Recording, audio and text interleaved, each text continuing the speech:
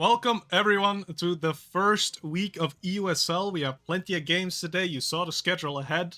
It's gonna be great. We're gonna have a great season. We're gonna have a lot of contestants going for the title this year, and especially, I say year this season, but especially with the season being a big shake-up, it's gonna be interesting because what you can see on your screen right now are the awakening changes, the striker buffs, the striker nerfs. There's been a big patch coming out ahead of the season. And to start off the entirety of this EUSL season, we have a little pre-show section here where I have some of our players in the league here with me, where we're just kind of going to talk about the changes. What do we think? What do you think is good? What do you think is bad? And we'll just kind of go through it. So first of all, quick introduction.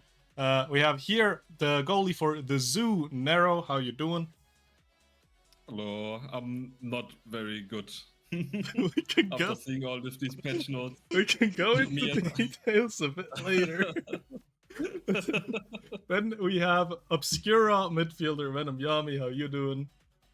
Hello. I like this patch.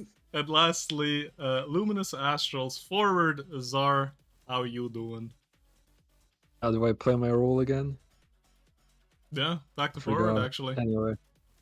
Well, back. It's been so long since I played forward. Yeah, wait, it's been like has it been longer than a year? I think so, right?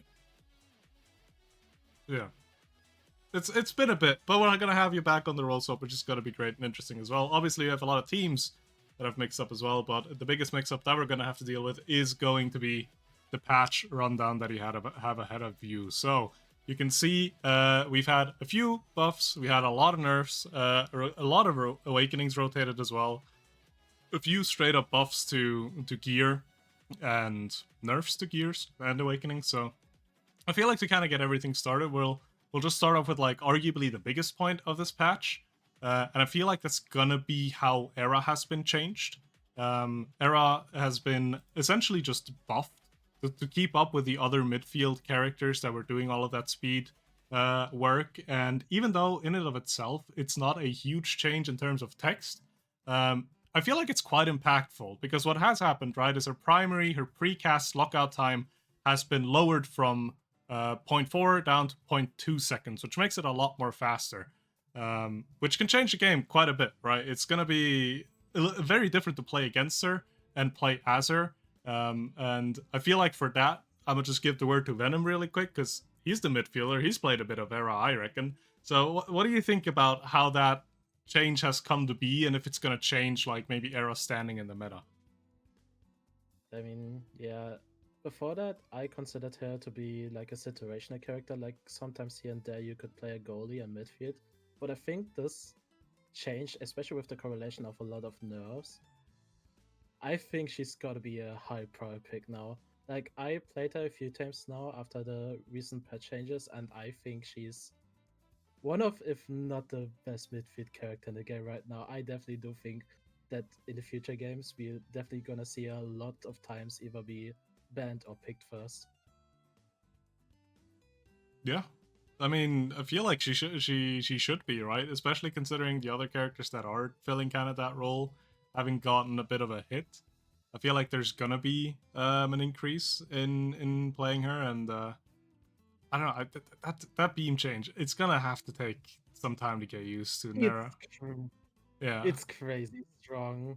Like you could like now treat it as like a strike war, and the casting time is so fast now that you like before that you could pretty much, if you expected it, you could react to that primary and like just dodge it or like evade it. But now the casting time is so short that no person with a human reaction is gonna be able to react to that. So it's definitely a crazy strong buff.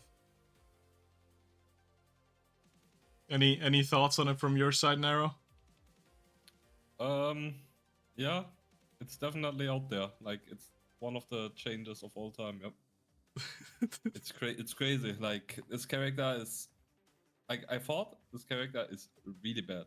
Like last patch, it was obviously, but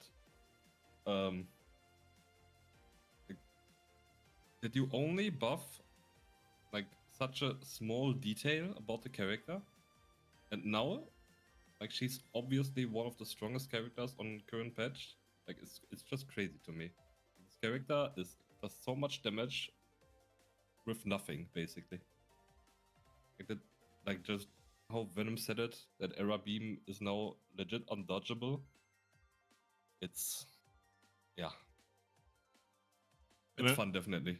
And I playing mean, against it's not only the fact of like the damage that it's gonna generate, right? It's just gonna be the size disadvantage that you're continuously gonna have to deal with, because it is gonna be like anyone that sets it up properly is going to hit that arrow beam. Like it's at this point, before you can say, okay, maybe a bit awkward movement or awkward timing could make you miss it. I feel like at this point, it's if you miss that arrow beam, that's on you as a player. You just missed.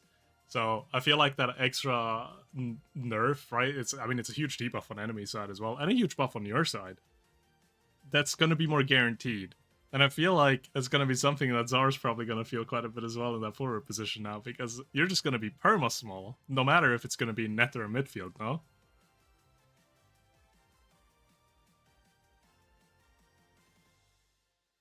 GG. Yep, I think he agrees. I think he agrees. Can't hear anything. Maybe Mike died potentially.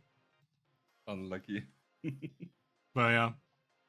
I mean, we'll see. Right? We'll see how it's gonna be impacting it. I feel like the forwards are gonna have a terrible time with it though. Oh, for sure. I just played a little bit, like 2 or 3 games already today, in net. And I definitely saw like how fun it was for the enemy forward. Yeah, I mean, you're gonna suffer from defensive stuff as well at that point, though, right? Like, you're not gonna have as many tools as other picks. And if we're talking about like defensive util, right? We're gonna be looking at some of the goalie changes that have happened. Mainly I think Mako just kind of got gutted. No, I feel like I'm looking at the changes that she has received. Right, the cooldown went up by 3 seconds. The self-slow went up by 17%, so she's self-slowing to 70% now. And her hold duration got put down 0.5 seconds as well. So it's a bit rough for Mako players, though. Oh, it definitely is. Like, I could argue with the cooldown and with the self-slow that it's still fine, kinda. Because like when you get like a little bit of cooldown, and normally you should stand in the right place where the self-slow is not that much important, but you still can get cancelled pretty easily now. But the max hold duration is the thing that really breaks the character for me. It's only like a half a second, but you definitely feel it in game. It is very, very bad. Yeah. Adam, you think that's going to impact how you're going to have to play now as well? That like the defensive goalies got nerfed, or do you think we're still going to see roughly the similar rotation in that? I mean, I pretty much agree with what Nero said. I definitely think it's a huge nerf, and I think she's going to be picked way less than she used to. I still think that, like, situationally, if the comp and the starter and the map calls for it, you could still pick Mako. But yeah, I think that nerf did gut her a bit, so she's definitely got to be picked way less. I think. I really feel like she should be picked less, especially with that self-slow. I feel like with another thing to slightly touch on, with the change of momentum boots giving so much more speed as well, you kind of want to have goalies that can move around the field a bit, so having a self-slow like that is going to be pretty detrimental to her. Even if maybe you would probably a strike shot on her, but I think largely it's going to look a bit rough. And that's not a bad thing, right? Like, that's a point of the patch, right? It's to change up the meta, to get something different going, because we've been seeing the similar characters for close to a year now, it feels like. So the Mako getting hit like that is definitely going to be a valid point. It's been more of an issue in NA than in EU, but we caught on to it more recently a bit as well, just a bit late. The other one that's just kind of targeting meta is like the Now change, right? Her secondary giving 20% less haste, just kind of removing a little bit of that speed power off of that character. And the precast channel time has now also been added, so it's not instant anymore. it's 0.2 seconds. Not sure if that's working in current game, but it's intended to work, which is also going to help quite a bit. Which, fun fact, if that works on now, her precast channel time for her sentry drone is going to be the same as Era has on her beam. So that's something fun to get used to. It's definitely like change. I still like it. Obviously, it's a nerf for midfield now, but I still think even if they implement the primary nerf, when Aesop can actually do it, I think she's still okay in goal. Like I know you're not a huge fan of now goalie stuff. I think like she can kinda do the job of Marco, where you can just haste your forwards. They go zooming. I mean, But, Yeah, yeah. the 20% nerf on the haste is pretty crazy. It's definitely I huge mean, nerf. yeah.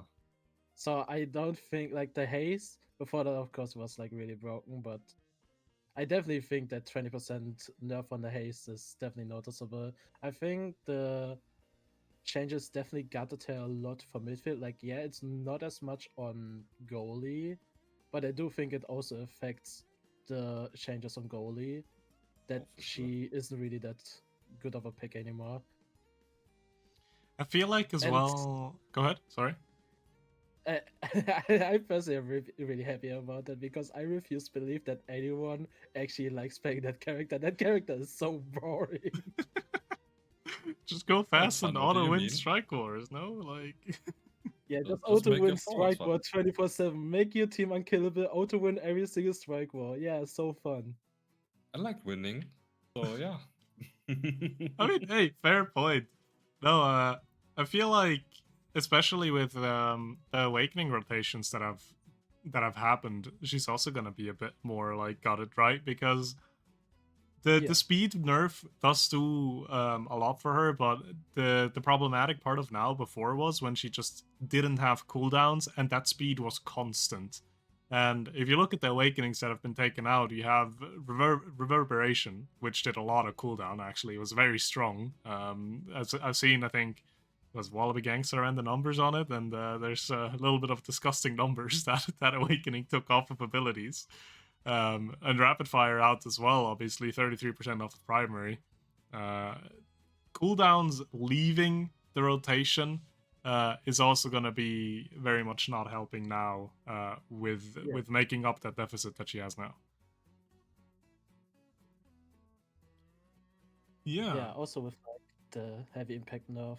Oh, is the cooldown reduction getting nerf from heavy impact, or what is the nerf? It's both. Heavy impact abilities hit now 15% harder. Before it was 20%, and cooldown was being reduced by 30%. It's now being reduced to by 22.5%. So Oh, that's actually, yeah, that's a pretty huge nerf to the likes of now. yeah, I mean, yeah, because she's not gonna get as much value out of it anymore, right? Like, Yeah, before that, like, if you went heavy impact on now, like, if you hit the enemies with the secondary, you will just have it up 24/7. So that changes. That cooldown reduction, like that nerf, is definitely gonna be huge on now, especially. yeah, I mean, you also got to remember she also got a 2-second cooldown or increase last patch on her secondary, so she's just absolutely getting beaten recently. just tossed on the Crazy. floor and kept on. You know, I mean, Yeah. honestly, I don't mind though. You know, like if I'm I being don't so mind real, I 100% don't mind. I would really like for her to not be picked. I that swear, often. on release, her secondary was 7-second with stun, and now it's 10-second without stun and 30% speed Yeah, I increase. remember when her secondary was a medium hit. Oh, that was. I mean, the cooldown reduction, like, they did reduce the cooldown a lot with the change of making it from a medium hit to a light hit. But also, before having it as a medium hit was crazy. yeah. I like now. I mean, yeah. I mean, fair enough, to be honest, there. I feel like she kind of matches what you try to play anyway, so, because, you know, if you want to touch on it really quick, you said you weren't happy with the patch. to kind of like have everyone get a greater understanding of why you wouldn't like that patch, can you like remind me of what your character pool is?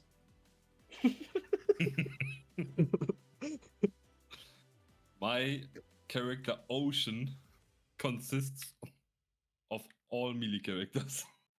Oh, so I am the melee goalie enjoyer. so if I'm So- looking at the funny graphic, we're talking Thrasher, that Atlas, that now there, Yep. there's a Mako there. They're all in the red. Yep.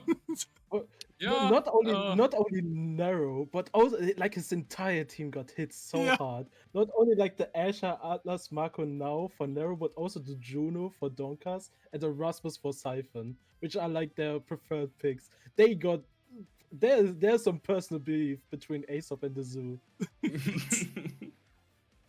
Although it I might be would- time to learn that Kazan now, bro. It might be Oh time. hell no! I was thinking about how me and Atta are like completely homeless now, but he still has Kazan.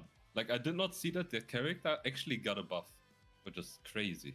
And I The mean, buff is like, negligible, to be honest. it's Yeah, it's true, very true. negligible, and I honestly feel like for like Rune goalie, if we're talking that, the banish cooldown, like it got insanely huge, but I feel like that's not going to be a prio for your goal, you know? Like, I think in Rune Gold, you care more about your pillar cooldowns and your power. And with Hotshot coming back into rotation as well, I feel like he's going to be kind of fine with that pick. I just don't think Rune's goalie's in a great place, like, generally. But I don't think this patch has gotten him anymore. In the goalie position. In midfield, I feel like it's looking a bit rough. 6 seconds on ultimate. Ooh, that's a bit long. Yeah. Also, by the way, coming back to the Zoo nerfs, I don't actually think that Juno nerf is that hard, no? Like, what is Yeah, it? Like half a second or something? But then Yeah, we get it's- Hotshot back into rotation. Yeah, it's not as much. It's not as crazy of enough, but Rasmus definitely got hit a lot. Like Oh yeah. before that, he was like a core control and damage output character, and now it's like we scrimmed earlier. We tried out Rasmus. That character does 0 damage now. I mean, that's Yeah. kind of Oh. good though, Loki. Yeah, like I do prefer like Rasmus had both core control and damage out a lot of damage output. Like he would just control the core the whole time and at the same time also just damage you. But now like the damaging is gone, which I think it's a decent enough change. I think that change is warranted. Maybe Rasmus is more of goalie now. Who knows? Hey, I feel like he's already pickable and playable in goal as of right now. I think that's Oh, not for changing sure, in for any sure. way. But Oh, especially now, if Um, you think about it, with all the other like melee goalies taking a hit, maybe he does climb like ranks. Like at this point, I'm more comfortable picking Erasmus in net than a Mako. Maybe I'm just like really Yeah. overhating the Mako nerfs though, but you know, I don't mind. I'll rock with it. Erasmus fun as well to play, like as a baseline. But I feel like something else that we can kind of chat about a bit, because we kind of talked on like, I feel like there's been this like one really strong team comp of 3 strikers specifically that just got all of them just kind of got gutted this patch, right? You have the Mako that got her secondary basically hit with a brick. You have now who now has basically 0 cooldown reduction for herself and less speed. And the last one is the most unfun forward to defend against, in my opinion, Asher. That has also been kind of hit like a truck, losing power, losing self-slowing twice as much on the primary now, losing the knockback reduction on her secondary. The buff got cut in half, and all she gets for it is a second off of her cooldown. It's 13 seconds now, but I feel like it's another like very heavy target on her back going into this patch. And I mean, I'll just ask the forward of this season, Zara. What do you think about how Asher is going to fit into the current game now? Is she still going to hold value, or is she just kind of going to be tossed aside?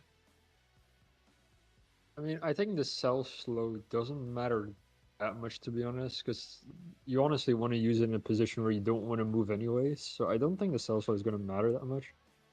I mean, the secondary nerf I mean, the cooldown did get decreased, but the buff duration, I don't even know what that means. I don't even know what Quick buff that thing strikes. has, but She has quick strikes on her yeah, secondary. So instead of having it for 5 seconds, she now has it for 2.5.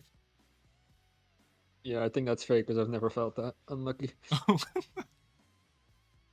But the secondary hits like a wall. You hit something, and all of a sudden everything around it also gets hit, and you get a second cooldown on that. I don't think it's gonna be that bad. I don't Also, know. 5 power. Is that really gonna matter too much? I don't know. Don't think so. I feel like out of a goalie position, I'm just definitely gonna feel the buff on quick strikes. Also, secondary is her ability that disappears when her shield goes, right? Like when she gets hits, which one is it? She loses a buff when she gets hits in enemy side, but doesn't lose it in your own side. Was it the secondary buff or was it something else? I forget. I think that was a primary buff, no? I don't know. Maybe we needed to fact check this beforehand. Unlucky. Yeah, but imagine preparing for this. That'd be crazy, I'm actually. pretty sure you don't get quick strike in the enemy half, and you also don't get the barrier in enemy half, right? Like both of these are only your half, and I think on enemy half you still get the knockback reduction. Okay, now it's no more knockback reduction, I guess. You used to. Yeah, you used to. But like, I think you still got damage reduction as well, no? Wasn't that the thing? I think so. I don't know. Honestly, I just know a lot of numbers went down and or up in a bad way, and I don't mind it because she's not very fun to play against either. I'm gonna be probably would have to try to see how she feels in goal if that might still be a pick, but I feel like out of like all the defensive goalies that got hit, Atlas got it the best because he just lost a little bit of lifetime on primary. It is very noticeable when you're playing it because it's effective range that he's losing, but that can be like played around accordingly. So I don't think Atlas is gonna go anywhere. And then even if you take strike shot, it doesn't even matter.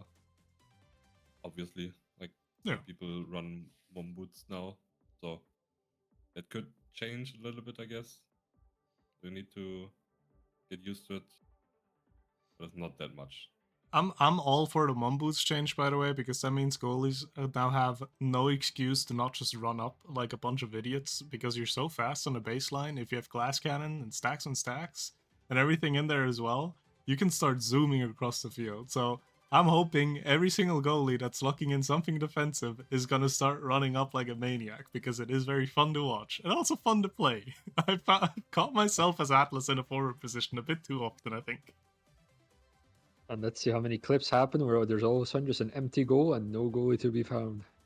Hey, The goalie is up front on the other side of the field. I'm just saying cinema, you know? I'm just saying cinema. But yeah. Looking at the other side of the field, you have the brawlers, right? Brawlers kind of got a decent bit of changes, right? The Rasmus and the X nerfs are very much present. The Kazan and the Julie buffs are going to be present. I don't think any of them had, like, Rasmus had a pretty big damage nerf, but I think out of the other three, none of them really got an insane amount of, like, numbers changed about them. They're just adjustments to kind of get them in place. What I do want to highlight, though, is Julie, I feel like, is going to rise in priority a lot now, and that doesn't have to do with her ultimate cooldown being reduced by 5 seconds. We've seen patches where ultimate cooldowns get reduced by 5 seconds, and it doesn't really change much. Centauro. And we'll have. I think it's more relevant that Julie, again, cooldown has been removed, which means Atlas and all defensive goalies are going to have their abilities a lot less. Cooldown Awakening specifically have been removed. And down on top of that, we now get Bulk Up back, which is a great awakening for Julie as a baseline. And we get Spark of Leadership, also another talking point that's going to be coming in, which Julie is also very much a fan of sparking. And what is the best midfield to put together with a Julie? In my opinion, it's an Era, and now suddenly Era is looking pretty good as well. So my kind of question into the room here is, what do you think the Julie priority is going to look like? Do you think she's going to start rising to like the first, second picks as well? Or do you think there's still going to be other brawlers that are going to be priored over her? I mean, I definitely think she's like a really strong pick. I don't think she's like a pick out ban right now. like of course, like all the changes, like with Bulk Up in, like the other characters getting nerfed, especially melee goals, because I would argue she was one of the worst brawlers, if not the worst brawler, to have against like a defensive goalie. Like all those issues gone, and like with Era on the rise, which is like pretty good paired with Julie. She's like, I even before that, before the changes, I didn't think Julie was that bad. So she's definitely really eating good this patch. But I don't think she's beyond broken to the point where you would really want to first pick or ban her. But she's definitely going to be a really strong pick and probably one of the prio brawler picks. Yeah, I mean, I would definitely agree. If you somehow get your hands on Era, you can definitely take Judy as well. Judy is definitely a strong pick with that. There's no Era though. I think Zen is pretty insane. Like the damage variant, like Amy is not nerfed, Vice adjusted, which I think is completely broken, by the way. Yeah, I don't think So, it's yeah. an adjustment. I think personally it's more of a buff. Because she just has her ability so much more often. But Yeah, Yeah. that Vice buff is like that Vice change is straight up a buff. Like Yeah. I don't think it's an adjustment. I think it's a buff, and it's a pretty good buff. maybe we're gonna Yeah. start seeing Vice in midfield a bit. I think that's something that's completely died out in at least see it, yeah. EU at this point, because that's gonna help her with the mobility, which is kind of her weaker point, right? So Yeah. It is kind of crazy though that the buff was supposed to be at goalie, but now even like at midfield she's even stronger now. I mean, in goalie Famous. she's still gonna be good. She's gonna have a eject button up much more consistently, right? But that Yeah, 1.5 true. seconds just doesn't really matter as much in a goalie position as it does in a midfield position, in my opinion. Mm-hmm. Yeah, I mean, as our resident brawlers are you going to be first picking Julie every single game now? I mean, I might have like 1,000 games on Julie, but I think she's unironically my worst forward behind X. So probably not that much. Also, if I see the enemy pick Era, I don't think I ever want to touch Julie ever that game. Yeah, you know what, that's I will fair just be enough. perma beans, and I will never be able to play the game like I need to. And I mean, the thing is as well, even if you try to deny to Julie, then like Era has good pairings outside of Julie. Like she can play with an X, she can play with an Asher. Yes, maybe they've gotten hit a little bit, but Era's gonna make him strong no matter what. She can also be played with a Kazan, can even be played with Asmus, so yeah. And Era just presses beam on you, and then all of a sudden you're useless for 5 seconds. How fun! Yeah, and I'm gonna have such a great previously time this season. I would have told you just dodge forehead, but you can't even do that anymore. That shit is way too fast. Gonna But have to read the banish just like from previous patches. Goddamn. true. Okay. Last change that we can touch on before we need to start wrapping it up. Spark of Leadership coming in for Spark of Resilience. Now, what I'm mainly curious here is how are you gonna prioritize that spark? And do you think the game's gonna be completely flipped on its head if we're looking at maybe a Spark of Leadership start? I mean, for a Spark of Leadership start, that's definitely gonna be something interesting. I think without it being in the start, it's kind of like mid. I feel like, especially the Stagger Spark being gone, I feel like that was like the strongest one, and now that one being gone is kind of. I mean, of only what is it, 25% now? At 25% is very low, even for like 3 sparks. It barely gives anything to your team. And the base rate for the Spark of Leadership itself is kind of iffy, if you ask me. But for a leadership start, it's definitely going to be a cannon fest to get those other sparks, I think. Gonna gamble every single Awakening draft to hope that the set that you end up winning has sparks in it. Yep, basically. If you don't get that, that thing is absolutely useless, in my opinion. Yeah, it's fair enough. Any differing thoughts or agreement from you, Nero, or Venom? I mean, if it's a starter, I think maybe we should interpret a rule where the game should be remade if it's a starter, because as a starter, it's way too broken. I think lobby should be remade with new awakenings if that's a starter. Other than that, I even without it being a starter, I do think it's really strong. Like, I also know, like you mentioned earlier, that NA is banning leadership because of how strong it is. I agree that it's really strong. I don't think it should be entirely removed from the game Oh, it's not because banned like it's being removed. It's just if it's a starting awakening, it's gonna. oh, okay, It's yeah. not able Then to be a starter awakening. Yeah.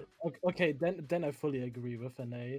Like even without it being a start, I think it's really strong. I'm definitely personally gonna prior it just like because of how well it synergizes with other awakenings and how much base value it gives you and like how much it scales with other things. I think it's really good.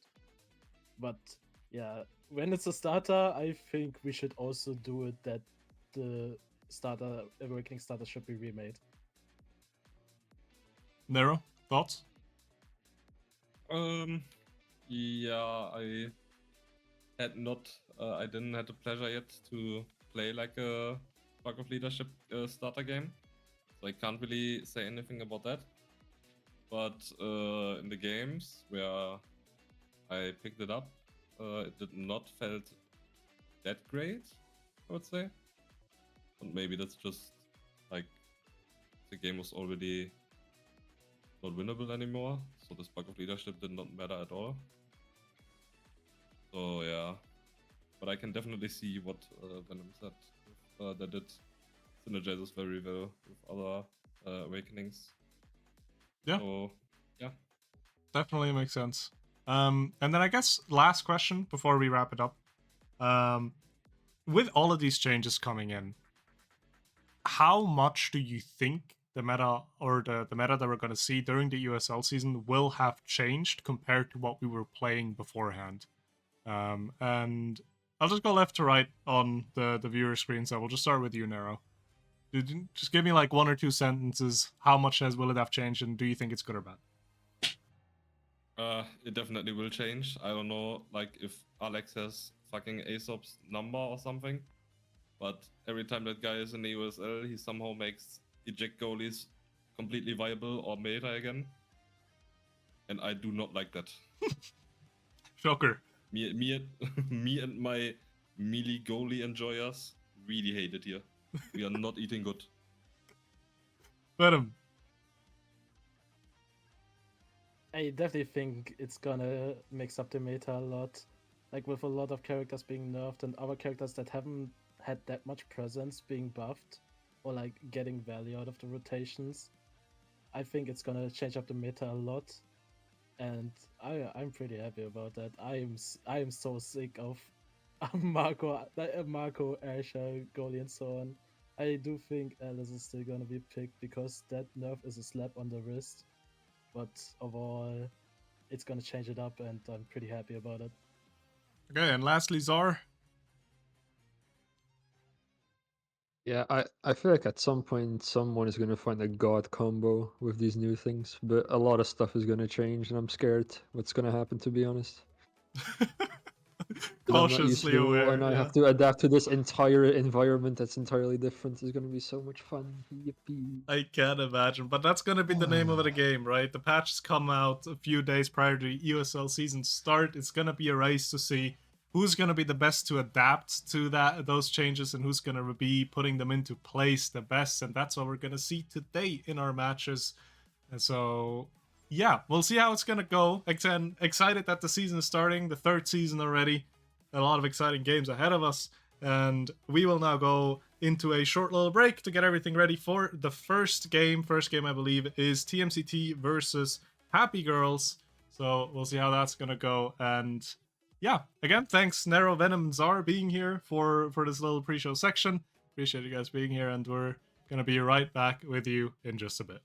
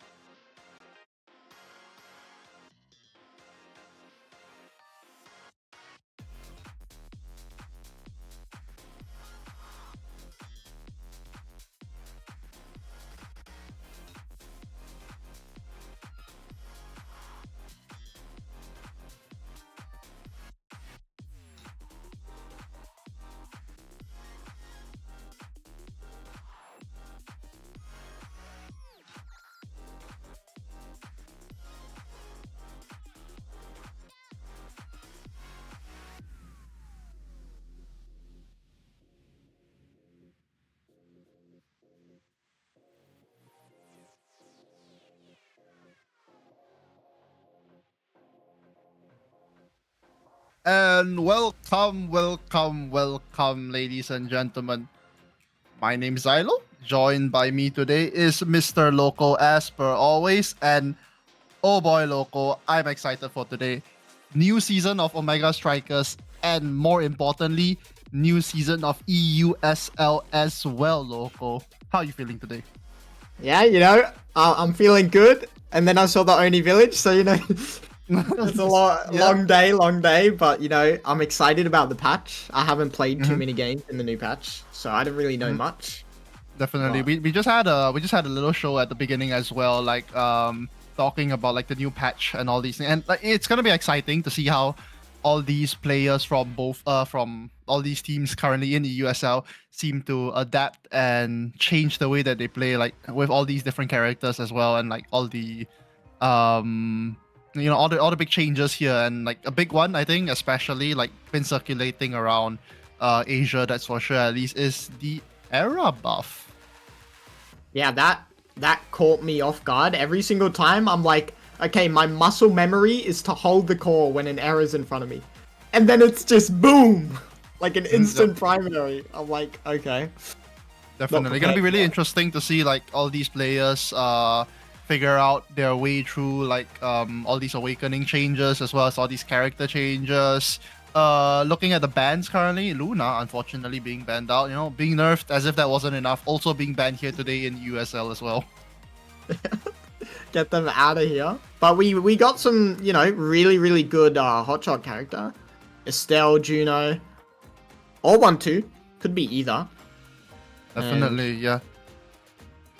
Yeah, we also got I assume that might be Kai goalie, or Kai forward, or might be Estelle goalie, Estelle forward. Then we got the Atlas goalie with the Dracar and Juno forward, and then of course the Juliet.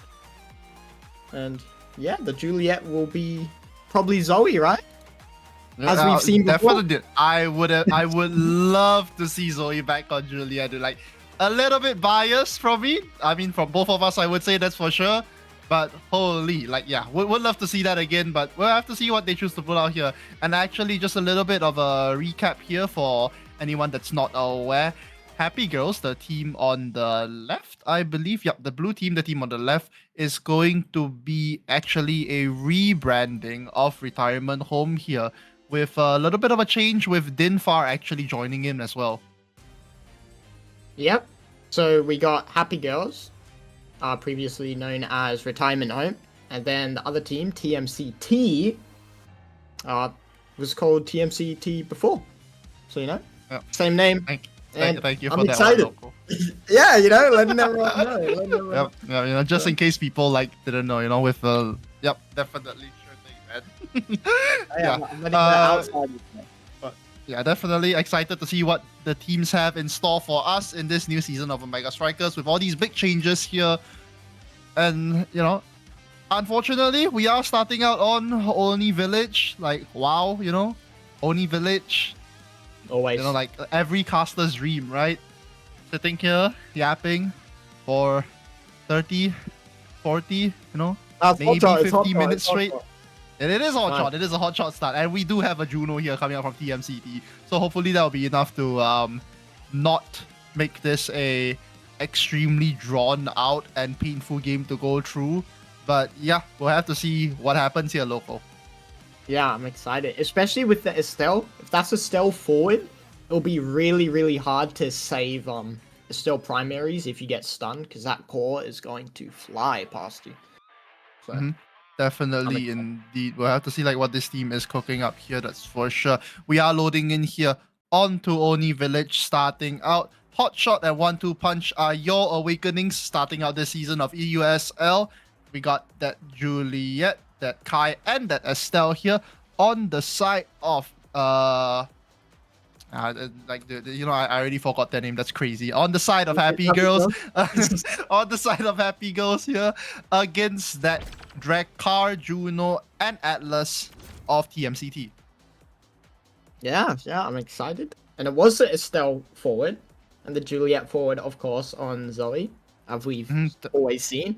Then Atsuro with the goalie. I'm excited to see what gear they take. We'll have to see if Denfar here is capable of supporting Zoe and getting Zoe those cores that Zoe's really always looking for here to be able to, like, you know, make those crazy plays that we know that she's capable of. Yeah, absolutely agree. And I think that Estelle into Juliet is like a really, really good combination. So, I mean, they're on the same lore team. Like, come on. You know? Definitely, you are right, with a little bit of Kai on the side as well, you know. Giovanni here looking at the bottom side already wins it out, but Zoe on the bottom here to defend away that first barrier. Dinfa unfortunately being forced to use both abilities here already to defend the top barrier, but loses it anyways. Yeah, and we can also mention the Awakening picks. Everyone took Hot Shot except for Zoe, and the goalie Sloth took Strike Shot, and Atsuro took Eject Button Kai. I mean, definitely something that you would expect here with that Juliet. There's the dash punch with that 1-2. Oh, I can't speak. The dash punch with that 1-2 punch picks up the second barrier already, and TMCT already looking not so good with an open goal here on the first round. Yeah, it's going to be tough to defend that, especially with Atlas. The Strike Shot is going to come in handy, but we'll see how they manage in the first open goal of the first game. Definitely, indeed. Zoe just standing here in front of Sloth, trying to exert all that pressure that from that Juliet pick. It's Cookies, though, that almost picks up the other barrier here for the side of TMCT, though. As I say that, Cookies does pick up that barrier with that ultimate. One core flip being burned out here from Dinfa. Back to Atsuro. Atsuro has to pop the second core flip already. They try to send the core forward here, but Cookies being kept alive here by Sloth on the back end, looking for that goal as well. Wait! Oh my god. Zoe! Nah. So That's not our goal. Yep, definitely. I mean, you know, dash punch into a core flip, but denied by the Fiery Fury there. Yeah, and still keeping core flip as well. That's huge, huge value. That is big for this team. But Giovanni, though, here, already picking up the first barrier here. Traded out on the other side. Sloth chooses to give that one up. And Zoe already looking so low. They might be going for the kill here. Cookies looking for that KO. Zoe pops that core flip. Unfortunately, having to waste it out to stay alive. But both Dinfa and Atsuro here are looking for the barrier on the top end. Yeah, really good team coordination. Going for, like, super aggressive while Zoe's being staggered. Really, really good coordination. Definitely. And oh my god, it's Dinfar actually to pick up a heal here for himself on the top and tries to teleport here in the forward with that roll swap, but does not find much with that yet. Giovanni being bullied out here with that Juliet ultimate as they try and hold on against this constant relentless attack from that Estelle, from that Juliet. Yep. No barrier down in the 3v2. Nice defense from TMCT. That's what you... Oh, never mind. Caster's Curse. Caster's Curse comes in strong, local. As you say, that Sloth unfortunately loses out on that second barrier. Second barrier lost as well is from Atsuro. Giovanni tries to make a slime play here on the front end, but loses it out. Atsuro stays forward for just a little while longer. The Drakkar is there, though, and here is the shotgun. Does not pick it up. It's Dinfar on the top end here to try and send it away, but the Juno slimes are so relentless, so strong here on the forward side. It's Cookies to win it out. Atsuro, no! That was almost a crazy save, but not able to use flip because still in the barrage animation. Unlucky. Definitely. That would have been insane here coming out from Atsuro if Atsuro managed to hit that barrage and save out the core there properly. But I would like to talk about the fact that already we are seeing a lot of dominance here from the side of Girl as they try to pick up another goal, and they do. It's Cookies. Midway through while I was talking, they just absolutely annihilate the field here and pick up a goal. Yeah, TMCT just, I don't know, dominated in that point. Really nice display of skill. They definitely did indeed, but I was actually talking about the fact that I feel like the comp here from Girls are like a lot stronger in general, considering the fact that Atsuro is capable of putting out all that extra support on the back end. Oh, what was that? Atsuro, you cannot be letting that one through. Cookies slides it in so freely. Nah, it's Atsuro pushed up, gambled using the barrage and the eject, but then didn't have anything for defense, leaving Cookies in a penalty shot, and what do you do there? And there's nothing to do against the Drakkar in that situation. There's a shotgun in hand for you, and Atsuro just cannot do much about that one.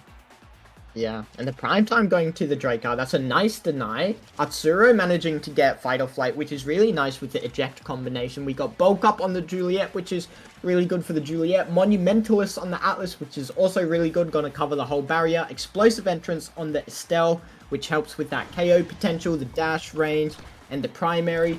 And It's just Juno, all around a good pick, you know. Juno does pick up that Spark of Strength. We're sparking a little bit already. And actually, just talking about that Spark as well, we do have Spark of Leadership here back in the rotation as well. So hopefully looking to see that come out soon. And it's Dinfar to pick up a kill actually here. Cookies tries to go for an ult here to try and pick up that that barrier on the top side. But no, denied away by both Dinfar and Atsuro. Atsuro here with all that pressure, trying to send the call forward. Dash punch here coming out from Zoe to try and pick up a kill onto Sloth, but does not find it just yet. Yeah, a really nice 3v2 hold. Oh! Okay, yeah. Very nice 3v2 hold indeed, and very nice 2v3 attack here from the side of Cookies and Giovanni as they pick up both barriers here. Cookies is looking for the goal here on the front side. Ripples shotguns it down, and there it is.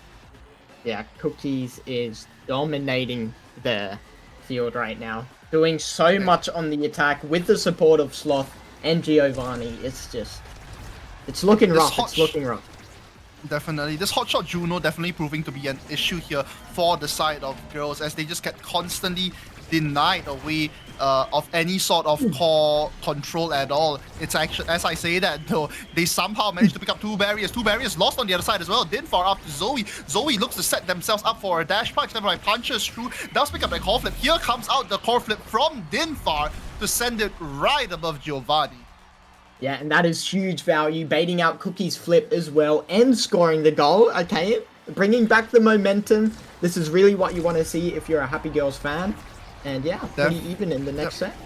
Oh my god, Cookies picks up two barriers already instantaneously at the start of the round. Sloth tries to send it forward here. Giovanni up to Cookies. Cookies looking to win out Dinfar. Does not win it just yet. And Zoe's lurking for that kill though. It's Dinfar on the re-attack on the other end to pick up a barrier of his own as well. Atsuro forced to pop the core flip. Sends it down to Giovanni. Here comes the dash punch. But no, Cookies picks up a kill of his own on the other end. Here comes the ultimate from that Juliet of Zoe. Dinfar tries to support, but the core pushes oh so much closer to their end.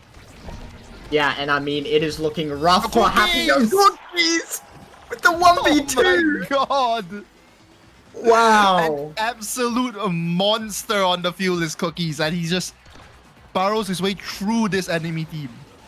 Yeah, finding the right shoving to score goals, finding the right KO opportunities on Atsuro. I mean, wow. Exactly. Really and oh, Giovanni here with that support as well to pick up that second barrier already. Atsuro, unfortunately, already missing out on both goal barriers here. Here comes the slime, does not find it yet. But forward over to Cookies, and Cookies does not win it out just yet. But it's Atsuro to send it away. Zoe here does have control of the core for also a while longer. Dinfar tries to teleport up here to give that. And what was that, Dinfar? That was a little bit scary, I'm not even gonna lie. I did not see what happened. Dinfar shot his ultimate backwards. Oh. Yeah, Atsuro here walking up. Definitely a lot of trust here coming up from this team. But Atsuro walking up here for that support for this team does manage to pick up the second barrier together with his team. Zoe looking to pick up the goal, but never mind. It's Cookies though on the other end. Can anyone stop this man? Nah. Drek nerf, please. That whole hold is so fast, man. Like, it is such a we got the leadership. Well, wrap it up, ladies and gentlemen. We got leadership on the board. I doubt Giovanni's gonna be able to pick it up, but it's definitely not gonna be a really fun deny here for the side of girls. Yeah, absolutely agree. We do have stacks on stacks going down onto the midfield, Dinfar. No, wait. We just let Giovanni pick up Spark of Leadership, guys. Ooh. There might be, I mean, everyone on Happy Girls got a really strong awakening. So, I mean... That is true, but I think like the big thing that I am like thinking about here as well with all these awakenings that they are picking up is the fact that Dinfar here does pick up that stacks on stacks, but these rounds are just going oh so fast, not what you would expect out of something like Oni Village. Yeah, completely agree, but hopefully that stacks on stacks, just that little bit speed at the start will help with the core control, making the game last longer. Yep, and it seems to be doing just that right now as they already pick up both barriers here. It's Cookies, though, to look to answer back with a barrier of his own. Here comes the Slimes out, and oh my god! Just doesn't eject. Ejects back, but unfortunately doesn't strike at the proper time. That's rough. That's got to be rough. I feel It's that looking like pain a in it. real rough game here on the side of girls as they just relentlessly get destroyed here by Cookies, by the core control here from Giovanni. It's just such a tough position to find themselves in. Yeah, absolutely agree. Especially dealing with Cookies, who has already played insanely well, is now getting M prop as well. So this is Exactly, that's not what you want to see coming out from a Drekka. What you do want to see, though, is that second barrier. Core flip here out of Dinfa as Atsuro barrages his way to the front side here. They do come back for another attack, though. It's Cookies to pick up the second barrier already. Sloth sends it out to Giovanni. Giovanni up to Cookies. Cookies tries to go for a dribble here, but denied by the side of Atsuro. Dash punch here from Zoe. Unfortunately, does not find its mark just yet. Giovanni does have that core flip here. Cookies goes into the shadows, and out he comes. There comes the slime, and Atsuro cannot defend against that one. The stun is just way too much.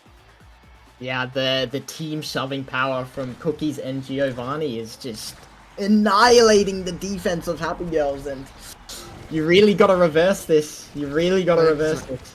Exactly, they're clearly really struggling against Cookies here on that Drekar. Cookies does go invisible here, tries to walk up to find that second barrier, does not find it just yet, but it's Dinfar here on the top end to almost pick one up of his own as well. Yeah, Zoe trying to get a barrier, same with Dinfar, but not successful. Holding on strong is TMCT. Exactly, and in these kind of games, it's just so tough for you to be able to find that answer, especially Zoe not being able to do much here on that Juliet on the front end, unfortunately, and they just cannot find a way through this defense. Oh, there we go. Oh, Two flips yep. out as well. That's for sure. Indeed, Sloth here with no abilities left gets punched in the face by Zoe as the second barrier comes down. Second barrier as well comes down for the side of Cookies. Cookies picks up yet another one. An absolute monster on the field he is. Giovanni here loses his life. Dinfar up to Zoe. Zoe down over to Sloth. Atsuro almost loses it up, but a rose swap here on the back end for that support over to Atsuro. Cookies stands strong here for his team, though, as they constantly wait here for Giovanni to come back, and there he is. Giovanni is back on the board. Here comes the Slimes. Atsuro does have that core flip, but is it enough is the real question here. Dinfar with a core flip of his own tries to send it up to Zoe. Zoe does not see that in time, though. Zoe, here comes a core flip from Atsuro. Atsuro down to Dinfar. Dinfar tries to send it up through Zoe, but denied here by Giovanni. Cookies tries to send it in, but does not find the angle just yet. Cookies to wait. Dinfar, Zoe, oh my god, what a dash, what a teleport here coming out from Dinfar. What an ultimate. Cookies! Stunning Atsuro!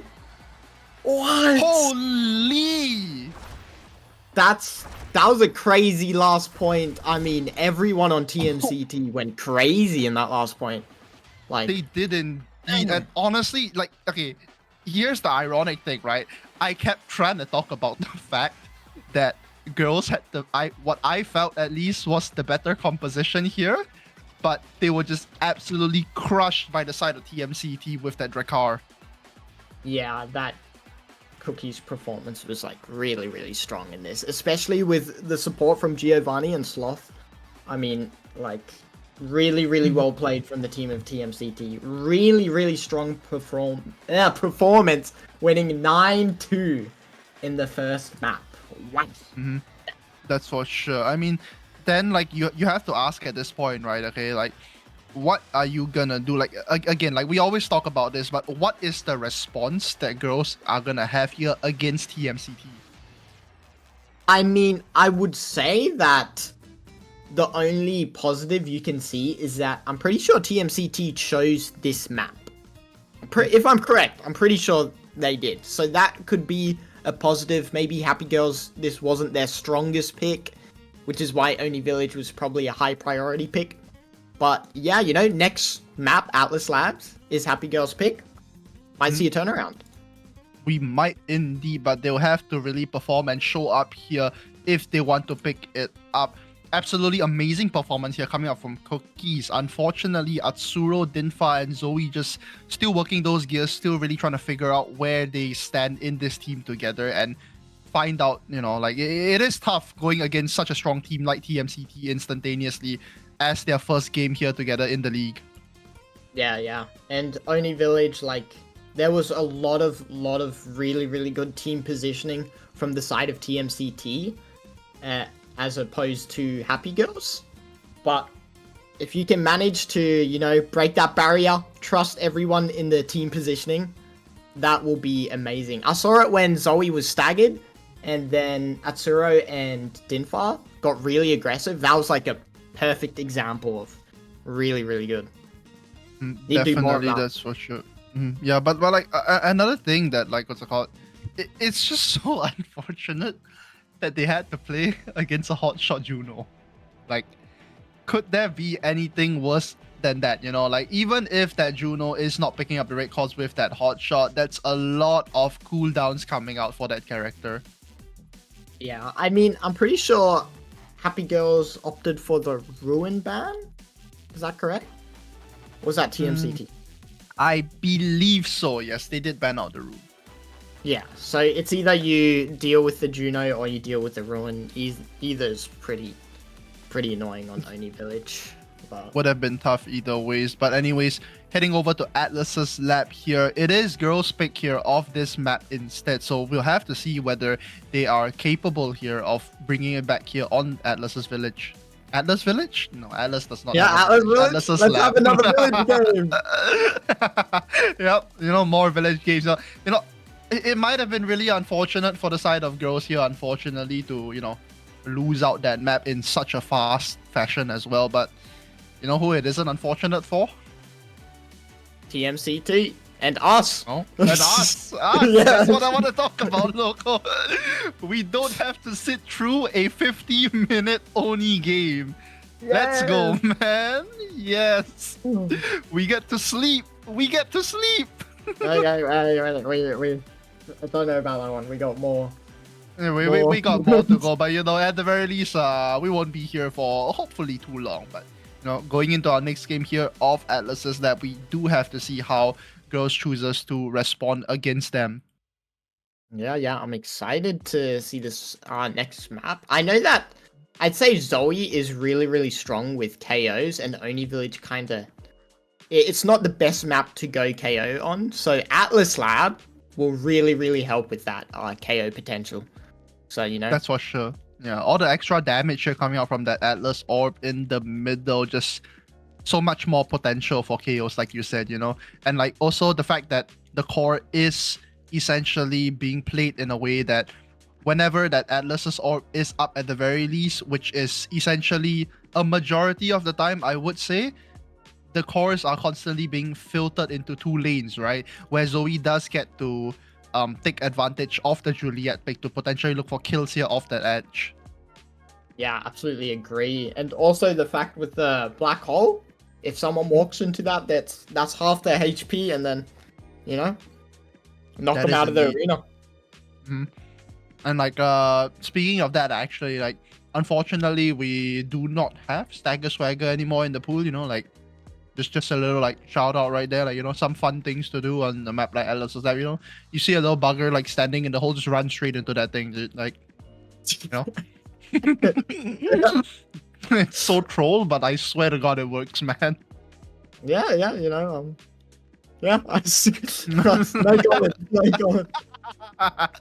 That's for sure. But yeah, coming into this next map already on to Atlas is that we do have a replicator and stack start here, Loco.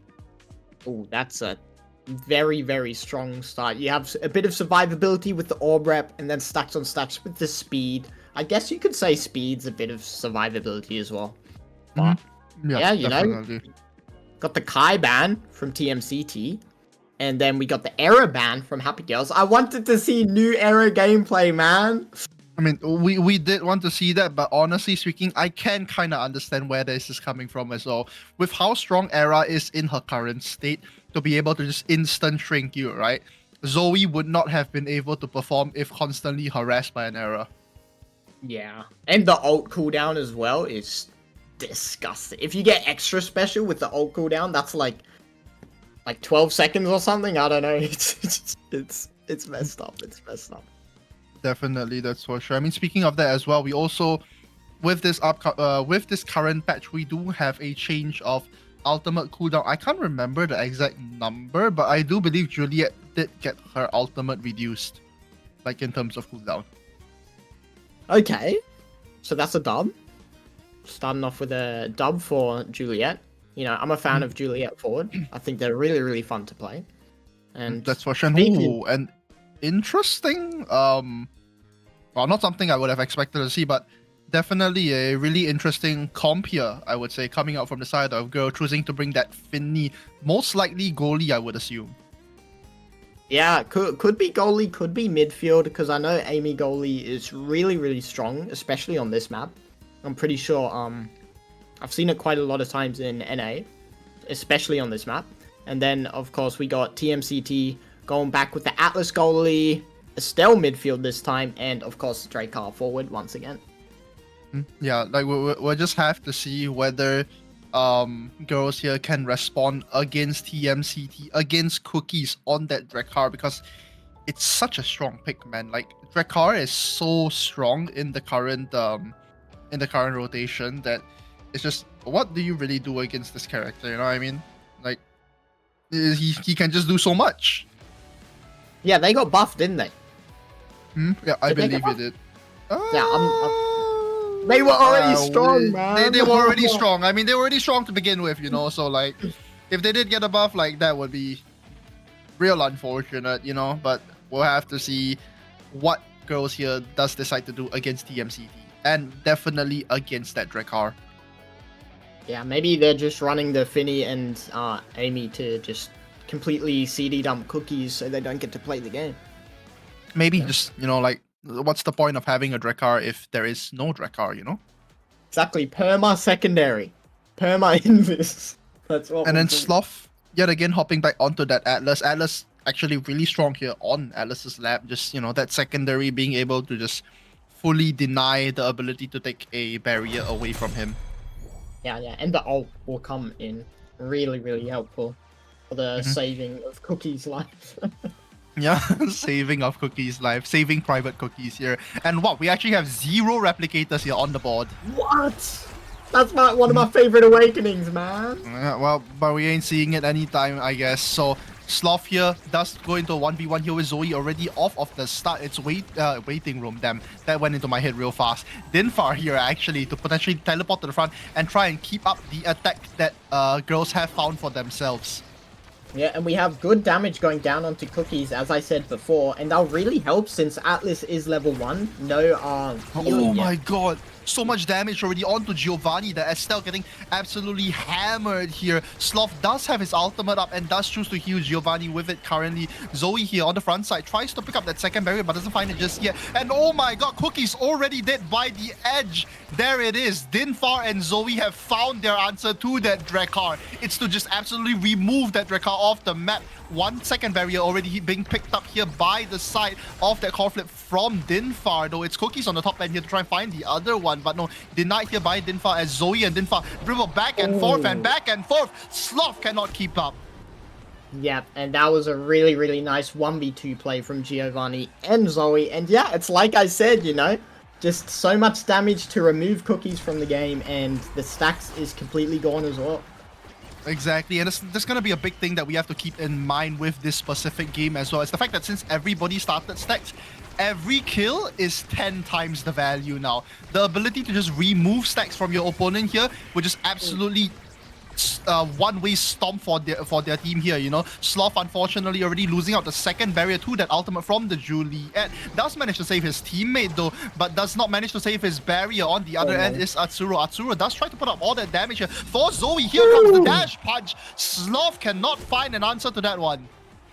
Yep, and I mean, Happy Girls has completely turned it around from last match, and it's looking brutal for the side of TMCT. It is just definitely something that, you know, we wouldn't like expect to see. You know, it's like an absolute total turn around here from the side of Happy Girls as they pick up both barriers and an ultimate to shove it in. What is this game, Loco? This series is absolutely crazy, dude. I mean, I kind of mentioned it, you know, like the team of Happy Girls seemed a lot stronger on more KO orientated maps, and you know, it's working out. And 1-2 A rush.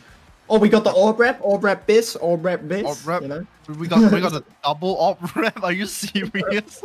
How did it sneak its way into here, dude?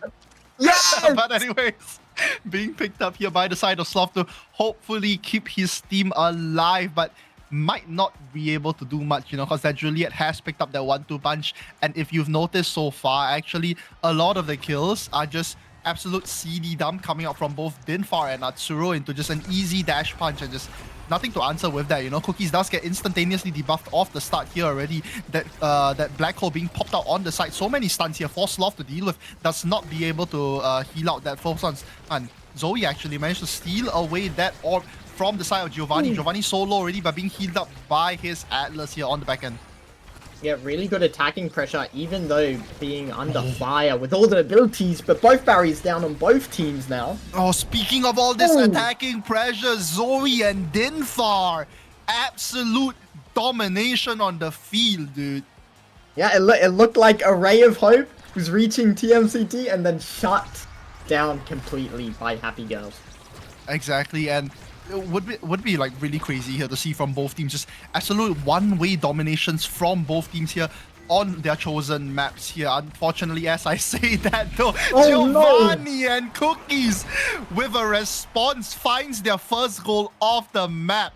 Man, this Caster's Curse thing is like actually not real, dude. Like, can we not get away with saying anything at all? Yeah, I mean, you know, that's complete turnaround for us. Definitely speaking. Anyways, Dinfar here already found the first barrier and a double stun here to pick up the second one. Zoe does have that core flip here. Atsuro unfortunately loses on the 1v1 to Cookies, but manages to clear the core out just in time though. Dinfar on the top end here against a 1v1 against Giovanni. Zoe tries to go for the kill, but no. Here comes the... what was that?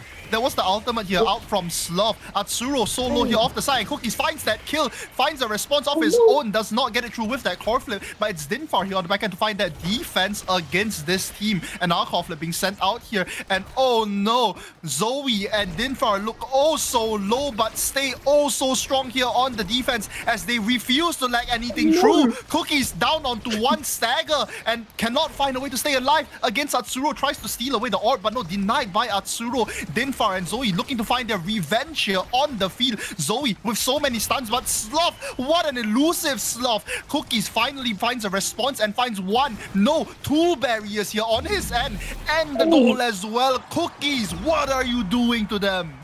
Yeah, that was a great performance. And Cookies also used the Dracar secondary to run away from the Amy secondary, which was really, really, really well played. Like, oh my god, dude, like that set was, that round was absolutely crazy. Just a back and forth here in between both teams. We thought we saw girls here being able to like pick up that advantage and just absolutely shove through, but Sloth staying strong here against Zoe. Yeah, really, really nice performance. Might be seeing a turnaround, and both barriers down, and then we might indeed, Loco. Oh no. But the Caster's Curse hits strong, and they find one. Looking for the second, and they find the second one as well, Loco. You have cursed them. TMCD's downfall will be on your name, Loco. As Dinfar finds two, but you're never mind. What's going on, dude? Yeah, you know, whatever we say, the opposite happens. Double Caster's Curse comes in strong there, you know? Opposing Curse comes in, and Cookies finds that Spark of Strength and the goal as well. Yep, that Spark of Strength's gonna do wonders, especially with the Spark of Focus. And we got the Dinfar taking heavy impact to Nice Deny, also giving a bit more damage. We got the Twin Drive going to Atsuro, which is a ton of damage, and a really nice Deny Timeless Creator on Sloth, which is really going to help with the defense. Big Fish going to Giovanni, really nice with the strike and survivability. And then Zoe getting built different, which also helps with the KOs and the size. I mean, definitely, we do talk about the fact that they, Cookies here does have those sparks, but I believe the awakenings here that have come out on the side of girls here is gonna put so much more impact against that orb replicator. They don't even need it though. They don't even need a kill. Just two barriers and a goal instantaneously. Yeah, really nice core aggression and shoving power from the side of Happy Girls there, taking the barriers and the goals almost instantly. Yeah, as we say that though, Giovanni does look for revenge on the other end as he does pick up a barrier. Second one here being picked up here from Cookies with that range from that primary from here. Cookies here. Cookies gets absolutely bullied here by the side of Girls and almost loses his life. But here does come out the Atlas ultimate to keep him alive for just a little while longer. Zoe picks up that first barrier. Does try and look for the second one here together with Dinfar, together with that Aimi turret. Does not find it though. It's Sloth with one core flip. Second core flip here coming out from Dinfar. Does look for that stun as well with that Aimi bubble, but denied here by Giovanni. Yeah, really nice hold coming out from TMCT, and Sloth also grabbing all those orbs to give his team some energy. Definitely indeed, and they have to look for a way to find this soon. It's a kill here from Zoe onto Sloth. Dinfar looks for the stun and Giovanni absolutely demolished here on the back end. Zoe getting the KO on Sloth and then waiting, like the patience on the core flip, baiting out Giovanni's strike, getting the barrier, getting the goal, and that was very strong play. Yep, absolutely amazing patience here, like you said, coming out from Zoe here. Speaking of Zoe, does get absolutely punished here by Cookies on the front end. Cookies tries to go for a kill here back on, Zoe does try to go for a kill back onto Cookies. Saving out his life is Sloth for Giovanni as we look to go back into a little bit of a stalemate here. Never mind though, Castles Cassette again. Stalemate we will not be seeing ourselves in as Giovanni looks also low, being bullied out here by the cyber side here from Dinfar. Cookies might be looking for the kill here on the bottom end. Does find that kill as I say it though. Sends it up to Giovanni. Giovanni with that volley here. Tries to pick up the barrier but does not find it just yet. Giovanni up over to Cookies. Cookies does hit that core flip. The stun comes up and wow, beautiful play here coming up from both of the sides of Giovanni and Cookies as they pick up that second barrier. Oh, never mind though. The big finish and answer from Atsuro as they pick up the second barrier here on their end as well. Unfortunately, losing out on that core flip. It's Dinfar down to Zoe. Zoe up with a punch. Sloth cannot catch that one, just a little bit too slow. And TMCT performed so well in that final point, but Happy Girls just got away with it in the end, and that's a spark deny, right? You know. You mean TMCT got away in the end, right? Right? What? Happy Girls won the... No. Wait, what? Yes? Yeah. Yes, no, yes? Yeah, what? Yes! Oh, wait, Hello? yes. Hello? What is going on, dude? But yeah, the spark deny does come out here. You know, let's just all pretend that I didn't just say everything that I just say. Don't worry about it, guys. Man, you know, doubting my knowledge. Come on, man. Dude, it's been a long week, man. I've been tired, dude. But anyways, here comes so much pressure already from the side of Giovanni and Cookies here to pick up one barrier. Looking for the second one, but it's a response here from Dinfar on the back end. Yeah, already losing one barrier on the side of Happy Girls. Got to be building up that damage, losing another. Loses the second one. The piercing shot tries to find it, but not in time. Atsuro does read that clear though. Atsuro tries to send it through middle here, and Dinfar picks it up. Dinfar here does choose to use his body to block off that damage and blow up that Atlas. Atlas bomb. Yep, the Atlas black hole in the middle. That's for sure. Zoe already being absolutely staggered out here, but a 1-2 combo here from Cookies, from Giovanni, and Atsuro gets pierces through. Yeah, that was a really nice double primary combination from the side of TMCT. Slotting in that goal might be seeing a set for them on the board once again. Make this match super close. Definitely, indeed. All the damage here being thrown out onto Cookies, but Giovanni does find that barrier on the bottom side. Dinfar does use that damage in the middle to try and lower Cookies down just a little bit more. Cookies gets absolutely bullied here, but finds a kill of his own. Gets denied though and killed out on the other end, but it's Sloth, the hero that he needs on the back end. Cookies up to Giovanni. What a play! Wow. And that was a sweep for the side of TMCT, getting 2 goals now in the 4th set.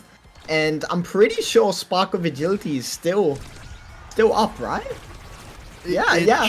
It is still up. And if they do win this set, it's gonna be so painful if Cookies does get that MVP for the side of girls here. Atsuro tries to respond here on the back end, sending it forward for Zoe to pick up that first, sorry, for Dinfar to pick up that first barrier though. But so much damage and no elusive here for the side of TMCT. They might be getting kills here very soon as girls are looking at Giovanni right now. Atsuro looking to bully Giovanni to the bottom and does pick up that kill as well. Cyber swipe here on the side of Dinfar to send it forward also much more. Zoe with the response has that core flip here. Here comes the cyber swipe turret and it does not find anything just yet though. Atsuro does go for the big finish here on the bottom end, sends it forward with the red core second strike here from Zoe. Up over to Dinfar! Absolute domination! And that was such a good core flip from Zoe, passing up to Dinfar, who saw the vision, passing it back down into Zoe, who then ults on the goal line, and what a nice play. Holy shit, dude. Absolute cinema here from the side of girls as they absolutely demolished TMCT here. So much teamwork here coming out from the side of girls. And same as well here from the side of TMCT as Cookies does look for the second barrier. Doesn't find it out yet though as Giovanni gets so low. Cookies does flip to buy his teammate a bit more time as he picks up that second barrier. Here comes the orb in the middle, spawning in soon. It's Giovanni to pick up the final goal of the set. What? And is Cookies MVP? I don't think so. I don't think so. He is! No. Is it Spark? Well, is it Spark? It is Spark. Oh, Spark is GG. on the board. Cookies is triple sparking, picking up that power stone, as we would like to say. Oh, that's Yeah, that's gotta suck for the side of girls, dude. But they do have a lot of strong awakenings here still on the board. Hopefully to look for some to shut down the side of TMCT here. Yeah, but we have the hot shot going to Giovanni, which is really going to help. Missile prop on the Finny, that's going to help with the damage. Fight or flight on the Amy, which is going to help in the core control as well. Team player on Sloth, that's going to be really helpful, sending the core straight back into the attack with that extra speed. And we got a disconnect. Oh no. Dinfar has disconnected from the match, ladies and gentlemen. What is an Omega Strikers game if we don't have a disconnect at least once, you know? Yeah. I mean, we can talk about the picks a little bit more. So we did get the wreck drone. We going definitely on. can. Yeah. So, like we said, what's it called? That M prop here from the side of the Finny of Atsuro is gonna put so much more damage. Oh, we're back. We are back, ladies and gentlemen. And Giovanni already cheekily looking for the first and almost the second barrier as well. Second barrier though, being picked up by Cookies here already so fast. Cookies does look for that kill but does not find it just yet though. Never mind, as I say that Caster's Curse, Cookies finds that kill here onto the side of Dinfar. Zoe is being forced to walk back here to help his teammate defend. Yeah, and Happy Girls having to hold on. Never mind. Cookies. So unfortunate. Cookies just being in the right position, shotguns it in. Yeah, really well played from Cookies. Something I do want to point out is I am shocked that Extra Special was not picked up by anyone. Like, that is such a powerful... Oh no! What? That cannot be happening! No. Dinfar, no! Dinfar unfortunately double barriers his own team and Cookies finds the angle and slots it in. If you're girls here, you really gotta look to what's it called? Find a response here because that was not something that should have happened at all. Yeah, that is gonna be brutal to the team mental, but you can't give up. You gotta get a set back. You can still win this. It is indeed. Cookies does look to respond here from that first barrier, finding one of his own as well. Zoe does try to pick up a kill of her own, but does not find anything. It's Dinfar here to teleport forward. Tries to find that cyber swipe onto that barrier. Does not connect though. It's Atsuro. Loses out the 1v1 actually against Cookies. The barrier is open and girls are not looking in a good spot at all right now. Zoe and Dinfar tries to send the call forward here, but does not find it out just yet. So much healing here coming out from Sloth. It's Zoe, the pain killing train is here. Never mind though, the other side, it's Giovanni that tries to look for the goal as well. Dinfar does find it, but has to teleport back to help against Cookies. Giovanni down forward to onto the top side here for Cookies. Cookies tries to go for the shotgun, picks up a kill of his own as well. Cookies, Zoe does have the core flip, hits the core flip and sends it down under. Sloth down to Giovanni. Giovanni will forward over to Cookies, and Cookies does not find it just yet though. Atsuro almost has that core flip, sends it forward. It's Atsuro to Zoe and Dinfar with that support. No way! And they find the goal as well.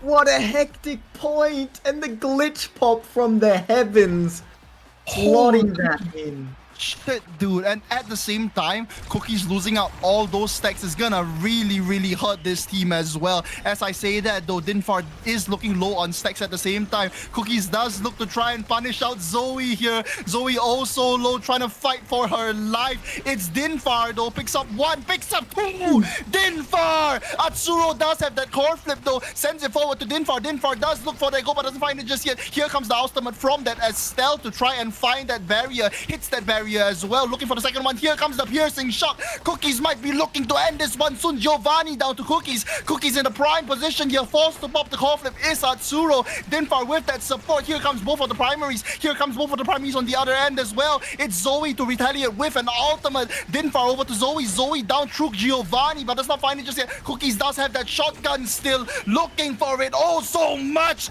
Dinfar wins out the 1v1 in the mid lane here. Zoe on the bottom side does look for that dash punch. No, hits a bunch of stuff. Hits the core flip, but does not find it. No, missing the top clear. No. This would be a crazy win for Happy Girls. No way. No. Oh my god, crazy core flip in the core flip here. We see one barrier go down, two barrier go down. Happy Girls looking in such a strong position. As I say that though, losers alive never mind Zoe. Zoe! What an ult! Nah. Dude, Holy down. shit, Zoe. What? Nah. That did not just happen. That did not just happen. God, What? dude. Oh my. Zoe, just absolute domination. Girls find their response against TMCT, and holy, the momentum just swings in the opposite direction. They pick themselves back up from a 0-2. Yeah, I mean, that's gotta crush the mental on TMCT. Like, that's a really unfortunate way as well to lose. Oh, the points. Oh, no. Definitely, indeed. Holy, and we are going to a third map here already for our first series, local. Yeah, that, I mean, what a better, there's no better way to start the first game, you know? Definitely. A triple map. But first game of the season and already given 3 maps in a row. And, you know, we don't play favorites here too much, but I might be playing a bit more favorites here on the side of girls as we are going over to Taiko Temple. A map that is relatively KO heavy, local. Yeah, you cannot survive with those drums, but I mean, if we're looking at the KOs, we do see more damage on the side of Happy Girls, but we have more KOs on the side of TMCT. I mean, it did help with Sloth on the Atlas ults to deny a lot of the KOs. But yeah, you know, both teams pretty even in the KO department. That is true, but look at the way that girls are actually picking up these kills as well. They are going for a combination of just CD dump together with that debuff from Atsuro to like Dinfar is just helping Zoe. Dinfar and Atsuro are both helping Zoe set up for these kills, and Zoe just, you know, ensuring that she doesn't miss her combo and picks up these kills just smoothly, you know? Yeah, absolutely agree. I mean, that was a crazy final set, man. Crazy final set. Unfortunate from Sloth missing that core flip angle. It happens to the best of us, you know. So. It does indeed. Just absolute domination. I mean, not even actually. We did see a lot of domination here coming up from the side of girls early on, but TMCT does respond well against them. Yeah, I mean, Surely there was someone in, you know, the VC who just gave a motivational speech when they were like final point away from losing. I have a dream, you know. Yeah, That's what like- that goes.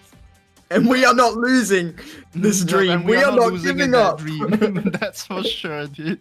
But yeah, an absolute crazy comeback here from the side of girls. I mean, they did see themselves in a advantageous position early on into this map, but being beat down onto the other side, they find a way to crawl through and climb that mountain that they also need to climb. Yeah, I mean, if you're on the side of Happy Girls, that is a huge mental boost. Like, and Zoe's comfortable on the Juliet pick for 2 maps now. So, you know, gonna be really strong going on the 3rd map. Unless it's banned, you know, can't say anything about that, not sure, but That is I'm true. excited. That is true. But yeah, we'll have to see like what this team does choose to do against them. Like, it's clear so far that in between both teams, TMCT definitely specializes a lot more into core control as compared to girls here. Yeah, I definitely agree on that one. But you know, there was some really nice passing plays between Zoe and Dinfar, especially when Zoe was cooking up with the core flips. So I do like that attacking, you know, team play that they did to break down Sloth, not giving that Atlas, you know, as much space as you would. And yeah, really well played. Definitely, indeed. And like another thing that I want to talk about is not just in between the passes, specifically between those 2 players of Zoe and Dinfar, but just in general, the teamwork that we are seeing from all forwards on the field is absolutely just mind-blowing. I mean, this is what you should be expecting from the highest level of play here in Omega Strikers. This is what you should be seeing here what's it called, in these games, right? Okay, you cannot have all these players just solo egoists finding their ways through. You have to work together with your teammates, which is exactly what every single one of these players are doing. Yeah, definitely agree on that one, especially with the amount of primary combinations I saw from Giovanni and Cookies. Like, every time there was a Stell primary, there'd be a Dracar primary on the goalie. It's Exactly, as well. Yeah, like, it's like, how do you respond against that, right? Okay, like every angle is covered to a certain extent. If you don't have a second teammate there to help you defend against that, there's just nothing that the goalie can do. So much pressure here, constantly being output by all the forwards. Yeah, I mean, really nice played. And then, of course, the goalies, you know, putting their work through the hell of the teamwork and coordination of the 2 forwards attacking them. Like, really well played from both goalies. Definitely, indeed. Just absolutely crazy plays all around from both these teams. But we will have to see what they do choose to find here on to Taiko Temple. Yeah, you know, we're gonna see more of that damage. Hopefully gonna be jumping into the... jumping into the draft. And we see Happy Girls banning the Zentaro with the Super Surge. Ooh, we have a start here of Deadeye and Super Surge. Yeah, you know, Deadeye, we might see the Luna pick. Not super strong on Taiko Temple, unless it's goalie. I think Luna goalie's pretty strong on this map. And we get the error ban again. What the hell? I want to see it, man. Era bans all around. Now, that's so unfortunate, man. We won't get to see Era being played in our first series. Maybe the second one, but we will have to see. Being picked up, though, is that Aimi from the side of girls here. Dinfar, going back to the Aimi, does start out with a Super Surge or a Deadeye here. May look to do a lot of damage with that. Yeah, either one really good with the damage. Super Surge opting a little bit better for that extra core control, you know, the dash range coverage. But Deadeye just making every single ability, you know, a sniper shot. So, see what we go for. But, I mean, hey, you know, Luna's playable now. We got Deadeye on the board, guys. Luna is a playable character, finally. Let's go. Are we gonna see any Luna here? Maybe. Yeah. Maybe not. And hopefully, you know, that's for sure. But we will have to see indeed. As an Estelle does get picked up here from the side of TMCT. Presumably Giovanni back on that Estelle with a lot more damage now with that Deadeye. Yeah. So, I mean, I'm seeing a lot of damage from both teams already. Like, oh, nah, that's so much damage. where it's gonna be an absolute slugfest here, loco. On such a KV heavy, yeah, KO here, yeah, but I can't speak English today, man. On such a KO heavy map such as Taiko Temple, we have so much damage here already coming out from both teams. Aimee, Estelle, Finny, even an X as well here being picked up by the side of girl. I do believe it is Zoe on that X, choosing to opt for the X instead of a Juliet, in fact, here. A little bit interesting, like we haven't seen Zoe on anything else. And we got the Luna! There it is! Presumably, it's not over for Luna players. It is not indeed. Presumably, Atsuro on that Luna. We do know Atsuro has really good proficiency with that character as well. Being backed up by Dinfar here on that Aimee is just going to be so much damage here. Yeah, so something I really like with the X pick on this, if Zoe is going Vambrace, it's essentially just a punching bag, but X will survive, you know? The whole entire time, just soak up all of the damage and then be that menace with the Super Surge. I really like the Super Surge pick on X. Like, those dashes hit like a truck. Definitely, and like, this is just something else that we have to look into yet again. We do have a Kazan coming in here as well. So much damage on the board. Oof. I need to close my eyes. Yeah, this is gonna be blood spilled everywhere here, local, as we enter into this next one. Gonna be a really KO heavy oriented game as we load ourselves here into Taiko Temple. Yeah, we're getting in, and I mean, who's gonna get the first KO? Who's going to bite the edge? It's but a matter of time, right? It's not an if, but a when. Yeah, we're gonna see that, or you could say we're in the waiting room for the KO. Maybe we are in the waiting room for the KO. Just maybe, but like it might be someone else. Yeah, that's true. Everyone's gonna be in the waiting room. Yep. Everyone's gonna be in the waiting room after the KOs, man. That's what's gonna happen. Yeah, the queue is gonna fill up. Zoe and Cookies here do choose to pick up that Vicious Vambrace. Definitely a good pick indeed here. To, hopefully keep themselves alive a little bit more longer, as Cookies does pick up that first goal already, that first barrier already. Zoe does try to go for that double barrier, but does not find it 2 times in a row. Yeah, and still holding on strong, trying to get that second barrier, but Sloth is doing wonders on this Finny pick, defending really well, and... Oh, definitely indeed, but we can't say the same for Atsuro, as they unfortunately already lose out the first goal, flying off into Neverland, as the second barrier gets picked up here by Cookies, as well as the goal. Yeah, really unfortunate on that dash, not able to catch anything, and just... punished by not catching anything, and really nice goal for the side of TMZT to start off. Definitely, and so much damage here already being put out by both teams. Atsuro! But the big damage here is going over to Atsuro as they lose out both the goal barriers already. Zoe does try to look for a barrier of his own. Atsuro does dash down on the bottom side and she does not find anything just yet, but it's Zoe to respawn and find a barrier of her own as well. Dinfa tries to hit the core here, but denied by Cookies. What a dash! Sloth tries to look for that for that card here, but does not find it out just yet though. Yep, and I mean, TMCT's looking strong, losing one barrier, but still holding on strong. That's for sure indeed. Zoe and Dinfar are looking to keep up that attacking pressure here as they push Giovanni off to the other end. Here comes the piercing shot, but Atsuro is also ever ready. Cookie's creeping his way up to the top side, and there it is, the first stagger of the map already. Took us a little while, but we are here indeed. Atsuro does run out here off Elusive, and Cookies will be looking to fight back against that. Never mind, though, doesn't even need to, finds the goal. And that is unfortunate positioning. Just slips past Dinfar and right into Cookies. Hook, umbrella, whatever you want to hook, umbrella, yeah, that's for sure. And oh my god, Dinfar just lost all his HP. Yeah, no. There goes the other half as well. And being hooked out by Cookies, no. Cookies does try to deny Dinfar here.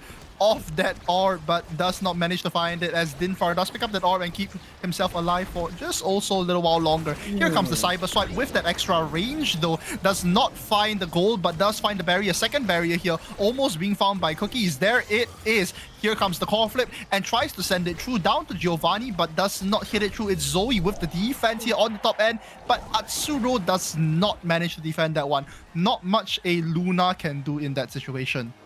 Yeah, just a double dash, one dashing top, one dashing bottom, completely shut down of clearing options, and first draft looking very, very strong for the TMCT, completely dominating in that one.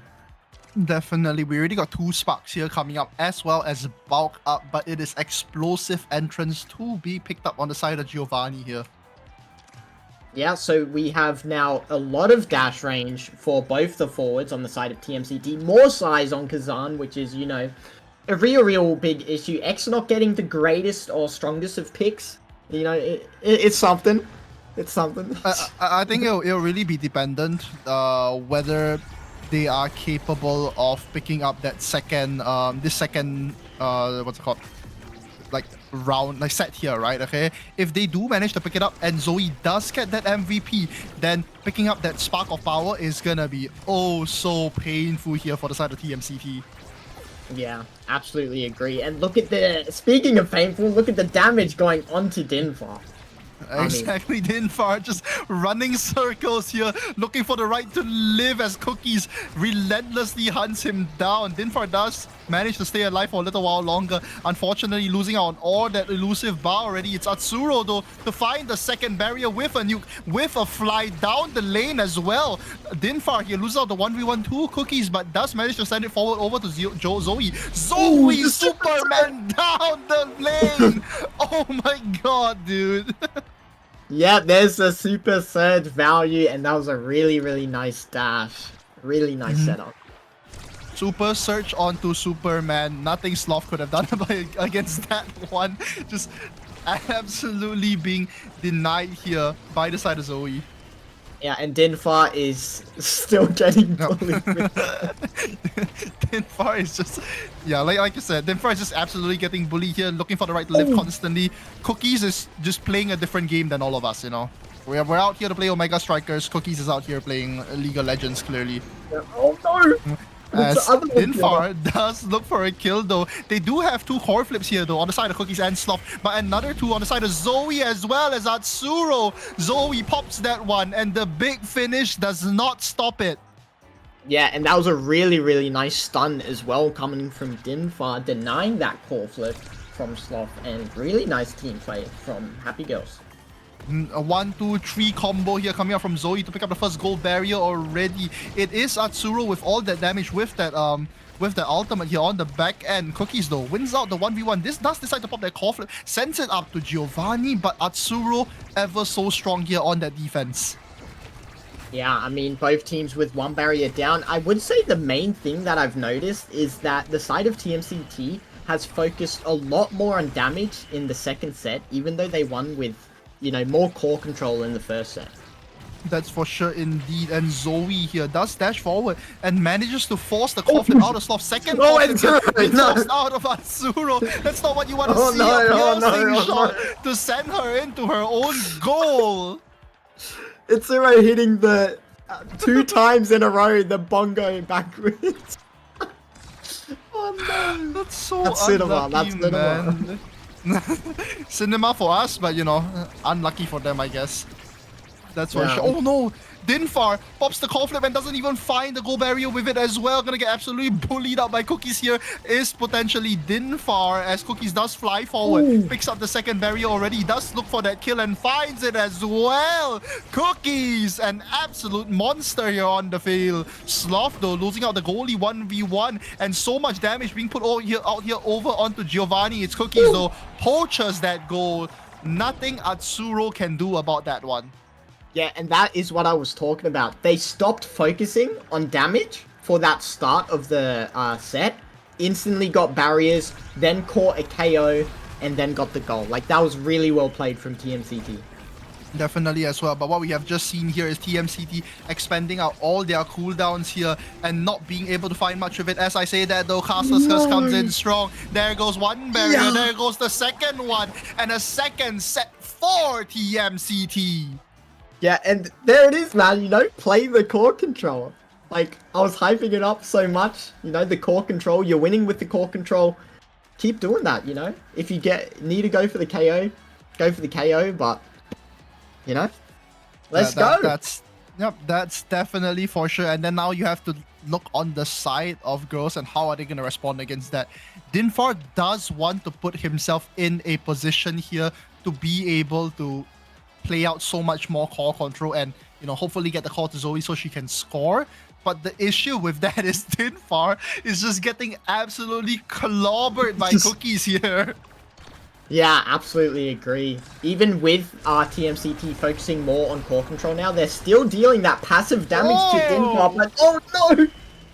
Speaking of damage, oh my god, Cookies and Dinfar loses so much health already. Cookies does look to try and fight back against Dinfar here though. Zoe sends the bowling ball down the field and so does Giovanni. No, my god, an absolute slugfest and a brawl here in between Cookies and Dinfar. Oh, sidesteps one but not the second. Cookies with 2 primaries picks up a kill and it's Atsuro that actually picks up the goal barrier indeed though. Here comes Superman, does not pick up the corridor. There's a big finish to send it down forward. Zoe finds a kill and down the lane flies is Atsuro. Dinfar does try to send it forward here onto Zoe. Zoe does not win out the 1v1 against Cookies just yet. Flies down the lane is Zoe but does not find that goal. Yep, and I mean, both teams performing really, really well, and this is such a close point. Now it's reaching overtime, waiting to see who scores. Atsuro tried to go for a cook there, and the kitchen got absolutely burned down. You know, I respect the attempt. I respect the attempt. That is for sure. That would have been a crazy montage clip, you know, if it had hit. If that's the thing, you know, if it had hit, you know, clearly didn't. And you know, Dinfar, that waiting room to get damaged. Yeah, but I mean, we haven't really spoken about the draft, but I would like. Oh no, no! Two barriers. No time to speak about the draft though. Both barriers down. Sends it straight into the big finish. Slough, a blunder from the side of Slough as Zoe sends that one in. They really need to be finding these goals, and that is the first step up that they are gonna find. Yeah, I mean, as I was saying, the draft, I would say it's really good for Happy Girls, because Dinfar gets that extra survivability and speed with Fight or Flight. If they get staggered, they get a secondary to run away, and really good draft for Happy Girls. That's for sure as well. So much damage here already coming out from the side of Slough. Zoe, unfortunately, losing out that elusive bar already. More damage, though, being thrown over here to Giovanni. The one being thrown away, though, is Giovanni himself as he loses his life. Cookies does try to find a goal, does not find it just yet, though. Gets brawled by the 3 members here on the side of girls. Waiting room here on the bottom side. Gets all his HP demolished here, tries to blink up with that cyber swipe, but does not manage to find the goal. Cookies 1 dribble, 2 from Atsuro, and 3 into the goal. Yeah, really unfortunate from Atsuro, missing out on the bongo drum, but Cookie's just able to punish on that mistake, and you gotta lock in, it's the final point! It is indeed, but like it's just so tough for Luna to do anything against a Kazan in that situation. Like there is just nothing to do indeed, and nothing to do is Slough as well, as he's getting clobbered by the side of Zoe. Zoe picks up that kill, and Cookies looks to respond, but it's Dinfar. What a defense from Dinfar! Dinfar sends it bottom side over to Zoe, but Zoe's not in the right spot to pick up just yet. Dinfar forward to Zoe, and no, Giovanni doesn't even catch it though. Yeah, really nice core, just barely sliding past Giovanni's strike range, and really nice point from Happy Girls. And these points are just, you know, going pretty fast, I feel like. They definitely are indeed. We talked about a lot of potential like slugfest of this game specifically happening, but we're not seeing that happen too much actually. If anything, it's just these really short windows of time where these kills are flying through, and once they have flown through, you know, the core just goes in instantaneously afterwards. Yeah. Oh my god, one from Zoe, two from Atsuro to pick out the barrier, but Atsuro loses out her own barrier as well on the back end. Dinfar does try to win out on the bottom side here, but loses to Cookies. Cookies does advance with that core. The big finish to potentially look to support Cookies as well. What is that? Zoe pops the core flip but doesn't find it though. Atsuro does have the core flip, dashes forward here onto the front side. Dinfar does win out that 1v1 here in the midfield, tries to get it forward over to Zoe. Zoe does not pick up the core just yet though. It's Atsuro with a missile to send it for. Oh, Giovanni is not in space here to try and help his teammate, but Cookies does try to win on that 1v1, does manage to deny Atsuro off the core flip. Second core flip here coming out from goalie already. Atsuro, oh my god, Cookies almost picks it up, but it's Dinfar, also steady, also in the right position here. Zoe tries to go for the bell ringer. What a spin up to Cookies. Cookies almost gets it. Giovanni does have that core flip though. Atsuro dashes forward. So And both the goalies gone with that goal. Oh no. What a goal. oh my god, that was a tough one, dude. The Somehow, superhero. the superhero, when you need him the most, he is here, and he does have that spark of leadership if he chooses to go for it as well. Never mind, it's the strength that we're talking about actually. A little bit more power here for the side of Zoe. Yeah, opting for that power, and you know, every single time the side of Happy Girls keeps that core control in the aggressive position, they just stack up damage, and Zoe just landing the finishing blow. Oh, holy shit. Zoe, that was so fucking fun to watch, dude, I swear, man. Zoe flies forward here as they manage to pick up that first barrier. Does try to use that X Maximus to pick up the first one, though, but it's Giovanni and Cookies back on the offense as they pick up both barriers already. Zoe not in the right position to help, but Dinfar, though, definitely in one. And Dinfar loses out the 1v1 over to Sloth, and it slots right in. Red core for the side of Cookies. Yeah, Cookies does have a bit of a monster build, getting 2 Size Awakenings with that Kazan and the 1-2 punch as well. That's going to be very difficult to defend against, especially with the Luna pick. That's for sure. Indeed, Dinfar here and Atsuro putting all that pressure already onto Sloth and Giovanni here on the back end as they lose out that first barrier already. So much damage here coming out here from the side of Dinfar to try and potentially look to put, what's it called? Damage here onto this team, but does not find anything just yet. Here comes though all the abilities from the side of TMCT, and Sloth in a bad position, loses out the second one, tries to go for a dribble is Zoe, but unfortunately Cookies in the right spot to find it though. Dinfar tries to win out the 1v1 against Cookies, but loses out against that umbrella though. Dribbles for just a little while longer. Here comes the core flip from Zoe. Here comes the ultimate. Sloth is low and loses his life as well. Atsuro walks up here with that core flip, doesn't pop the core flip just yet. Oh, so steady, so patient. All that damage here coming out of Cookies. Cookies so low already. Might lose his life, but no. Picks up just a little bit more health, but gets denied though by the side of Atsura. Superman comes flying in, and more damage on the board for the side of Girls as Dinfar sends it forward, but it's big finish to send it back. Here comes the IME turret, and Zoe punches it in.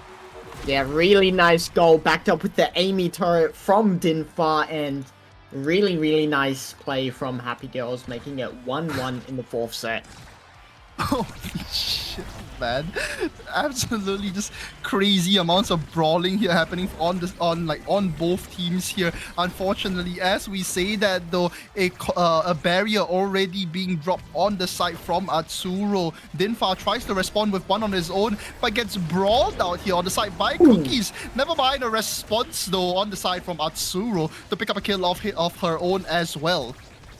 Yeah, really nice KO. That's going to be getting them so much value with 2 barriers. 2 barriers is what you want to find in this situation. Atsuro tries to go for damage, doesn't get it, but the core is received. Zoe punches it in. And are we seeing a reverse sweep? We might be seeing a reverse sweep, man. I am shocked. Oh, really? That Wow. definitely, like, What a game, man. Like that X just flying down lane every single time. Zoe just picking up all these kills here. Giovanni just trying to find a pick off his own as well from the other end, but does not find it. Zoe forcing Giovanni to use that elusive. Hanks the debuff by Tatsuro from downtown. Oh finds my! the barrier and the goal as well. Nah, why are they edging us? Why are they edging? Shit, man. It's so, oh my god. Oh, well, and game's over, man. Here comes the extra special from that Aimi. Oh, sorry, Aimi? From that Luna. Yeah, I mean, this is...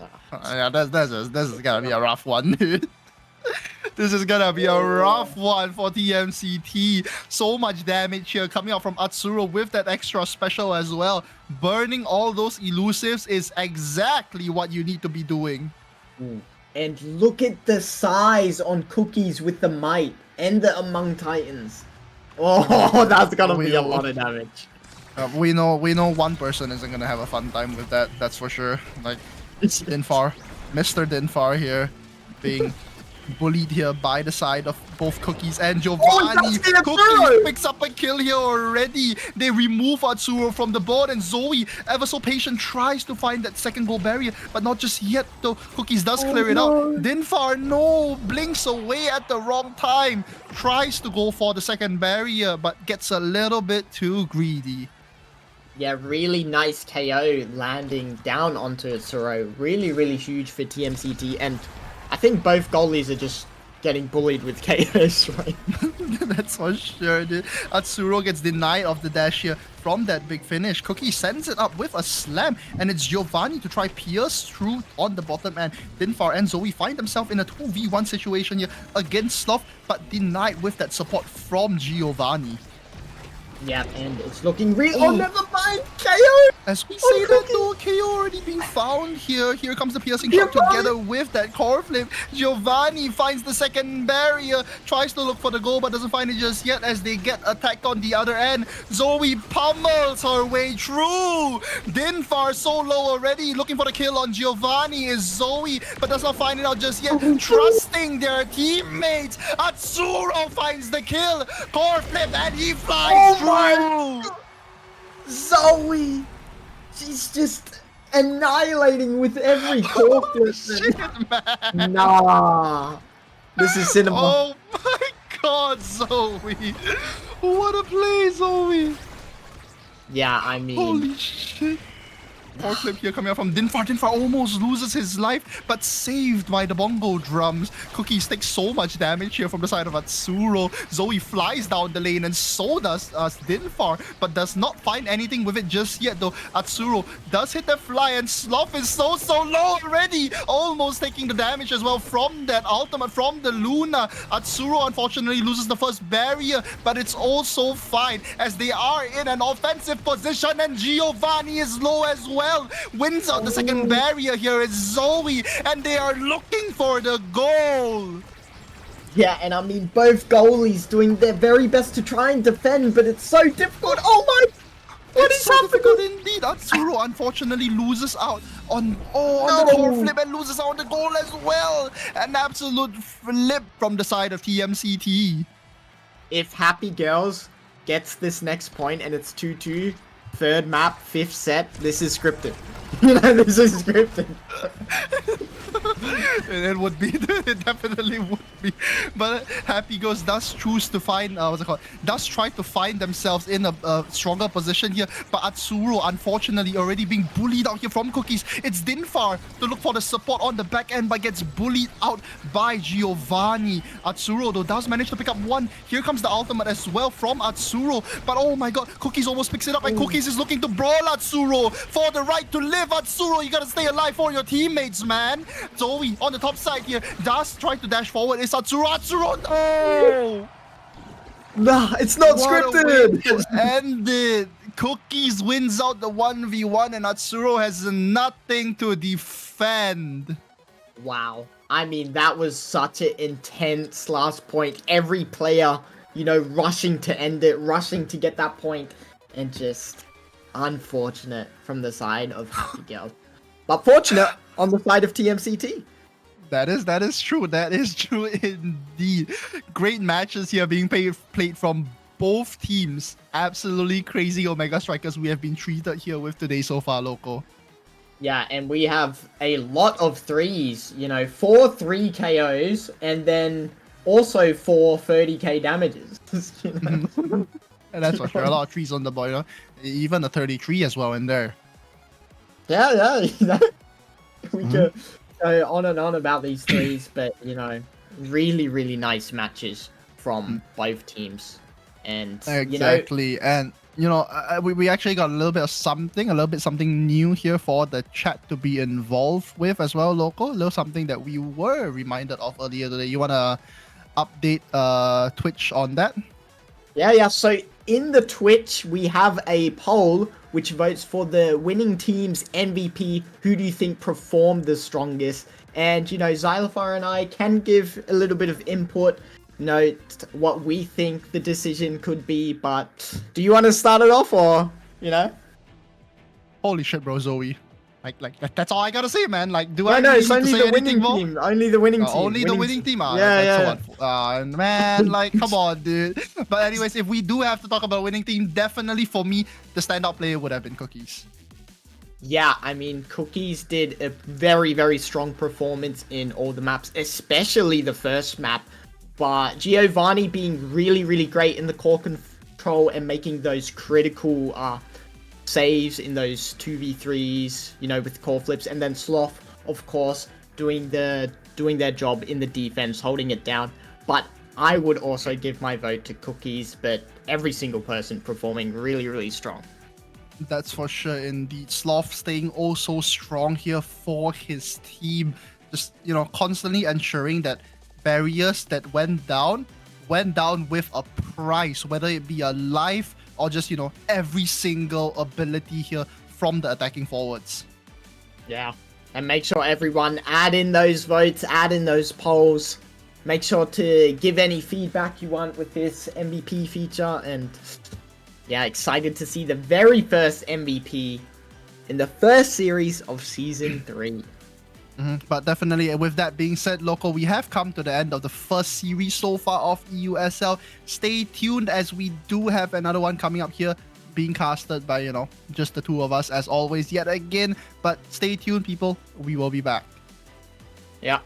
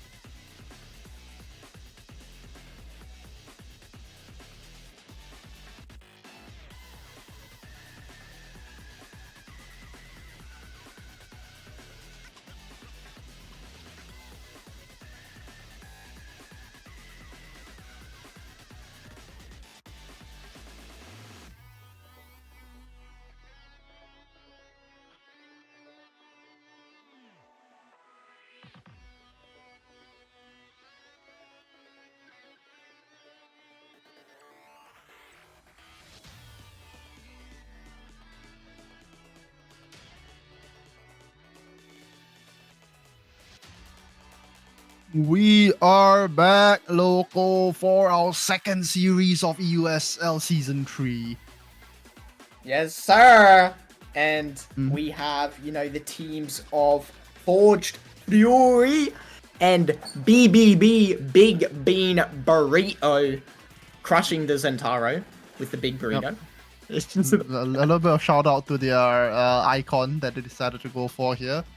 You know, very, very W icon, that's for sure. But yeah, we are starting out here on to Gu. You were mentioning earlier, your favorite map. Yes, I love this map, man. It's so fun how you can use the portals as a goalie to push up, and I hope to see that. And you know who's banned once again, and who I will not be able to see. Error. Yep, more error. Yep, yet again. More error, and being thrown away as well is that Luna being banned out from Triple B here. Yeah, really nice bans, especially with that extra special. We do get the Amy pick on that extra special, which is a really, really strong awakening. Like, just dash to kick off, place a turret, walk off, call it a day. That's your job done. Yep. I mean, even more disgusting as well is Rune here with that extra special. We all know how much of an issue Banish is here for a lot of people to deal with, just in general, with how strong of an ability it is overall. Yep, for any Ruin players out there, I highly recommend watching Pesky. Bro, you're unreal, man. Why are you like promoting players here on USL, dude? That is disgusting, dude.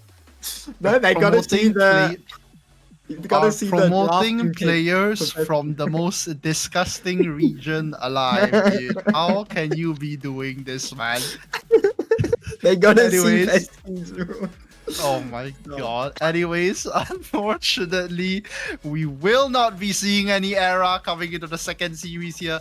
Hopefully some in the next few maps, but with how it's currently going, I highly doubt it, man. Yeah, I mean... I haven't even, seen much of Era in the new patch, so, I was hoping this was gonna be my, trailer, movie trailer, but... Movie trailer indeed. Anyways, we actually have a I believe a substitute today for Nitran, as he was not able to make it. We got Loki Mana subbing in here for them today. Okay. And we still really, really strong lineup. And then the other lineup, we got Arta, Tempo Melon, SMG. Tempo Melon actually playing from the US. So gonna be on that ping. Definitely gonna be on that ping, but we have seen what Tempo is capable of on these forward picks as that forward brawler for their team, right? Like, just absolute domination on the field here, Yeah, absolutely agree. I mean, I'm not too certain with previous matches because I have the memory of a goldfish. So, but... That I can confirm, but it seems like we have two... Okay. I mean that I can confirm, but unfortunately, it seems like we have two goldfish here on the caster's desk as of today. Yeah? I didn't know you were a goldfish. All goldfishes, But anyways, Big Bean Burrito against Forge Fury. These are two teams that we have seen we have seen play quite a bit, considering they have been relegated into EUSL as of this season. We do know what these teams are capable of, though we do have a little bit of a change on both teams. Like I said, Nitran is currently being substituted by Luki Mana, and on the other end, Ata is actually, I believe, replacing Shapeshifting as the new main goalie for this team. Unfortunately, Shapeshifting is not able to make it to play, but we will have to definitely see, hopefully we'll see Shapeshifting back again, but it's just really unfortunate when we have to see things like this where a player is just not able to play due to, time restraints, man. Yeah. I mean, shapeshifting, typing in the chat as well. Why you at work? Go back to work, Higuba. Yep, shapeshifting, go back to work, man. Gotta get the bag. Yeah, shapeshifting will be playing this season. Definitely big, dude. That's what we want to see, man. But yeah, That is definitely what we want to see. But we do have Ata here replacing shapeshifting at the very least for today here in the series of EUSL. yeah, and I am excited, you know. I'm hyped for this match. We got a really, really great series 1 and hopefully a really, really great series 2. I'm excited. Man. Definitely, indeed, man. I'd like to see what SMG and Tempo are capable of here again as well. Like, we have seen as well, SMG is a really, really strong player here on that midfield pick. Just constantly getting called forward and being able to support Tempo with all the goals. And, you know, even though Tempo is playing on high ping, we have seen Tempo's ability to just, you know, score all these goals either way, right? The way that she just pilots the characters that she chooses to play it's just really amazing to watch all over in general, you know? Yeah, absolutely agree. And you know, like, I'm just excited because it's Goo. You know, I love Goo, and I'm excited to see what the players do on Goo, and you know, especially since the team picked it. You know, gotta see something crazy. Let's get it. Loading in here, like we actually been yapping so much we haven't even talked much about the picks as well. We do have Atlas, Asher, and Aimi here for the side of Triple B, with Forge Fury picking up the Rune, Zentaro, as well as that Finny. Yeah, absolutely agree. I'm pretty sure Finny and Zentaro are on the same law team. Am I correct with that one? Yes, I I'm not believe good. so. I believe so, but yeah, Finny, Zentaro, and then, you know, Aimi on the other end, which has fallen over to the dark side. Yeah. Yep, definitely, that's for sure. And something interesting actually is, I actually expected the Finny to be the goalie here for this team, but it's Ata that chooses to play that Rune instead, banishing already Immaculator right off the bat here as Tempo does win out the 1v1s here on the bottom end to try and find that second barrier, but not just yet, as SMG sends it forward, but Lucky Mana does have that core control in the midfield here. Yep, I mean, Ruin pick as a goalie is really, really nice on this map, especially with the home turf advantage, and really nice clear from Ata.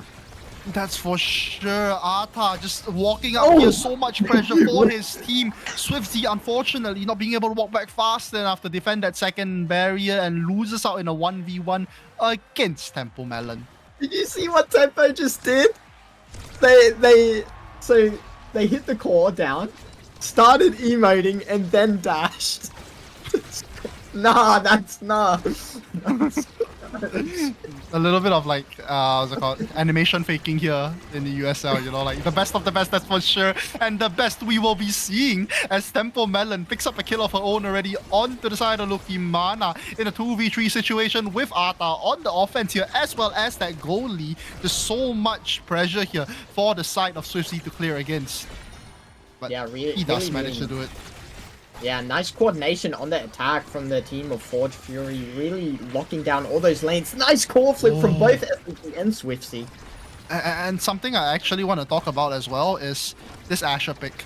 Okay, for people that are what's it called, that are familiar, Asher currently has been absolutely nerfed to the point where they have chopped off both of her legs, man. Like, this character is currently, in my humble opinion at the very least, unplayable, as Immaculator gets bullied out along with SwiftZ on the other end from Tempo. Yeah, I think that primary is really, really brutal, and the secondary as well, but I think it's still a really strong pick for Goblin. Definitely. You know, Ata dribbles up and almost wants to clear it out, but clears it into Immaculator instead. Triple B picks up their first goal. Yeah, you know, Caster's Curse talking bad about the Ashe and Herf, but Asher's Immaculator still slotting it in.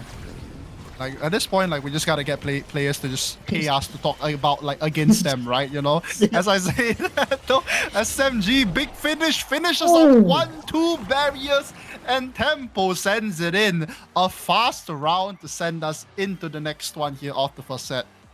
Yep, Tempo Melon familiar with the blade, master of the blade, and scoring that. Yep. Whatever you say, Mr. Loco. Immaculator being bullied out here already. Also low. Ata does save out that first barrier with the rune pillar here, but does not save out the second one here from the side of Immaculator's offense together with Lucky Mana on that IB. Ooh. Oh my!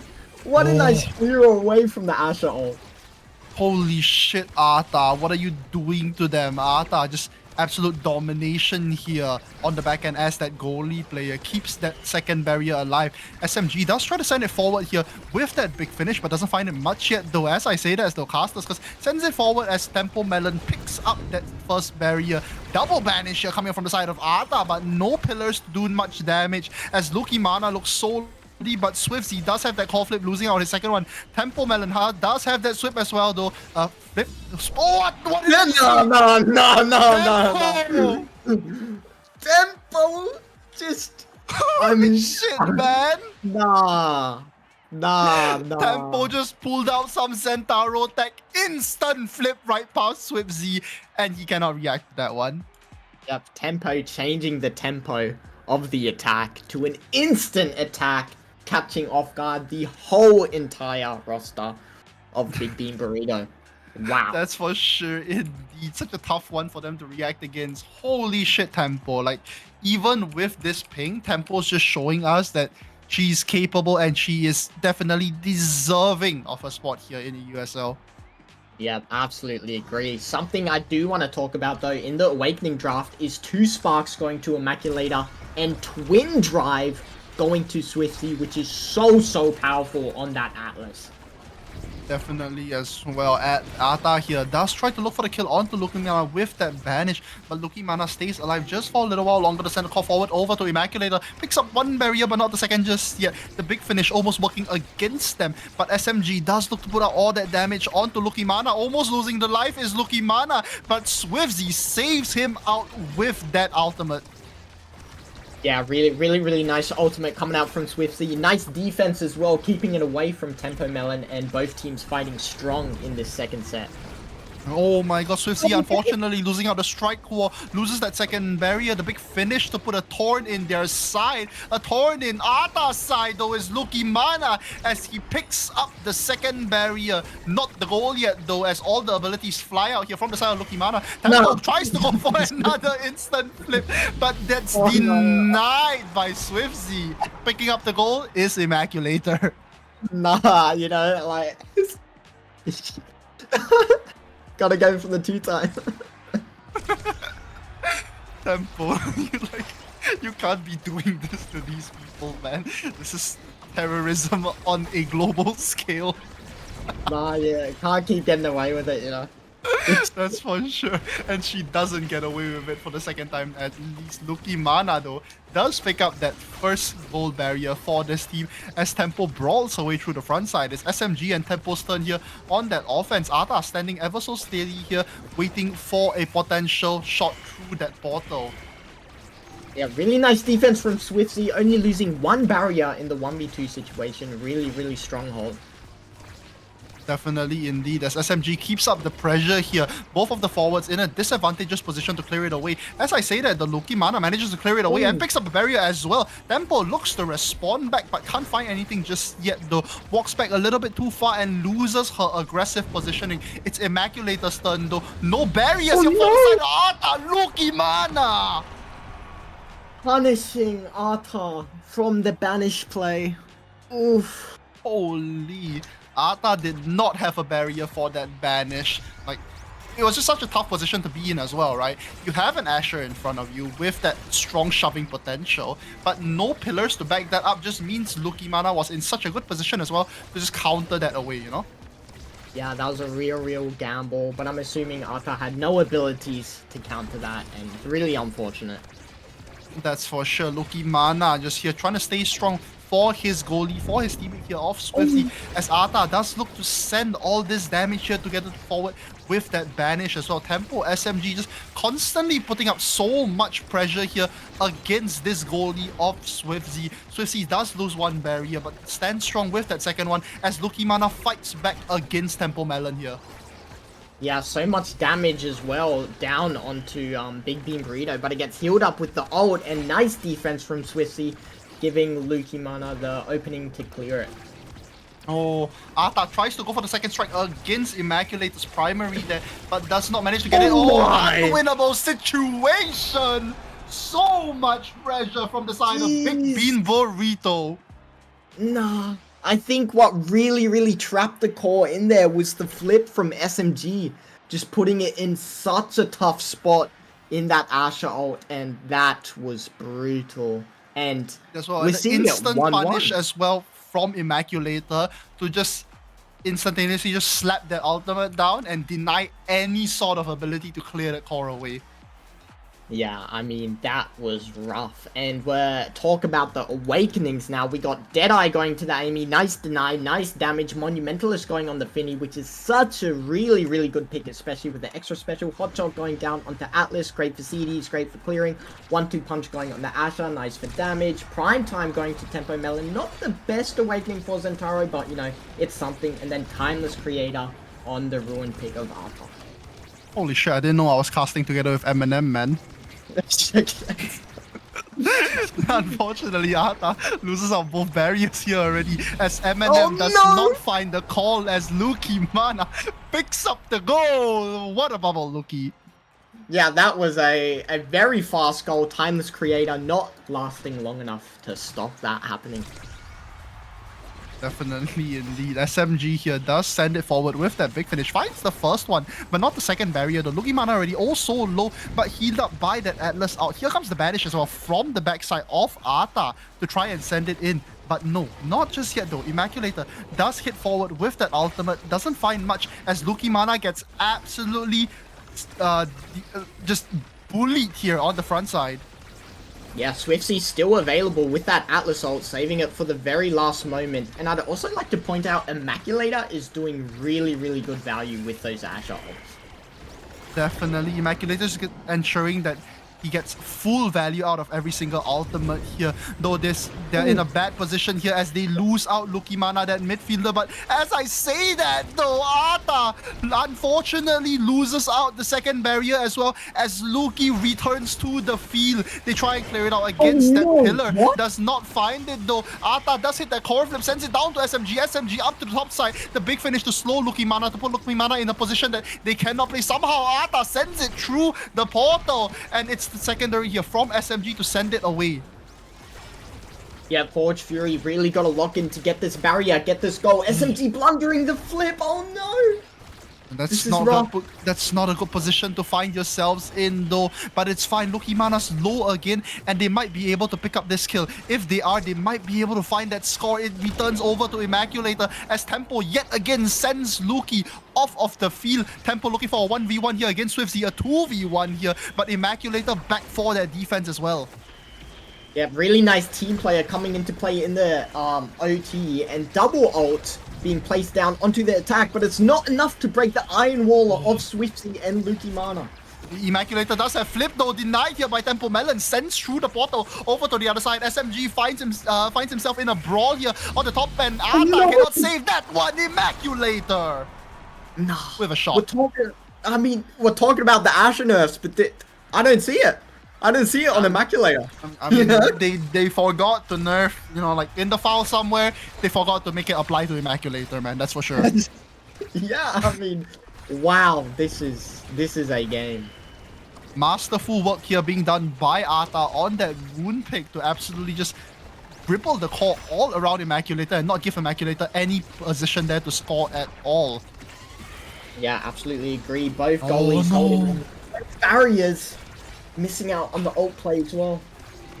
Arta unfortunately sending it over to Immaculator through that portal, which gets himself lost on one of the goals. Here comes the banish, but Swiftsy is there as well with that secondary from that Atlas. Loses the life is Immaculator as the constant attacks from SMG and Tempo hits this team strong. Tempo so low already, but Arta no, losing out the second barrier already is Arta. This cannot be what you want to be seeing here from this team. Arta down over to SMG. SMG with the big finish tries to send it through Swiftsy, but not just yet. Does not find it just yet, and that is not what you want to see from this team of Forge Fury. Arta in 1v1 here against Immaculator, but SMG on the top side, try and send it away. Immaculator does almost pick up the call. No barriers here for the side of Arta, and Tempo does have that core flip, finds that kill, but Tempo is also low. Luki might be looking for that kill. Yep, and now it's really, really looking good for the side of... Oh, dude, that Forge Fury.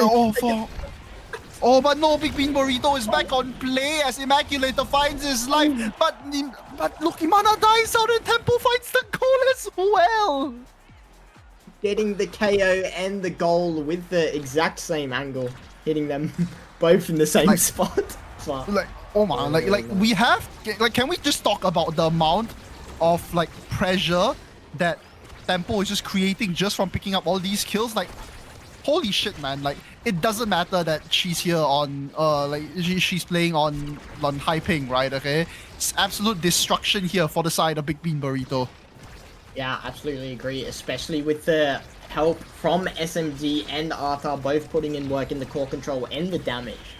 That's for sure indeed. Arta, unfortunately, losing out the 1v1 here against Immaculator. Immaculator does get a second chance, but no, denied totally by the side of Tempo and SMG. Tempo back in a 1v2 here against Luki and Swifzy. Keeps finding his way through one, but not the second one though. Here comes the secondary out from Swifzy, and Swifzy loses it. Oh, sorry. Swifzy manages to win it out though. Big finish here to send it through there. And Luki mana low yet again.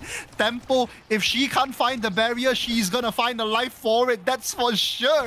Luki's also low already, gets CD dumped here by Tempo, but the one to lose the life instead is SMG. As I say that though, Luki, both sides of both midfielders here losing their life already on the board. Arta and Swifzy, both these goalies do have this core flip to potentially look as a defensive or offensive play. As I say that though, no defense on the side of Swifzy. Tempo picks up yet another goal. Yeah, really, really well played from Tempo. Scoring that goal, slotting it in, and wow. I mean, it's neck and neck right now. Neck and neck. It definitely is indeed, but I definitely have to say on the side of Forge Fury here, just all this damage being thrown out here by Tempo is just such a tough, like puts them in such a tough position for Big Bean Burrito to go back against. We do know Immaculator is capable of, you know, using these really bad, like being in these like situations where they shouldn't be scoring but scoring anyways, just like how he's picked up 2 barriers already. But no, the return attack here from Tempo Melon to potentially look for something of her own as well. Yeah, getting damage onto Lukimana. Nice clear from Arta, making sure that doesn't fall to Immaculator. Missing the banish on Immaculator. Tempo trying to go for a play, not successful, and both teams just trying to get that winning point. Oh no! Swifzy goes for a core flip but loses out the 1v1 against SMG secondary here though. Tempo with an ultimate on the bottom side, and suddenly the whole team of Big Bean Burrito is forced to defend here though. Loki goes for a double dribble here, sends it to the top side. It's Immaculator. Tempo tries to pick it up with that slice and dice, does not find it. Sends it to the bottom side. It's Arta. Immaculator in the right spot. Wow. Just slotting it in past Arta. And I have to say, when I saw the poll before this match started, it was heavily favored for Forge Fury, was it not? And I mean, it was definitely indeed, but they are finding themselves on the back end here as they lose this set, and thankfully still no sparks for Immaculator. Yeah, and I mean, no sparks, does have the Naked Lizard, got the M-Prop on the Finny, cast the last on Arta, bulk up on the Atlas, prize fighter on Tempo Swing, which is going to be crazy with more damage, and then Orb Rep, the absolute bis, you know, in my opinion. Orb Rep Glazer, but I'm not even going to lie, Immaculator does pick up that Reptile Remedy, but at this point, I feel like someone else needs it just a little bit more. Lukimana already also low as we are talking about here, is getting absolutely bullied by Tempo Melon. Yeah, and already the side of Forge Fury is just holding on by a thread, both barriers down, and you gotta get these barriers, gotta get these KOs. That cast to last really showing that, what's it called? Showing high value here as Arta manages to defend out against Immaculator in that position that Immaculator also wants. Lukimana low again already. There's so much brawling here coming out from the side of Tempo Melon. Yeah, always keeping Lukimana low. Oh, but Immaculator! Slots it. Immaculator wins out the 1v1 against Arta from good support as well from Lukimana, managing to keep himself alive just long enough to send Immaculator the core. Yeah, and this it's so hard to get KOs with this extra special Atlas. I mean, it's just brutal.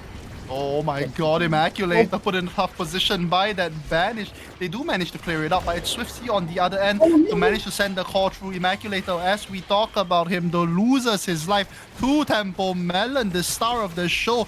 More damage gets thrown out here from Tempo, and Luki looking also low again already. Does manage to pick up one barrier for his troubles, though. Yeah, and oh no, another KO for Tempo! Tempo picks up yet another one. Immaculator tries to win on the 1v2, but SMG also steady on the backside with that defense. Arta up to SMG. SMG forward over to Swiftsy. Here comes the big finish. Forces out that core flip, and it doesn't even go through. Oh my! Tempo tries to find it, but no! Somehow, someway, Swiftsy stands true and manages to keep the barrier still up. Yeah, Lukimana and Swiftsy, absolute perfect coordination in the defense. Immaculator getting a barrier. Can they get the Here comes the goal? core flip as well, but no, denied by SMG. It's Arta on the backside, 1v1, and Immaculator wins it out. No. And this was a completely different game in the first set. Forge Fury was completely dominating, and now BBB has just, I don't know, flipped the script and I don't know, man. They have indeed, and I think a lot of it comes down to the fact that Swiftsy is here on that on the Atlas, just doing so much work for his team. Yeah, absolutely agree. Swiftsy just being that iron wall, Immaculator being that iron sword, and then Lukimana just the thread holding them together, linking them up. That's for sure indeed. Arta tries to clear it up, but it's Immaculator back on the board with a second one already. SMG looks to respond with one barrier, but does not find a second one against Swiftsy here. Swiftsy just so much cooldowns here, so much defensive prowess, and so much damage actually gets thrown over to Lukimana. Lukimana does look for that primary though to try and win it through, but never mind. Immaculator yet again. The Asher buffs have not hit this man at all. Yeah, I mean, that is crazy. Honestly, I feel like the Asher nerf is kind of helping against the Ruined Pillars, no? Because you're moving slower, so you won't run into the pillar, and the core can't escape if you walk too far forward. And, I mean, wow. What a game. Definitely. What a game from Immaculate. I mean, it's really wild to see actually here. Like, Tempo definitely, like, I mean, on the side of Forge Fury, they definitely did have a lot more advantage in the earlier stages of this map. But just being bullied out here by the side of Immaculate just winning every 1v1, man. Like, I swear, Arta constantly found himself in such a tough position against Immaculator. Yeah, I mean, Arta, she tried her best, did really, really nice clears in the first set, and then just, I don't know, Immaculator just completely dominating. I mean, Immaculator held the core there for so long, where Arta had to use 2 pillars. It's just such an unfortunate situation to find herself in there, right? Like, yes, Asher has been nerfed, but what do you do about that ultimate, man? Like, what do you do about that ultimate against Immaculator? Yeah, I mean, the ultimate holds it there, and that's up every single kickoff. And then the primary, it still does its main job of keeping the core there, and it's just rough. Yep. And I definitely think a lot of things went downhill the second Swiftsy manages to pick up that twin drive. Just so much more defensive prowess here from Swiftsy, and Swiftsy clearly showing really good patience here, not forcing out these abilities too early, you know? Yeah, something I really, really liked from watching Swiftsy was out of Series 1 and this series right now is Swiftsy, so far, for me at least, has been the best at coordinating with their midfielder in the defense. Like, not getting baited out by the midfielder's defensive strikes, really, really composed in the defense, and Really, really nice strikes. Definitely. Like we always talk about all these forwards and these midfielder players being also strong, like in the way that they attack, in their core control, in what they do on the forward side. But we really gotta give so much credit as well to all these goalies like Swifzy, like Arta, to be able to stand strong and not lose out even in these situations. Yeah, absolutely agree. I mean, if I'm looking at it from a neutral point, I would prefer the Atlas into Zentaro matchup rather than the Ruin into Asher. But what can you do? Game is game. It's definitely really tough for Arta there against Immaculators. Not the Zentaro. Holy shit, man! I need The some Asher. sleep, dude. The Asher. Yep. You found the word that I've been looking for. But that was actually Forge Fury's map. So the fact that they had lost that is gonna be a thorn in their side, man. Yeah, that was, especially with that tempo melon, like insta flip into that first set. Nah, that was wild. Wow. Game's game. Now you have a much harder battle to win. You have to win 2 maps in a row if you're Forge Fury, and if you're That's Big for Bean sure. Burrito, you cannot slack off. You gotta lock in. Gotta win that second map, which is sadly only Village. You know. That this one, that maybe this was why this map is here, to kill all that momentum from a winning team. You slap it in the middle, so like, what's it called? It doesn't matter which team wins or loses this map, right? Okay, all momentum from that first map is just absolutely killed with how much of a snore fest this map is. Yeah, I mean, I swear every time we cast EU, we get this map, and I'm filing a complaint. Okay? I'm filing a complaint about it. Is this your official complaint, or are we waiting for that as well? I don't want only Village. I want to sleep.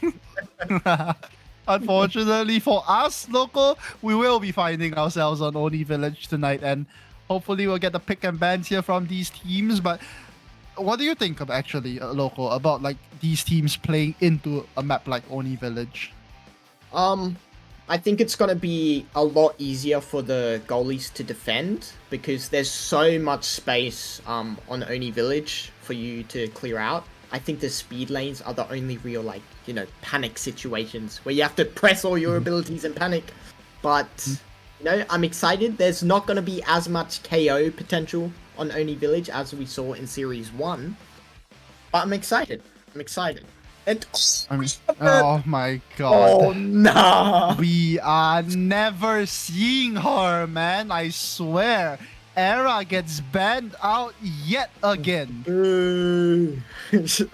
What is this? I need to see it. What can you do? What can you do? Indeed, Era gets banned out here by the side of Big Bean Burrito.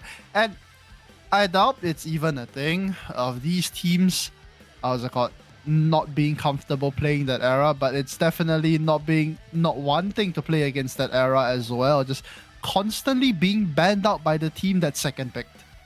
Yeah, and I mean, this is how impactful, massive nerf, buffs are. Like, instantly as the patch is out, Era gone. Not even just in definitely we see it a lot here in the highest level of play, but even in ranked matches as well, even in custom games, people don't want to play against that Era.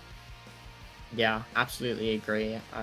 It's a really, really strong pick right now. And speaking of the picks, let's talk about the awakenings that have been put in this match. And we got Spark of Leadership and Fight or Flight, both really strong, especially in Oni Village. Do you think every single person's gonna go Spark of Leadership? I feel like they have to.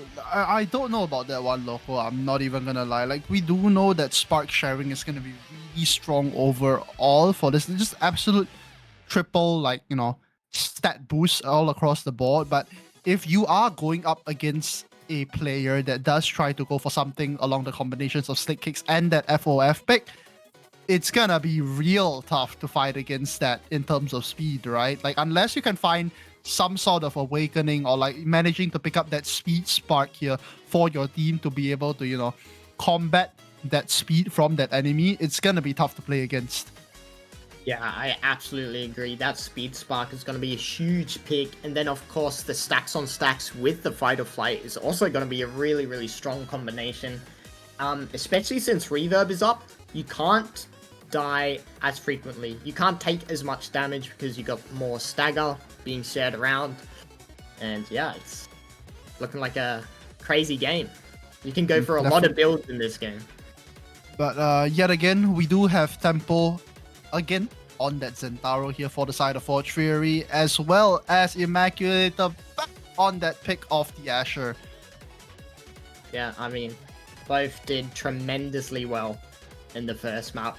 So you gotta bring it back to the Forge second. Fury actually choosing to ban out the Atlas to give Tempo here a easier time in her matchup against the enemy goalie. Yeah, it's very difficult with the Zentaro against a Twin Drive Atlas. It should be a lot easier with Swiftsy, I believe, playing Drakkar. Where's the Kazan goalie? No, Kazan goalie. That's no!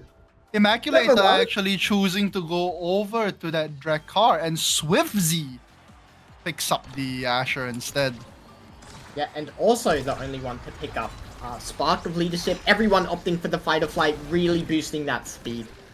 That's for sure. I mean, definitely here on the side of Forge Fury, they are looking to pick up this first early set, and you know, be able to hopefully deny away these sparks. They definitely are in an advantageous position overall, considering the awakenings that they chosen to start out with here for this map. But we'll have to see as Immaculator, you know, does hop on over to a different pick here, and we have to see if like that Drakkar will be enough here for Immaculator to win out against Arta.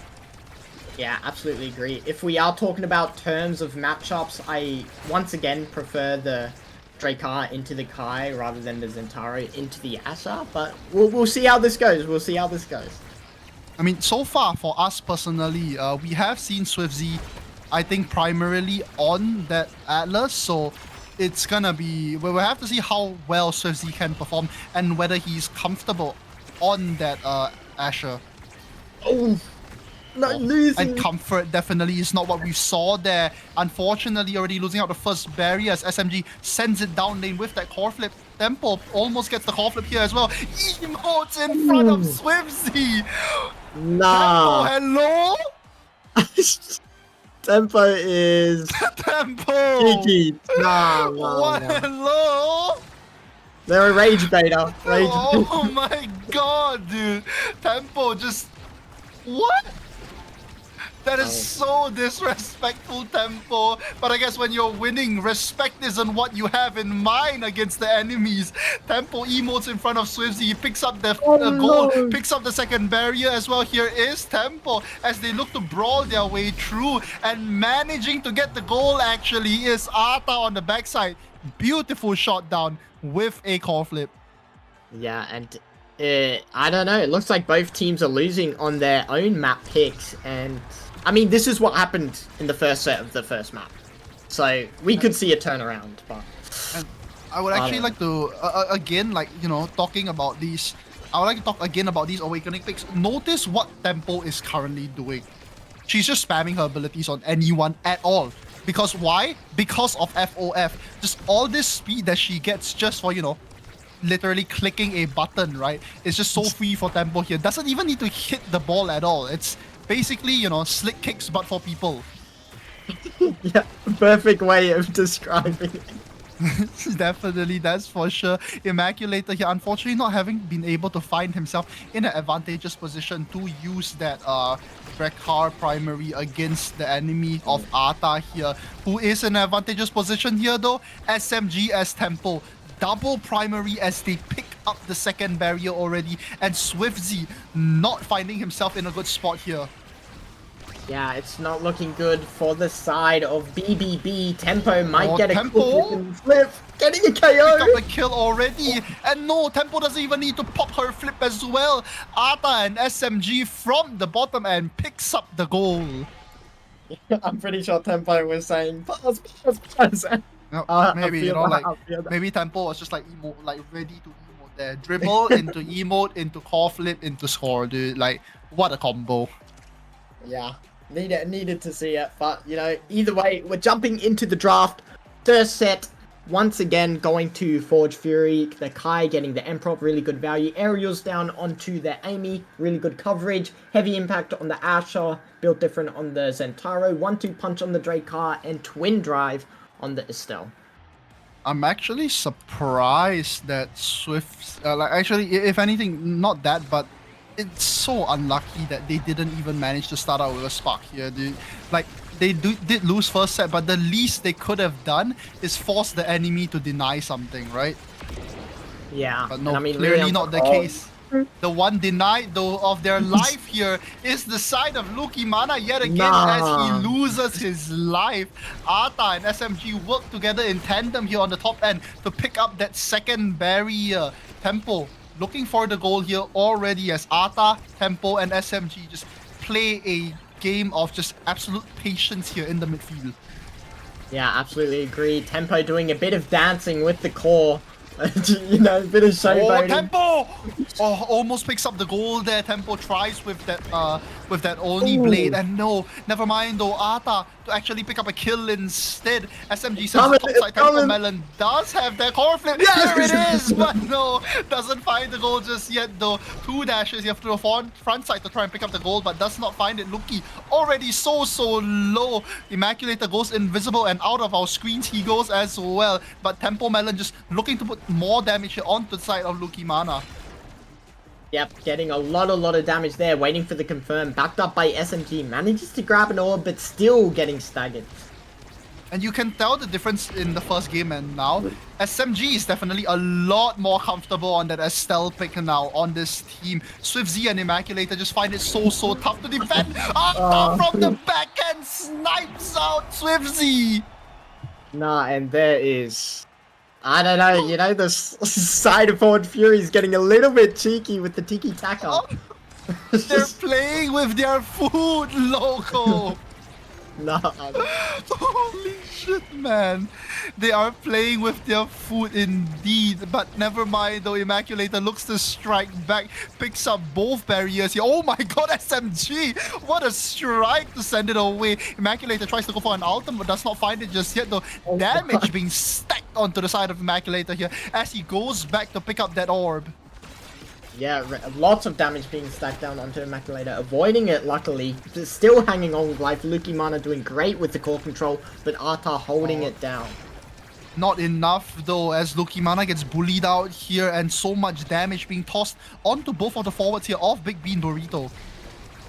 Yeah, and now we got, you know, almost OT, lots of flips coming up. 1 flip, 2 flip, and we get a 3rd flip. Oh, Lucky Mana almost hits that bubble as well. Never mind though, Lucky Mana with a blink. The aerials coming into big value there, picking up the first goal of this set. Yep, really well played from Lucky Mana, catching that clear and making it 1-1. Not letting Forge Fury get away with this, you know, showboating and putting in a real good fight. Definitely, but like as we say that, though, Immaculator already gets bullied out here from the bottom end as Tempo as well steals the orb and sets all the damage into place. Arta unfortunately does not see the pass back onto SMG, but it is fine as Lucky Mana almost loses his life here as well, already staggered and also low. Yeah, Lucky Mana trying their best to survive. It's not enough. It's not enough. Tempo picks up the kill as well. SMG and Tempo on a tear here. Immaculator just cannot find anything just yet. Damage being thrown here onto SwiftZ. SwiftZ denies that. SwiftZ like refuses to pop that core flip. Arta uses every single ability here to try and keep the barrier alive, and he does, but it's SMG to lose the top side one. Arta tries to send it past forward the bottom here. Immaculator does not win it out, and Tempo yet again just so much damage. And there goes Immaculator. Another one. Nah. Unbelievable. SwiftZ sent off the field, and now's your time to get the barrier, Forge Fury. Come on. They find it. SMG with a piercing shot, but response is Lucky Mana on the other end as well. Arta does try to send it forward here, and just waiting constantly for his forwards to score. SMG down to Tempo, but Tempo does not catch it yet though. SMG forward to Tempo as well, and Luki Mana is low already. Immaculator goes invisible, and Fury it is! Sends it up! That was unfortunate blunder from Forge Fury and getting instantly punished by Triple B. Really well played. Indeed, and Triple B are definitely finding their footing here onto Oni Village. But even though I say that, and they did pick up that goal, that was still such a hard-fought goal for not really what you want to see, as two flips here from the side of Triple B. Immaculator dribbles it forward. No shotgun here though, as he gets bullied out by Tempo. Yeah, so much damage, and there's the KO! And this is why you remove the Atlas pick, right? You can't save. That is definitely why. No more saves for the side of Triple B, as Tempo just picks up so many kills here on the board. Ata and SMG just constantly sending the call forward. Almost picking up another kill again is Tempo to send Immaculator back to the Shadow Realms. And Immaculator looks to be fighting back though, and finds the kill as well. Really, really nice KO. Really impactful KO. Now it's their time to get the barrier, get the goal, close out this set, making it 1-1. Come on. Luki Mana tries to make the pass over to Immaculator, but Immaculator does not catch it. Catches the second one though, as he picks up the barrier and picks up the goal. Yeah, really, really nice play from Immaculator. And I just want to point out the way Immaculator got that last barrier, just perfectly timing the secondary with it reaching OT, catching Ata off guard, wasn't able to react to that, and now we're jumping into the set, which goes to... no, Loco, it's so unfortunate, man. They win this set, but they lose 2 sparks. SwiftZ does get one, but he is forced to choose now. Yeah, focus. Fair enough, fair enough. I'd say that would be the better choice for giving to your team as well. Definitely, indeed, a lot more cooldowns here for the side of Big Bean Burrito, as these awakenings all come online and they are looking already for these barriers. Yeah, absolutely agree, and we can talk about the other awakenings as well. SMG getting that Deadeye, turning into more of a sniper rather than an SMG. We got the extra special going to Tempo Melon, which is going to be really good. KO confirms, hold on! Immaculator wins out one, wins out the second, almost loses out the goal as well. But Ata stands also strong with SMG on the defense side as well. SMG though, defense is not all this man knows, as he picks up the second barrier as well. Immaculator is looking for it. Luki Mana gets denied with the Giga Blast from Ata. SMG tries to win out the 1v1 against Immaculator. Does not win it, but it's fine though. Ata on the back end here, SMG, Tempo, both in the midfield here. Tries to look for the goal. SMG tries to send it up over to Tempo Melon. Never mind. Dribbling also patiently, waiting for Tempo. I mean, SMG just won 2 strike wars in a row, sending it to Tempo Melon. And then slotting it in. Man. Not only that, but that constant call delay from SMG to allow Tempo to have that secondary as well. Masterful gameplay here from the side of Forge Fury. Yeah, really, really well played. They want to end this. They want to get a map in their hand and move on to their next map. Really strong performance. Definitely, the Immaculator does have that core flip, but denied here by Ata. SMG does pop his own core flip as well to stun out Immaculator, to deny his as well. Immaculator does try to go for the kill here. It's Tempo though to look for a response, as he looks for that kill and picks it up as well. Tempo sends it top side. It's a piercing shot to pick it up. So much damage being tossed here over to SwiftZ, and Forge Fury are looking to end this one. Oh, I don't know. Bit of an awkward situation, but SwiftZ loses his life as well. Luki Mana tries so desperately to keep core in play here, and he does. SMG and Ata cannot find their way through. Tempo Melon tries to go forward with the passive. Luki Mana almost has that core flip though. It's not even in play, as SMG pierces through. Yeah, SMG with the double tap goal score. And that was a really, really nice Blink primary setup, giving them the 2-point lead in the third set. Exactly, and we're just not given any time at all to even talk about these awakenings, as so many things are just happening on the board. Lukimana almost losing his life again, but manages to save himself out just for a little while longer with that cyber swipe. Forced into a defensive position here though is Forge Fury. Never mind. Offense is what they are on as they pick up a kill yet again. Lukimana just getting absolutely torn to pieces here by Tempo Melon, by SMG. Here comes the core flip. There is the Giga Blast as well. Does not find its mark just yet, but it is fine though as Tempo Melon picks up the barrier yet again. Here comes the piercing shot. Tempo doesn't even have to strike. Wow, this is looking absolutely brutal for the side of Triple B, and I mean, FF is just getting so much damage, so much core control, and it's rough. Holy loco. FF just is, like, I swear to God, they're just playing with their food, man. You know, like, the last set was a fluke. Yeah, absolutely agree. And there's the Spark Deny that we were so patiently waiting for. We got the Monumentalist down on the Amy, stacks on stacks down on the Estelle, which will be really good. We got denial of the Reptile Remedy, dude. A denial from Tempo Melon. No surviving for this team. No Naked Lizard for the business lizard, as you can say. But Okay, yep, sure thing, Loco. But anyway, as we say that though, Tempo picks up the first barrier with Arta, the goalie, picking up the second one. Immaculator also low already. Looking for the kill though is Tempo, Melon, and SMG. They dribble the call back and forth with Arta, but Immaculator just cannot find anything just yet. Immaculator's really struggling on this Drekar pick. yeah, I mean, especially with Swifty as well, not too comfortable on the Asher pick, it looks like, but it's so difficult to play against such a, you know, powerful damage setup right now. Like, not only damage as well, but like, I mean, we say damage, but realistically, right, it's just Tempo. Tempo is just tearing this field apart. Yes, SMG is definitely helping with these kills, but I would almost go so far to say that Tempo is just doing it all by herself. Lukimana almost picks it up with that primary, but does not find it out just yet though. SMG and Tempo Melon tag team to pick up a kill here onto Immaculator. Swifzy does still have that core flip, but will it be enough? SMG and Tempo! What a play! What a great core flip into the passive dash from Tempo Swing, and they're shredding it up right now. Wow. Oh my god, dude, like, it's absolutely cinema gameplay here coming out from the side of Forge Fury. Just the setup that this team has for each other. You always recognize the fact that SMG and Tempo are never single-handedly getting goals. They are always working together. They are always also patient for each other in these strong positions.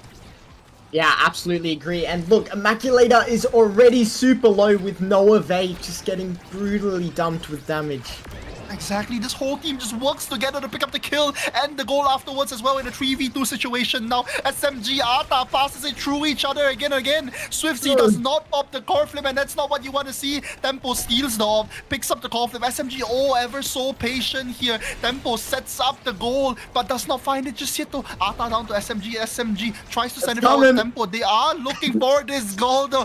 Tempo does have that passive. You are right, it might be coming.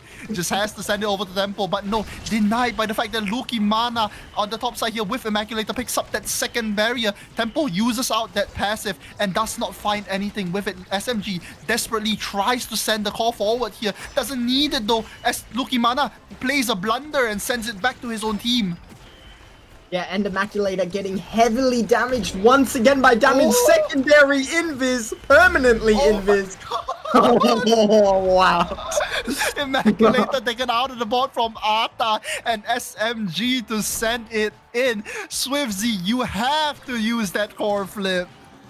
Yeah, that's really, really unfortunate, and the whole entire team of Triple B is just... Oh no! Triple B are looking to answer back, Loco! They pick up 2 barriers already and desperately looking for the goal as well. Arta does still have their core flip, so they have to work for this goal. Swifty down over onto Luki. Luki almost losing his life. Loses his life! Tempo being spread out to his teammates as he looks to make a play here. Swifty does pop that core flip, but it is not enough as they are down a player. Immaculator forced to come back for this defense. Loki tries to send it forward, but doesn't find it though. Tempo almost wins on the 1v1 there. Immaculator responds with a kill. Tempo here, down over, onto the side, but doesn't get it yet though. Immaculator, oh my god, Ata! No! And that's just a tough position to be put in, but really nice defense. Holy Wow. shit, tough position indeed, but Ata stayed strong and stayed true. What a defense here coming out from Ata, but Triple B does find that goal. Yeah, really nice setup from the Amy ult, feeding it to Immaculator, and yeah, really nice goal. Definitely indeed. SMG and Ata just putting out all the damage here onto Immaculator. Immaculator looking so low already, but Tempo does try to look for a potential play here on the front and doesn't pick up the orb though. And Loki and Immaculator back on that offense. Yeah, Immaculator still taking those, you know, CDs every now and then, making sure they're not full HP, but they do have core flip. Nice evade from SMG to stay away from the KO confirmed. Definitely. Oh my god, yet another kill on the side of Tempo Melon. They're looking to set up for this goal and this barrier yet again. SMG waits ever so patiently on the back end. Immaculator also low already. Ata denies the orb as well. Tempo looking for that kill, lurking for that kill. Immaculator pops that core flip. That's what you need as he picks up the barrier as well. Looking for the goal, but never mind. Loses his life though. Immaculator on the back end sends the core up. Is Ata down to Tempo Melon. Tempo Melon, SMG looks for that piercing shot. Does not find it. Here comes the barrage. SMG does have that core flip. Pops it. Sends it up. But no, not just yet though. Swifzy stands strong. Picks up that core flip as well. Ata does have this core flip here on his back and forced to pop it. Denied by Immaculator. Nah. And what an unfortunate flip from Ata, getting caught off guard by Immaculator's ult, and really nice catch. Just an absolute hero play here from Immaculator to try and pick it up. They were in such a strong position. Forge Fury were in that strong position, but they just could not find it through. They just couldn't look to punish Swifzy enough to be able to pick up that goal that they also needed. Yep, and now Forge Fury has found the, you know, the monster they're dealing with, Immaculator, and they need to make sure they keep him low. And they are keeping him low. Immaculator gets destroyed here by the side of Forge Fury. Cooldown after cooldown after cooldown, and they managed to force Lukimana to pop his own core flip as well. They're looking for this barrier. Second core flip is out. One more kill is all it takes, and you guys got a free barrier potentially. Immaculator does pop that. Tempo Melon does pop that core flip. It does gets picked up though here by this back end of SMG. Teleports forward. Tough position to be in here is Big Bean Burrito, but no. Swifzy hangs on for just a little while longer. Immaculator forced to come on the backside here for their defense. SMG looks to set it up for his teammate. Damage gets thrown out here onto Immaculator, but he stays alive for oh so much longer. Tempo Melon! What a slot in, just in the right position to receive the core, and really nice passing from Ata and SMG, and what a performance from FF. Holy shit, man. Like, just absolute amazing gameplay here coming out from the side of Forge Fury. Just, oh my god, dude. Like, these guys, their teamwork, their patience, the fact that they just constantly wait for each other to make these plays is absolutely crazy, Loco. Yeah, look, you know what else is crazy? The KOs. What is that? What is that? Holy shit, Ata picking up 4 for herself on the back end as well. Nah, that's disgusting KO numbers. Get me out! On Oni Village as well. What? Holy, like, just, like, what can I say, man? It's just really crazy teamwork from the side of Forge Fury. And if you are Big Bean Burrito now, this is something that you gotta look to answer to, you know? Are you going to ban out that Zentaro? Are you gonna keep SMG away from that Estelle? Because, like, I would go and assume that most likely in that first map, Forge Fury did suffer due to the fact that SMG was potentially on a pick that he was not very comfortable on, maybe. Like, you know, they're just experimenting with that Finny potentially. But we do know SMG's proficiency on a character like Estelle. Yep, and Forge Fury is getting ready to eat big bean burrito, like a big bean burrito. Definitely, indeed. Immaculator does manage to poach out a couple goals there for his team, but I think you really, really want him back on this Asher potentially if you want to win out this game. Yeah, I completely agree there. Asher Shover is a bit of a tough pick on the Oni Village, so I do understand the swap. But we got Night Market as the last map, and fingers crossed, we see an ERA error. I doubt so, Loco. As much as I would love to see it, as much as you would love to see it, as much as, you know, the whole of chat would love to see it here, I highly, highly doubt so. I don't think we're gonna see any error, man. Please, just one. Just one, man. But come on. We definitely have to talk about the fact that coming into a map like Night Market, it's a very it's a map that a lot of the players are forced into a singular lane or the other, right? Which, you know what that sounds for me? It just means Temple Melon has more ability to just output all this damage on her Zentaro pick. Yeah, absolutely agree. And that speed from the middle is going to help with that core control, keeping up the pressure. Maybe a little bit more showboating as well, you know, from Tempo Melon. Like they really messed with Big Bean Burrito's mental there by doing that kind of stuff, you know. But both teams are up one map. If you are Big Bean Burrito here, you gotta just forget about that game that you just had on Oni Village, right? Yes, it was an absolute stomp. Yes, it was such a bad position to find yourself in, but what you want to do is be able to regain that mentality and look to answer back here onto Night Market. Yep, absolutely agree. And this is a match, you know? You've both gotten one map each, and this is the map where you want to do the final showdown, and you got to bring it home, you know? Yeah, definitely, indeed. Hopefully, Triple B does look to find an answer here against the side of Forge Fury. If not, I just see a one-way stop, man. Like, what do you do? SMG back on that comfort pick, Tempo Melon on that Zentaro. Do you ban it out? Like they might ban it out, but you know, if they just ban out SwiftZ's Atlas yet again, right? Tempo might just find yet another character to absolutely demolish here, just killing everybody left, right, and center. Yeah, I absolutely agree. Like, that damage is definitely an issue, and without the Atlas, it's becoming an even bigger issue. I mean, we saw how much it could do on Oni Village, a map that's, I'd say, pretty difficult to get KOs on, and that didn't matter. Looked like Demon for all I know, you know? Definitely. Like, they just didn't care about the fact that they were put on a map that, you know, like you said, is not a map that you would relate to KOs a lot, right? So now that we are moving over to a map like Night Market, a map that you are forced into lanes, a map where you are forced into positions to play into damage, what do you do against this team of Forge Fury? You know, there's three things I think they could do.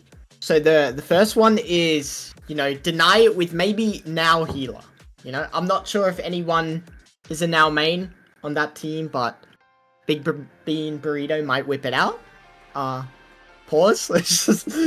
And then the other two strategies, you can either go for core control or you can fight fire with fire. You know? Definitely. Like... But like the question here is like, what's it called? Okay, so we have looked at the way that these teams play, and Immaculator, I would say, while he is a extremely strong shoveler, definitely, I have not seen Immaculator, you know, as strong on the KO aspects here, you know, Mega Strikers, right? And if Immaculator does choose to pick up that Asher yet again, then we won't be able to, you know, it's going to be tough, right, for Immaculator to pick up these kills, especially with these Asher nerfs as well. Yeah, completely agree. And, you know, but KOs don't matter if you can just shove it in. Oh my god, do you see that? What do I see? We got an error! We got an error! error, dude! Holy, let's get it! No! It's the errors of errors! God. It is indeed. Yes. Big Bean Burrito picking up that era. Forge Fury being forced to ban away the Atlas here because they don't want to see SwiftZ on it. This might be what Triple B needs against this team. And as I say that though, Forge Fury does pick up even more damage on the side with Vice. Oh, so much damage. What is that? What is that? And I assume that would be SMG on the Vice, but if not, and if it is the goalie and SMG does manage to pick up, even more damage here on something like a Kai, or if SMG does play that Vice into them still keeping a Kai goalie as well, that's just so much damage. Yeah, absolutely agree. But no, we get the Kazan goalie. Is that Kazan I believe that's goalie? Swift Z. That is Swift Z on Kazan goalie. I believe so. That's for sure. And I think we might be even looking at an Era goalie. In fact, we know how strong Era goalie can be on a map like Night Market here. Wait, isn't Swiftsy on the blue picks? I swear that's a Kazan pick for Forge Fury. No, that is not. Yeah, Kazan pick is for Forge Fury. I believe that is Arta on the Kazan. Yeah. Arta on the Kazan. Yep, Arta does play Kazan goalie. That is something that we have seen before, Loco. I'm excited. What? That's for sure. And just so much damage. But you have to remember though, now, we are looking in a position where Big Bean Burrito does have Era to minimize the amount of damage that Tempo can do, minimize the amount of damage that SMG can do, and at the same time, Arta is no longer capable of helping them output long-range damage. Yeah, definitely agree with that one. But I feel like with the team player combination with that Kazan goalie, we all know how completely strong that one is. That is and that true. core control will be crazy.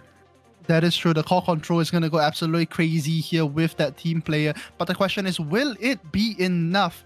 Immaculator, I believe here, choosing to pick up the Rasmus, or actually, I won't guess, but they do have Rasmus and Estelle here, which means even with that team player, right, they might not be able to get it past the offense here on the side of Big Bean Burrito. Yeah, completely agree. And, I'm just excited to see this Era. I have not seen Era in a high tier lobby yet. I've seen two games of Era, and they were more chill games, nothing serious. But this, I'm excited, man. I'm excited. Banana lobbies, as we would call them. My mouth is zipped. My mouth is zipped. Yep. Would you like to name a couple people in these banana lobbies? I mean, never mind. That's a little bit too much. Okay. Anyways, talking back into I believe we have a disconnect here in the lobby. So our wonderful ladies and gentlemen get to listen to us for a little while longer about the picks. Yeah, back onto again that team player Kazan might be an issue, might be a really big issue here for this team, or might not be at all. Yeah, I mean, if you're really about that lifestyle, your whole entire team will pick team player and just charge up a cannon, if you're about that lifestyle. I do believe Tempo Melon might actually look to pick up that stacks here, considering how she managed to put out so much pressure just with her positioning, right? She was constantly always in a position to actively be doing something, whether that be blocking a pass, blocking a clear, scoring, killing someone, just outputting damage, everything at all. And something like stacks on a character like Zentaro, being able to just, we know Zentaro is capable of just outputting many light hits and stacking stacks extremely fast, right? Which would just allow her to play extremely aggressively with a pick like that.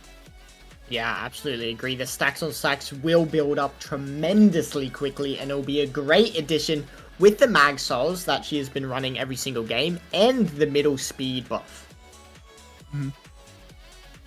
And and then then you have to question here, right? Okay, will they choose to go into a more core control oriented kind of game, or will they still try to brute force that Era and just kill everybody on the board again, I feel like it's going to be a mixture of both. If someone's low, you go for it. Tempo's obviously going to be whacking everyone to build up that stacks. And yeah, if they're low enough, they'll go for the KO. But yeah. Definitely. Both teams are picking their characters here, and we will soon be able to see what they choose to pick as well on the side of their awakenings. Swift Z does decide to go on to Era goalie here, something that we are definitely in a treat for here, Loco. Yippee! Yippee! Yeah, I'm excited. My toes Yeah, are twiddling. My thumbs are in Holy the air. shit. We finally definitely. So, but we finally get to see Era after a long day, Loco, and we are excited to see how this game is gonna play out. Immaculator and Lucky Mana on the side of Big Bean Burrito does choose to pick up that stacks on stacks with SwiftZ on the team player, and similarly on the other end. Yep, and then of course the Mag Souls duo combination from Tempo Melon and SMG, the Pauldrons on Arta, Mom Boots on SwiftZ, of course, great with Era, and then Vambrace for Immaculator, gonna be trying to survive that crazy damage. Definitely in the Tempo and SMG just capable of putting out all this damage, but not capable of defending the barriers though, as SwiftZ, that Era pick, really showing its presence here on the board as they pick up both barriers already with that core control all the way on the side, on the back end from their goalie. Yeah, it hasn't even crossed the midfield once, you know?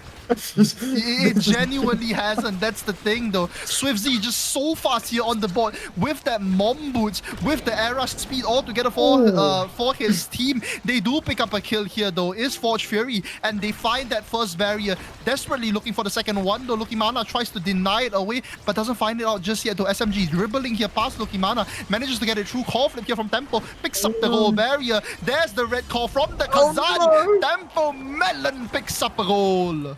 Yeah, really well played from Tempo Melon. Duking out with, you know, was SwiftZ gonna guess the, you know, redirect after the primary or just a straight shot? Really well played from Tempo Melon. Exactly, and Tempo showing that even with this Era pick, that she is capable of still finding these goals, right? A little bit of a troll here from Arta, picking up his own, her own barrier, unfortunately here. Picking up a second one of her own barrier and almost losing the call to Immaculator, but the core flip is there as they try and look to put damage here onto the side of Immaculator. Here comes the core flip, picks up that second barrier. Lucky Mana does have that core flip though, gets denied by the side of Arta. Ability spam here from the side of Arta up to Immaculator. Oh my god, SMG! A chain lightning wins it out somehow. SMG unfortunately own goaling for his team. Yeah, you know, the bullets doing a bit of friendly fire in this matchup. Exactly, you know, like in war in war everything goes, you know, and unfortunately the bullets just flew in the direction of his team. Yeah, unfortunate. Gotta keep that thing on safety and gotta lock in for this next point. And I feel like, let's talk a bit about these current compositions in between these both teams, right? I feel like with the fact that, you know, SwiftZ is definitely on this Era. If you are Forge Fury here, you definitely want to look for the ability to constantly fight over that middle lane. I mean, that's just this map in general, right? But I feel like it's so much more important now because your team does not have access to all that speed that the side of Big Bean Burrito does. Yeah, I completely agree. Just look at Tempo Melon, just always denying it. Oh, Arta managing to save out her goal, but just a while longer though, as Tempo manages to pick up the first barrier. They constantly try and look for this kill here on Lucky Mana, but Lucky doing a great job staying alive here though. Picks up the goal as well as Lucky from the top side. Really, really nice goal. Really, really nice survivability as well, denying the KO and getting the score. Definitely in the Immaculator and Tempo here, just constantly brawling their way through. Immaculator looking more for these goals rather than Tempo, but as I say that though, picks up both barriers already and looking for that goal as well. But core flips here all over on the side of Big Bean Burrito, and Arta stands steady for oh so much longer. Immaculator here picking up a kill here onto the side of SMG. Here comes the piercing shot. Arta manages to clear it through. Hook just to be a little bit safe, and oh my god, it went through the primary. There's a hole in the umbrella. There is a hole in the umbrella. One big enough core-sized hole as it slots right through and into the goal.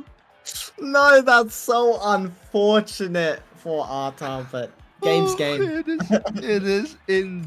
indeed. Arta really looking to pick up that build different here potentially, and the aerials here being picked up on the side of Loki Mana already. Yeah, then we get the build different going down onto the Kazan goalie, which is always good. Nice deny from the Rasmus, taking away the heavy impact from Vice. Prime time going down onto the Vice. A-Rush going to Zentaro. And Era going for the Orb Rep Biss. We get Era with Orb Rep. Oh, holy shit, man. Like, yeah, Era, if Orb Rep is gonna be tough for this team to face. The Forge Fury now not only has to worry about, you know, the constant speed coming out from the side of Big Bean Burrito, right? But also now have to worry about the constant amount of energy, all this core flips that's gonna come out from Triple B as well. Yeah, I completely agree. And also these Era primaries are just insane because they instantly debuff. You don't need to predict it now. Arta tries to look for a kill onto Immaculator, but unfortunately loses out her barrier instead as well. There's that Orb Replicator coming into play, giving Immaculator the core flip, but Immaculator losing his life though. SwiftZ does try to send the core away, but Tempo Melon back on the offense here. Double stun here from SMG. Here comes the core flip. Slice and dice. What a nice goal from Tempo Melon, backed up by SMG, and that's brutal. And it's so brutal as well, considering the fact that Immaculator has lost all of his stacks. Yeah, completely agree, especially proccing that A-Rush. You really want to feed the core to Immaculator permanently, just to proc that Van Brace, keep giving Immaculator some HP to deny that A-Rush.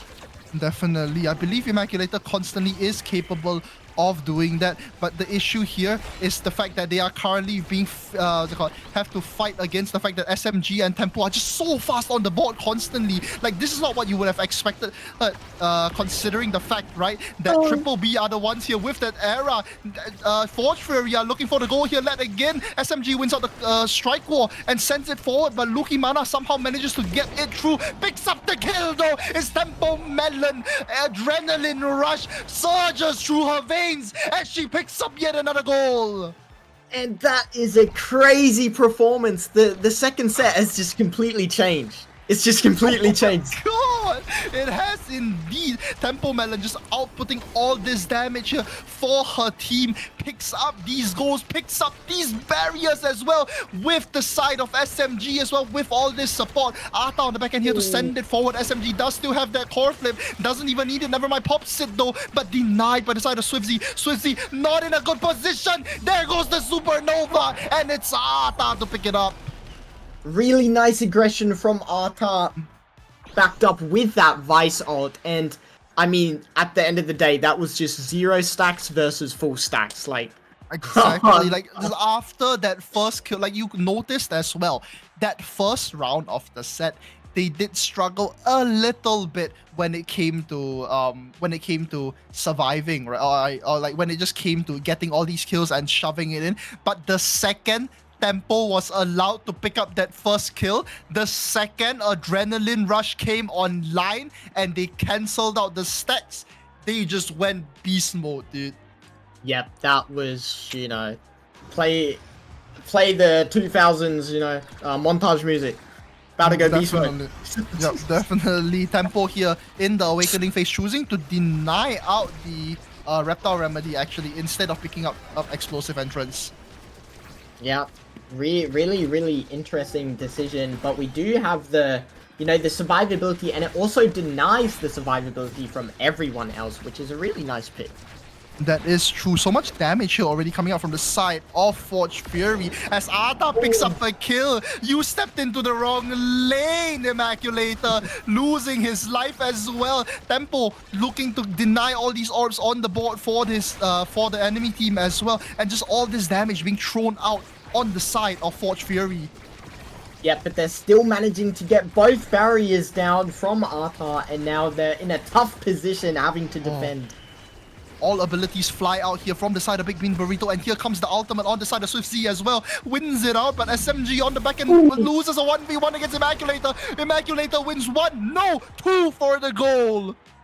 Yep, Rasmus beating the fellow Clarion Corp member of Kazan, slotting in that goal. Really well played. all this team has to look for in Forge Fury is simply just to pick up a kill. Because once Tempo comes online, once the adrenaline rush flies through, it's gonna be so tough to fight. Yeah, I completely agree with that one. And there, we might be seeing a KO right now. Oh, there it is. A rush comes online for Tempo. Tempo flies down the lane. Tries to look for a second kill on to Luki Mana here. Does not find it out just yet, though. Here comes the stun from SMG, and they cannot get it through Luki. Luki doing a great job here. Looking for that piercing shot, though. Loses his life for it. Tempo sends it forward, but Immaculator back on the board. Swifzy tries to deny out all this damage. Tries to deny out the core potential for the enemy team, but gets denied from the fact that they are constantly in a power play position. Never mind, though. As I say that, Luki back on the board and finds himself a goal. It's not enough. It's not enough. You know, they're winning the core control even in the 2v3s, and it's just, it's unreal. It's unreal. Like, it just really goes to show how strong Era is as a pick, as the Era of Swifzy here manages to cancel. Did you see that, Local? Canceling out the potential of the core to fly forward with a tiny tornado. Yeah. What a play, man. I love oh my seeing god! Luki and Immaculator working in tandem to pick up the 2v1 here against Arta. So much damage here coming out from the side. And then we got 2 kills. Tempo picks up the first one, looks for the second one. Here comes the conflict from Swifzy. Swifzy so low already. Tries to go for a banish. Sorry, tries to go for a primary here, but no, denied. And the core flies forward and Tempo picks it up. I think we need a buff. Era wasn't able to win a 1v3. True. We got Era needs buffs, guys. But definitely on the side of Forge Fury here, even though you guys are looking good with that previous goal, they have to look as to how to respond against the plays here coming up from both Immaculator and Luki Mana. Luki Mana and Immaculator just doing amazing here on the front end, picking up the second barrier already, but Tempo looks to answer back, and answer back she will! Here comes the core! My God! Slices it in! What? And that was an insane goal. Onto the chopping board, all 3 of them go. The core goes in, and so does one as well. Tempo picks up yet another kill for herself. Somehow on this Zentaro pick, even with little to no power at all, Tempo just demolishes the enemy team. Another kill yet again for his team. SMG and Tempo on a tear. The Adren Rush comes online. Tempo wins on the 1v1, picks up one. Arta walking forward as well. Swifzy unfortunately picking up his own one. It's SMG for the third one. And it's looking really rough for BBB. I don't think there's coming back from this. Dude, like, how is Tempo doing this? She only has A Rush and Reptile Remedy. There's no damage, by the way, on the side of Tempo. No damage at all. And now there is. Oh no. I can't watch. I can't watch. Extra special for SMG. Oh. Oh no. Wait, there's a Monu. There's a Monu. There's a Monu. There it is, but I think we're grasping at straws here, Loco, because I'm pretty sure we gotta wrap it up soon, though. Tempo picks up more damage, and so does SMG here onto the side of as well. Arta does have a lot more defensive prowess as well. Denied out, though, by that. We do talk about that Monumentalist. It's so strong, dude.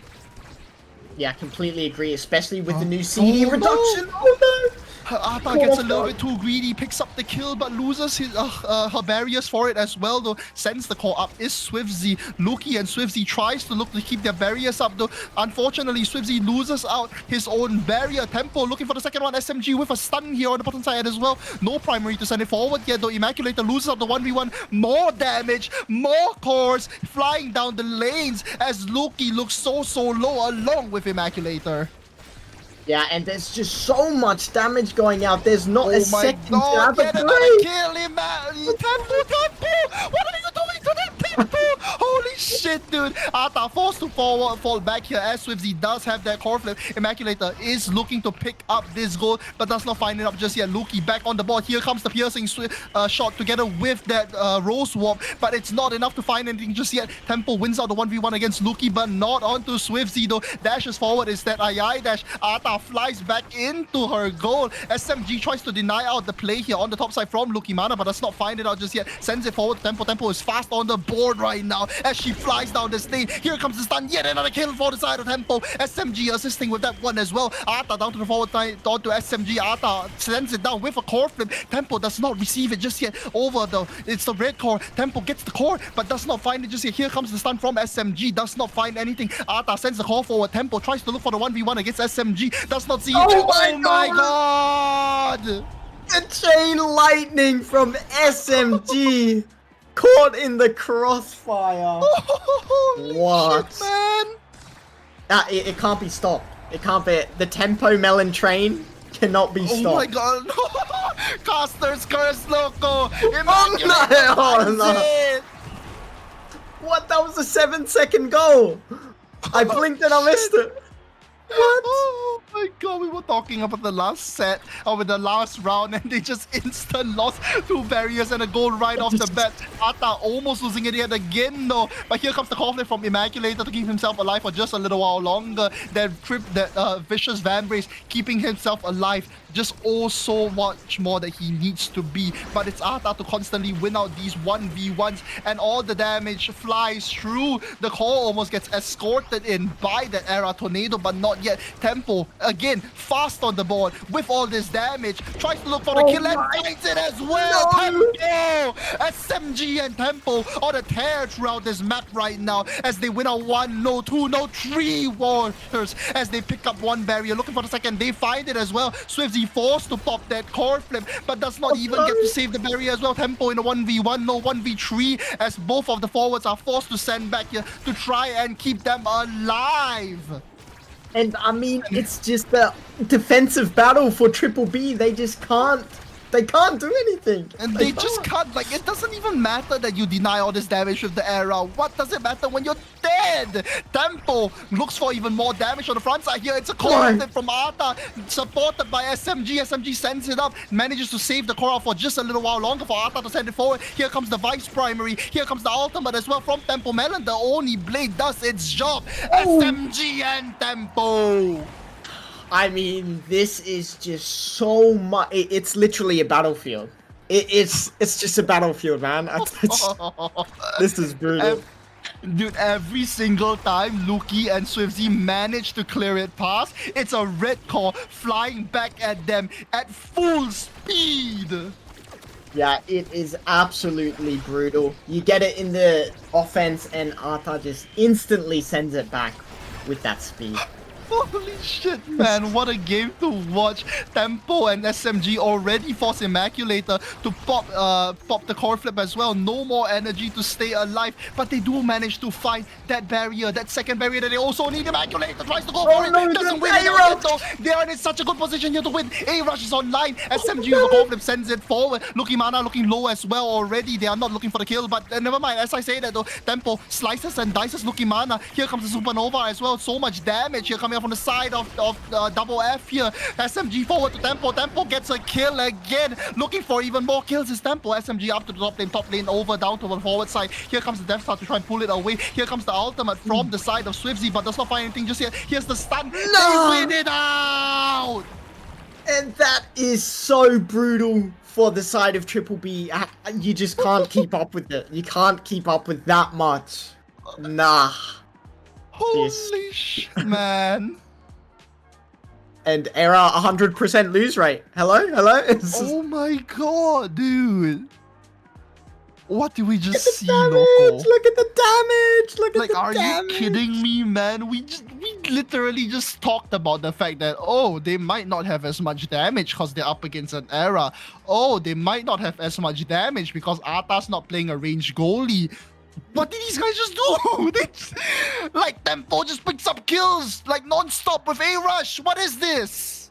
Yeah, after the first kill happened, it just kept coming and coming through with that, abilities coming back. The only thing I would say is, like, I didn't see so much Orb Replicator, you gotta be greedy for those orbs to just help your team survive at the end of the day. But, I mean, that was a war zone. Like, that's completely brutal. That is definitely true, but at the same time, though, just holy shit, man. Like, I'm still in awe, dude. The fact that Tempo can pick up all of these kills without needing any KO awakenings at all. Like, holy, like, is it just me, dude? Yeah, I mean, it also helps with the Vice. And anyone that tries to shove against Arthur just gets clonked on by the Umbrella. And Oh, they really, do really, it. really nice damage. Like, there were like maybe 1 or 2 misplays here and there, which made them lose a couple goals as well as that set. But just all this damage being output here from SMG, all this damage being output here from Arta, from Tempo as well. Just all they need on the board to pick up all these kills and just snowball. And we talked about the fact that there was that stacks on stacks as well, right? Okay. That snowball rolled so much faster after the first kill came through, dude. Yeah, I mean, that that was insanity, and you can't really fight back against that. That is just absolutely brutal, and, you know, at the end of the day, game is game. And yeah, but we do have to talk about the new segment once again, voting for your MVP. So please make sure you vote on the Twitch poll for who you think was the MVP of the winning Team Forge Fury. And I think it's pretty obvious. I think it's pretty obvious, man. I mean, a certain little someone might or might not have, you know, captured the hearts of all our viewers here today. Holy shit, man. Like, what do you even say, dude? What do you even say about this team, dude? I mean, the forwards are taking so much glory in Series 1 and Series 2. Like, you know, they were. They definitely are, man. Like we say that, but at the same time, so much props as well to Arta. Like, did you see the amount of situations where, you know, I personally had felt like it was an unwinnable situation for Arta, you know, just double abilities here from the side of Immaculator. But no, Arta stands strong and she manages to win out all of those strike walls and just constantly ensuring that none of these calls send through. And with all that time that Arta was buying for her team, she managed to allow Tempo to pick up those kills. She managed to allow SMG to put out all that damage, as well as assisting in all that damage for her team. Yep, completely agree. But we cannot forget SMG as well. I mean, SMG was just helping both the goalie and the forward with any game plan they wanted. You want damage, you want KOs, I'll play Vice. You want core control and a little bit of damage, I'll play Estelle, you know? Always backing up both team members, and a really great performance from everyone on Forge Fury. Definitely, indeed. And boy, oh boy, local, might I say, I'm just in awe, and like I am so excited to see more Tempo, hopefully in more upcoming games here of EUSL, because boy oh boy, like all the other teams have their work cut out for them facing this one. Yeah, I mean, both matches we casted today were like crazy, you know? Crazy. Both They matches were. crazy. They definitely were indeed. But yeah, amazing plays out of both teams here. Do remember to vote for your personal MVPs here in the Twitch chat poll that we have currently active, I believe. Yes, we do. And with that, it's been Loco and Xylofer here. And, you know, stay tuned because we do have more games here for you guys. I believe the next one will be Turkine's Cats against the Zoo. But yeah, stay tuned for that. I've been Xylo. And I've been Loco. Yeah. You gotta We catch need up to on that sleep. faster, man. Yeah, I'm we tired. need to sleep. Yeah, we need to sleep. But more games for you guys hanging out soon. Stay tuned for that. That's a bye-bye from us. See ya.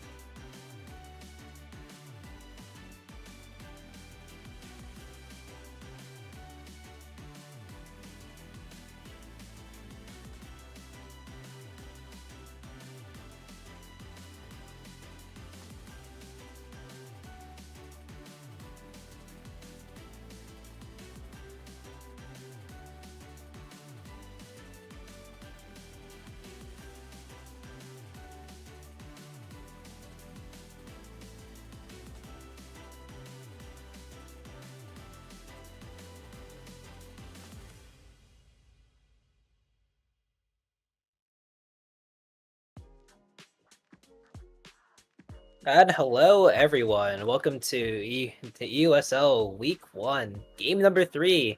We're seeing Turkey's Cats and the Zoo, both pretty new teams, but we've seen these players before, especially on Zoo. Yeah, no, we've seen like Nero, Scython, Donkers, all of them, no stranger to this stage. And, like we've all seen like Turkey's Cats as well. I am looking very much forward to what they're going to be doing for this season. Like it's already, it's been early, but there's already been some bangers that's been coming out. All, like just last match was wild.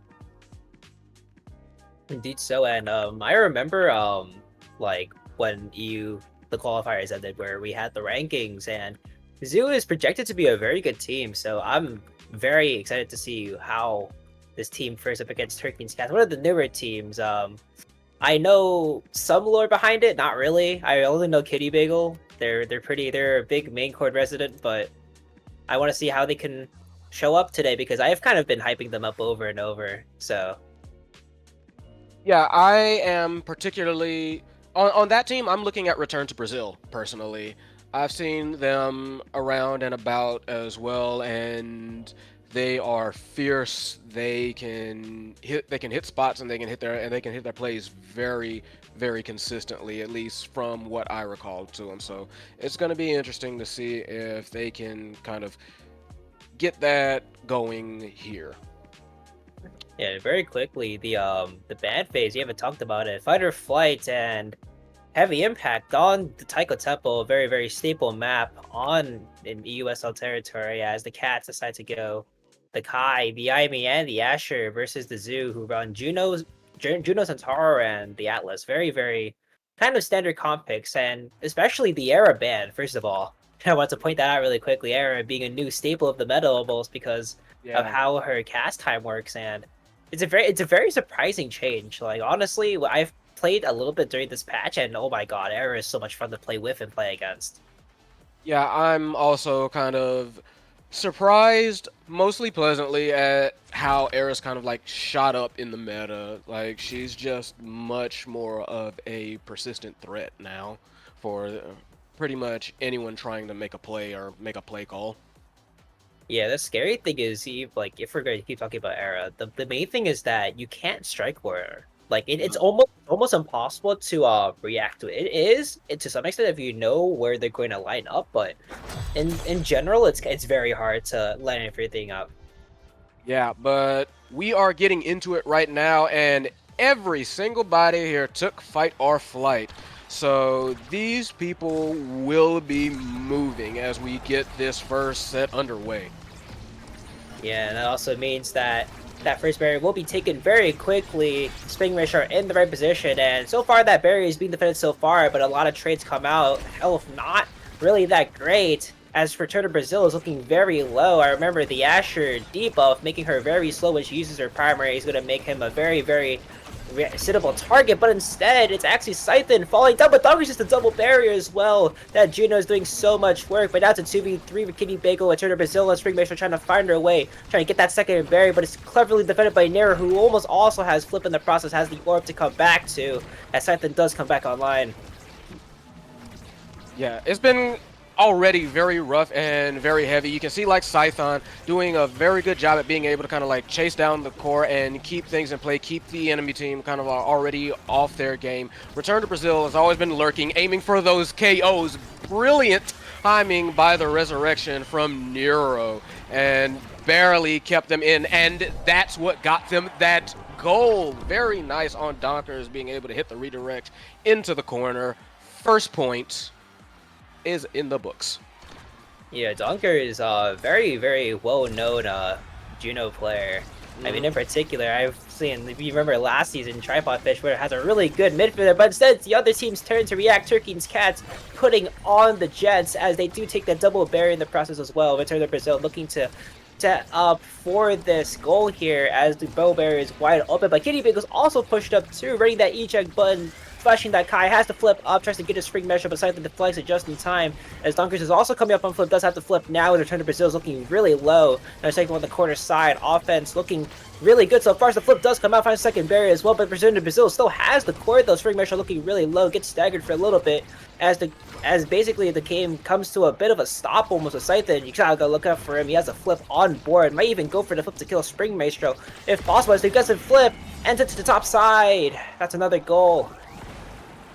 That was basically incredible work from Scython. Beautiful timing on the flip to knock out their player and basically set up a very, very scary 50-50, cause Kitty to kind of like flinch there. And really, this has already proven a bit of a slobber knocker. Just a lot of life is being lost very quickly. So when we're going into this first draft, I have to imagine that, you know, stagger awakenings are going to be at a premium. Definitely so, as we come up first with the Zoo taking one barrier, finds a second with the special strike from Scyther, as Donker decided looking on to put on the show here. Pretty much from Return to Brazil, trying to find some offense going. They did take the double before. Let's see if they could do it again, as they're being just completely entrapped within. Donkers, the Juno, scoring another goal. That's the Zoo with the first set of this Taiko Temple. And they looked very... I want to say they looked pretty comfortable in getting it. Like you said, like Donkers on that Juno, just very consistent with the slime placements and utterly swarming the core and anybody who dares to get near them, just with that absolute minefield. And with that hot shot, that's going to make those shots on goal just so much stronger. Indeed so, and hot shot falling over the Juno the first set, very scary. Even with the Juno, even with the hotshot nerfs, I assume it's still going to be a very, very heavily doubtable game, as even the damage on this team is going to be shot up to the roof, as Scyther does take the bulk up, looking to build on that stagger, as you said earlier, as this new set comes to awry.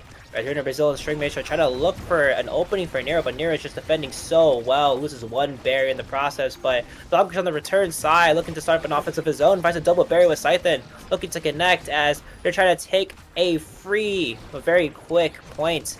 As Return to Brazil is very lacking, actually. He's been stuck in the midfield the entire time, almost taking so much damage, as Spring Maestro has to try to do something to kickstart the offense. Return to Brazil looking really low though, as Kitty Bagel has to push up as well, and that second barrier is just not falling.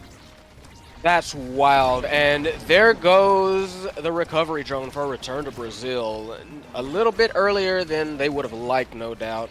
And really, that has been part of Zoo's game plan. Just kind of shut down Return to Brazil, not allow them to play the game, and not allow them to get all that offense rolling, kind of like you said, and allow that to kind of transition to Scython being able to take like these 1v1s or sometimes even these 2v1s and still winning. And that was just a crazy shot by Donkers just to get that double barrier, and they're already on the back foot, our Turkey's Cats. Yeah, Nero with the flip almost finds the goal as well. That angle was something to see, a very spectacular sight. Return to Brazil is looking really low. Now Kitty Bagel has to push up, has to find something, does get a barrier in return for the kill, but Donkers has a flip up, has to pass it down to Scyther. Scyther with the trigger discipline, does fight it back to Donkers. Donkers with the flip, doesn't even need it, sends it to the top side. And even that last point, I didn't get to mention it, but Scyther, he had a kill on Return to Brazil. He could have easily sent Return to Brazil back to the Shadow Realm, but instead he uses a special strike for the goal there, and I think that's just what defines the Zoo here. They're playing so calm, so well predicted, and they're taking this game really easily though, but that corner offense will set up Turkey's Cats up for a point here, as Return to Brazil has the Asher ult, and Kitty Bagel with the flip gives them their first point. Yeah, I'm a bit worried that it was Kitty Bagel that had to kind of like come up and ended up scoring that first point. But then again, Kitty Bagel has been playing like very aggressively for this match so far, very up near the midfield, and kind of like being willing to risk like a core clear past them. Having a lot of faith in their teammates, yeah, but that's a very high risk, high reward play style. Yeah, and both flips being burned, String Maestro and Scyther, both trying to look for something. Both gets deflected though, as Kitty Bagel is looking to try to kickstart the offense yet again with Return to Brazil looking very staggered. Will get KO'd by Scythen, and now the Zoo are up in manpower and also up in points right now, looking to take that barrier. Will find it as Donkers is looking to set up with the Juno Slimes. Has so much to work with as he's just able to walk back and send the core right in. That's another set for the Zoo. Yeah, this is looking very concerning for Turkey's Cats. Juno again with the MVP, getting their pick of the litter, and there's a lot to pick here. I mean, really, missile propulsion, primetime, team player, their aerials even. Yep, Juno aerials. That Juno is going to be bouncing around every which way across the map, and that coverage is just going to get more and more scary. Yeah, this game's going to get a lot harder, especially with whatever Nero had to pick their twin drive for primetime. Whatever, it didn't really matter because both of them were pretty good onto Nero, as Springmeasure is looking to keep on the damage with the heavy impact. But this game doesn't look runaway just yet. I think we just need Turkey's Cats to just have one setup and they're good to go, because the main thing with Asher is that even though she's very slow, it actually, in my opinion, it allows for a lot more precise gameplay. As we see right here, Return to Brazil and Springmeasure looking to kick it up a notch right now. Currently trying to find that second barrier, trying to work for it as Scythen does come back online to the gridiron. And now Kitty Bagel is winning the Striker Wars against Donkers, and it's allowing Return to Brazil to get set up in a good position. But we need to see more of that and keep going with it, as they're looking to keep this defense going as well. They're just playing such a good job in that, and they keep both barriers alive. Yeah, that dash speed is really paying dividends for Kitty Bagel to allow like these three-person offenses, which is what they really need to even kind of like get something, any kind of consistency going, especially with Return to Brazil constantly being low, constantly being on the attack. And it's been rough for them this whole game, and they need to try and like figure out how to keep Return to Brazil alive, and second, how to convert on these barrier openings, on these clears that they do manage to get. And Flips being burned here into the corner, but Scythen finds the KO as well with a perfect checkmate. And that's another goal right there. That entire sequence was kind of scuffed almost. That unfortunate bounce leading to the double barrier being found by Dong. Not even a double, it's just a single, but that bounce allowed for it to happen. And Turkey's Cats are not pleased with it. Springmeasure looking really low, has to find some opening to keep the offense going, but it's just being stalled up by Scythen, who has the speed in order to take that W barrier now. Return to Brazil, taking a barrier in response, but it's almost too uncertain as they can't just find a setup to get anywhere, as Donkers almost has a flip up. Now Nero left in behind, saves the barrier, almost gets it, but fortunately it does fall, and now it's an open barrier situation with Donkers having the flip up for grabs. One simple pass can do the trick right now if they can get it to him, but so far Turkey's Cats are fighting back. Return to Brazil getting knocked off the map, and Donkers with the flip. It's match point.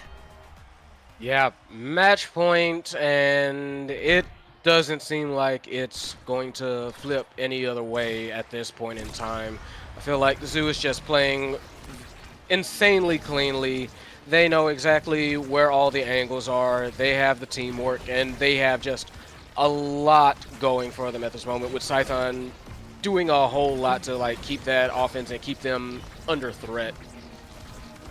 Yeah, in general, Donkers is putting on a masterclass. He's just been able to convert almost every single time he touches the core, and gets that one barrier as I say that. And Scythen as well, he's playing so well to just let Donkers do all the work.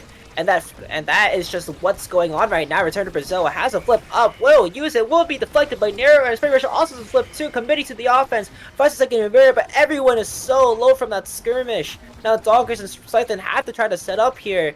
They're looking really well, but Springmeasure does find the opening. We'll have to keep it going as Nero burns the flip as well. Fortunately, it does get cleared out, and Return to Brazil is looking really low now. The Astro committed, and Return to Brazil knocked off the map now. 2v3, Scythen and Donkers, they have to find this. They have to convert right here, which it looks like they're doing so far. Finds the barrier as well, and this could be game over already. Donkers looking so clean right now. Has to just worry about just getting the core through to Scythen.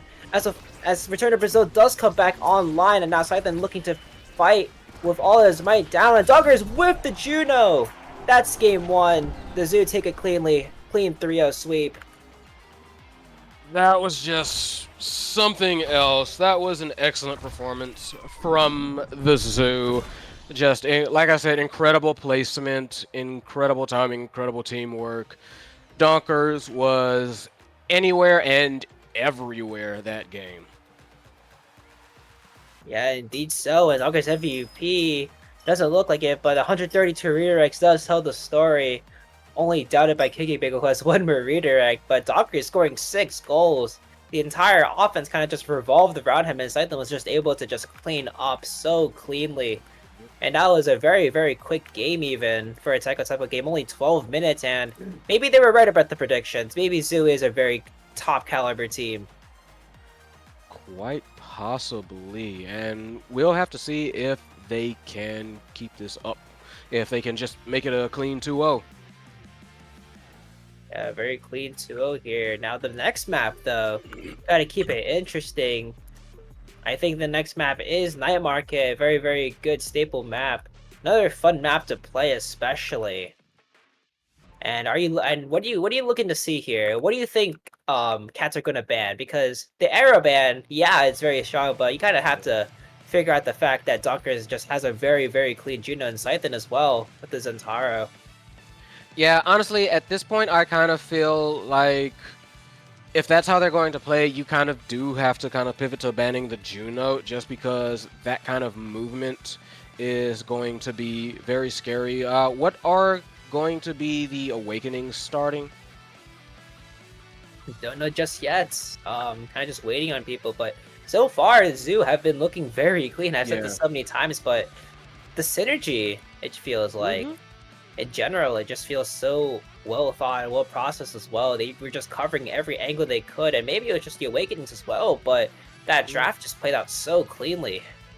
Yeah, no, it played out pretty flawlessly for him, which is why I'm also, again, worrying that they kind of have to ban the Juno, if only just to, like, get that kind of lane coverage dealt with. Because, yes, Era can definitely speed up characters. I feel like what they want to do is, and this is just me speculating, postulating, whatever you want to call it, is, yeah, ban the Juno, and if they do pick Era, start trying to like focus fire on that Era. They're going to have to kind of switch to a more offensive playstyle than they were able to pull off last game. I think that's kind of really the solution there, but that's just one guy's thoughts.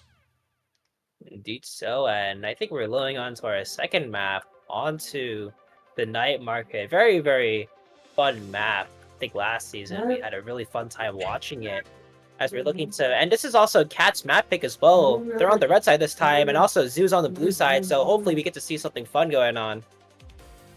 Yeah, very much so. I mean, we all know about the infamous Night Market angles, so hey, I would not be surprised if we saw a couple of those with how things have been going with these two. Yeah, and the big thing is that Turkey's Cats are able to fight back, I think, on this map in particular too, because I think, well, I don't clearly remember, but I think this is one of their best maps. I'm unsure about that, but hopefully I'm right. Yeah. And as we are going through like the bans and the awakenings, again, it's going to be a very, very dangerous game just from the looks of it, just from what we saw last game. I do feel like there's going to be a lot more KOs this game. Indeed. So with that Reptile Remedy Clearing Corporate Generator, aka that, and the Deadeye pick as well, Zoo opting to ban the IME, and Cats actually, interestingly, taking up the Atlas ban. I'm kind of questioning it, but hopefully it plays out in the end, as the Era pick does fall over the Zoo, most likely. Maybe you beat Era. Actually, Era goalie could work this time, I think. Last season, it didn't really work out for Sloth. I remember that in the Grand Finals, but I think that Era goalie in this scenario actually could work out, which is very scary. I mean, that, and there's also I'm just happy because I see Luna. I'm always happy when I see Luna being taken up. I believe that is one of the cats that's taking that. So that Estelle, that's a lot of damage already, kind of like coming out. Some good core control too. As we coming out as well, taking up the Estelle and the Luna cats, looking to try to fight back with a lot more damage. Very scary as the Kai does fall over to the zoo as well. Actually, Nero will be piloting the Kai, I think. And I think Donkers might be going Era. Who knows? Maybe I'm wrong. Maybe I'm a noob. We'll see. I wouldn't be surprised at that. But like these last couple of picks are going to be interesting, and we do see one come out with the Now, which honestly unsurprising. Now Night Market's a good map for now. Just able to like lock down, play lane shutdown, and generally always in range of teammates to allow for like some very nice combination strikes and passing setups. I think last as well, the Julie going over to Turkey and actually will be kind of scary. Julie's a great pick on this Night Market map. Very, very interesting as we are loading in. So definitely going to be a wild one just because of like these weird two combinations of awakenings. Both of them very good for very different reasons.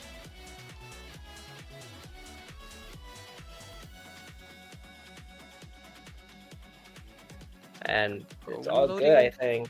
Honestly, in general, this era pick's gonna be very dangerous. I just realized, wait, they're running double midfield. Wait a minute. This is actually kind of scary. Is it now? Do explain. Yeah, they're running triple midfield. So I think Nero's gonna be probably playing the guy, right?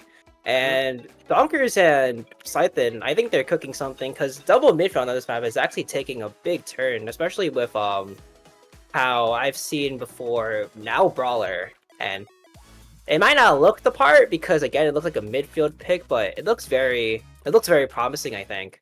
Especially with the changes.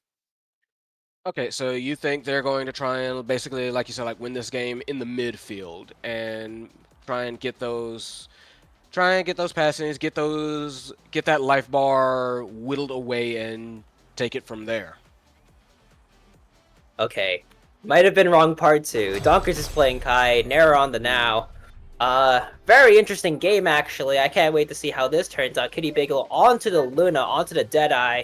And on this map in particular, it looks very, very frightful, especially with the speed on this map. Actually, this comp is very speed heavy.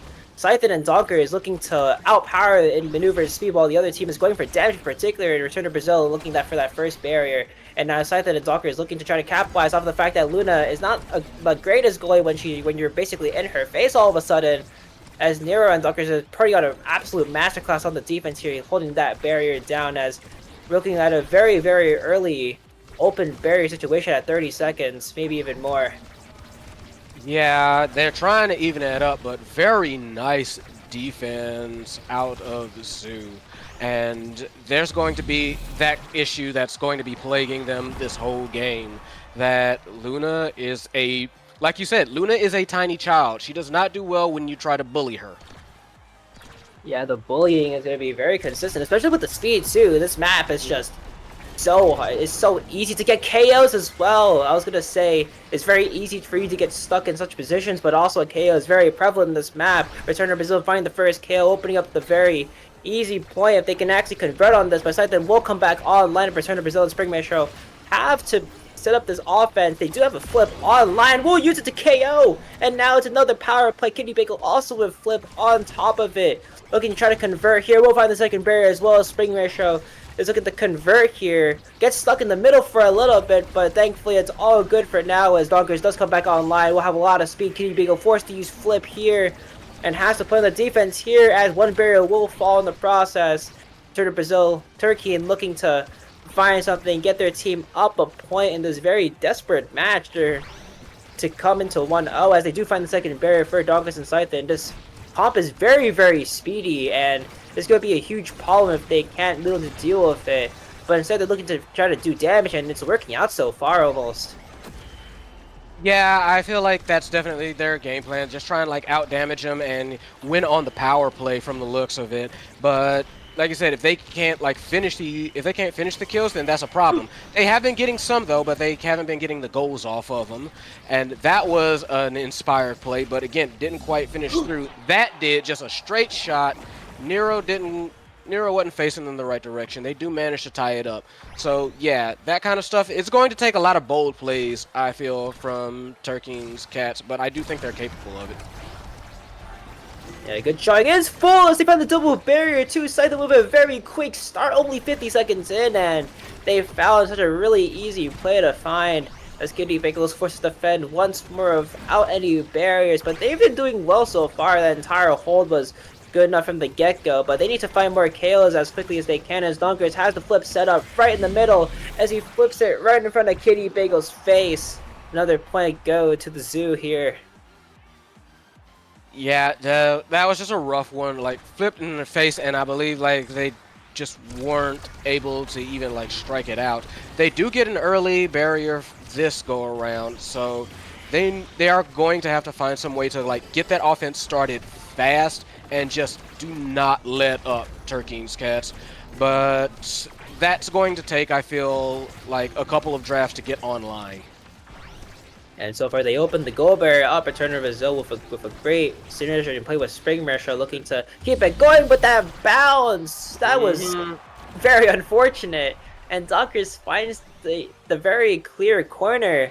And Scythe with MVP, this is looking very dangerous. Era has got a lot of changes, and Heavy Impact is one of them. Even Monumentals on the board, too. There's so much to choose from. What will she pick? It's very much pick your poison here. I personally still go with Monumentalist just because everybody's kind of like been bunching up. Okay, going for the explosive entrance, that's fine.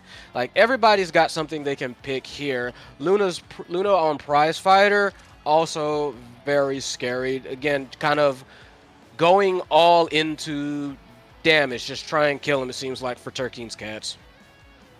Yeah, the complete deny of KOs here.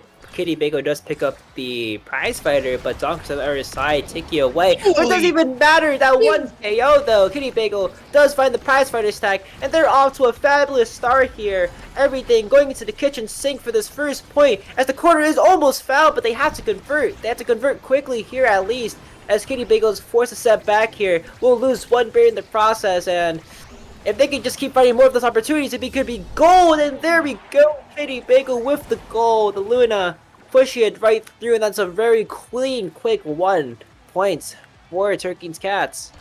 Yeah, exactly. That's what Turkey's Cats kind of needs to play. Just these fast, furious goals, because otherwise they are in for a lot of rough road. Their defensive capabilities aren't that grand, so they have to understand that and just do their best to play to their strengths, which is frankly overwhelming damage and being able to try and get the core in spots where they can feed it to like their forward people. They can just kind of like get these passing plays going. And Nero not looking too good on the health, and it clearly shows. Spring Metro with the primary, setting it right through. And that is a very, very quick turnaround from what we saw last set, and it could be the start of something grand here now. Energy Awakenings, energy not really on the side, but kind of even in general, as Kitty Bagel is coming up on flip just yet. A great defense means that barrier is safe from the Kai Barrage. And it's a very, very clean game so far. Donkers and Scythe have to have their game online. They know the game plan. They just need to execute it pretty well. And so far, they have been doing it. Will lose a barrier in the process now. Return to Brazil, looking to kickstart it as well. That corner offense is going online. That barrier is still being held by Nero as they're holding on so far. But now that second barrier will fall. Spring Measure with the flip down to the bottom corner, and that's good. Turkey's Cats taking off the set. That was insane. That was a lovely angle from Spring Metro. Hit it off the opening goal post. Did you notice that? Like dinged it off the pole, but got it. And very well deserved MVP. Yeah, and they get to capitalize a lot off of it actually. Team player going around. And there's a lot of interesting George transfers to pick, especially with the cast blast onto Era. Not really a lot of people can take it. I think Era's going to get this for free. Very, very scary thing to see, but Juliet, though, that power from Stagger, they found 1 kill in the past, and so far their damage is actually doing pretty well so far. They've been getting a lot of damage off, and even Nero before was getting completely bullied in the go zone. So hopefully they can scale off this damage and get more power into it. But that one barrier isn't going to do them much justice. The second barrier also falling too. Very, very quick. Starting Kiki Bagels also looking really low. If they can find an easy KO here, that means that prize fire stack will be gone. But now it's Turkey's Cat's turn to actually put a move on this now. They have to put up the corner offense. Now they find the second barrier as well. Very, very clear open barrier situation as Kitty Bagel is left to defend here. Has to use the dash out. It's good so far, but the pass right back to Scythen sets up another goal. Just an unfortunate clear there, and Scythen was just ready to receive the inadvertent pass. Just like, oh, thank you for the freebie. And it's... that's not really what they want. Like, Kitty Bagel got that Super Surge to try and improve on those boosts that they've been doing through, and yeah, that definitely is hitting the core hard, allowing it to like red core very fast and send it flying. But that can but that boost by nature is still just a very bit of risky business to go on. You have to know what you're doing with it. And thankfully they do as they find the second barrier too. A lot of these abilities are going in the right direction so far. Spring Measure, they'll try to push the core forward, and even finds the KO onto Nero. Oh my goodness. And Turkey's Cats, they're here to play. They're not out just yet. And so far, it's looking like a very competitive game now, especially with the stat line as well. Very, very scary. A lot of KOs being found onto every player, as well as Donkers as well being taken out to half health. Yeah, no, just very, very impressive on how they've managed to kind of like turn the around after that draft. Barriers get traded. That red core was screaming. And right now, and Donkers and Nero just have to win a couple of strike wars to get it through, but so far, Turkey's Cat's putting on the show, trying to keep it going so far, as the speed is just completely out of control almost. The Era doing so much work. Preserver Brazil is being completely stuffed out, and that barrage, goodness me. That's not what you want to see. That barrage doing so much work. Donkers securing another point. And now this set is going to be very interesting. I wonder, like, the draft that could possibly come out here is going to be completely disturbing if it does come out the way that I think it will. Oh, yeah, absolutely. Like, both teams have their win conditions, and they're almost, in my opinion, they're almost like the exact inverse of each other. So that means that both teams can play for essentially best in slot. Nice KO on the side of Zoo. They managed to get this power play, there we go. They managed to get both goals as well, and this is just a very, very back and forth. That core is screaming. It's going flying places, and so are they.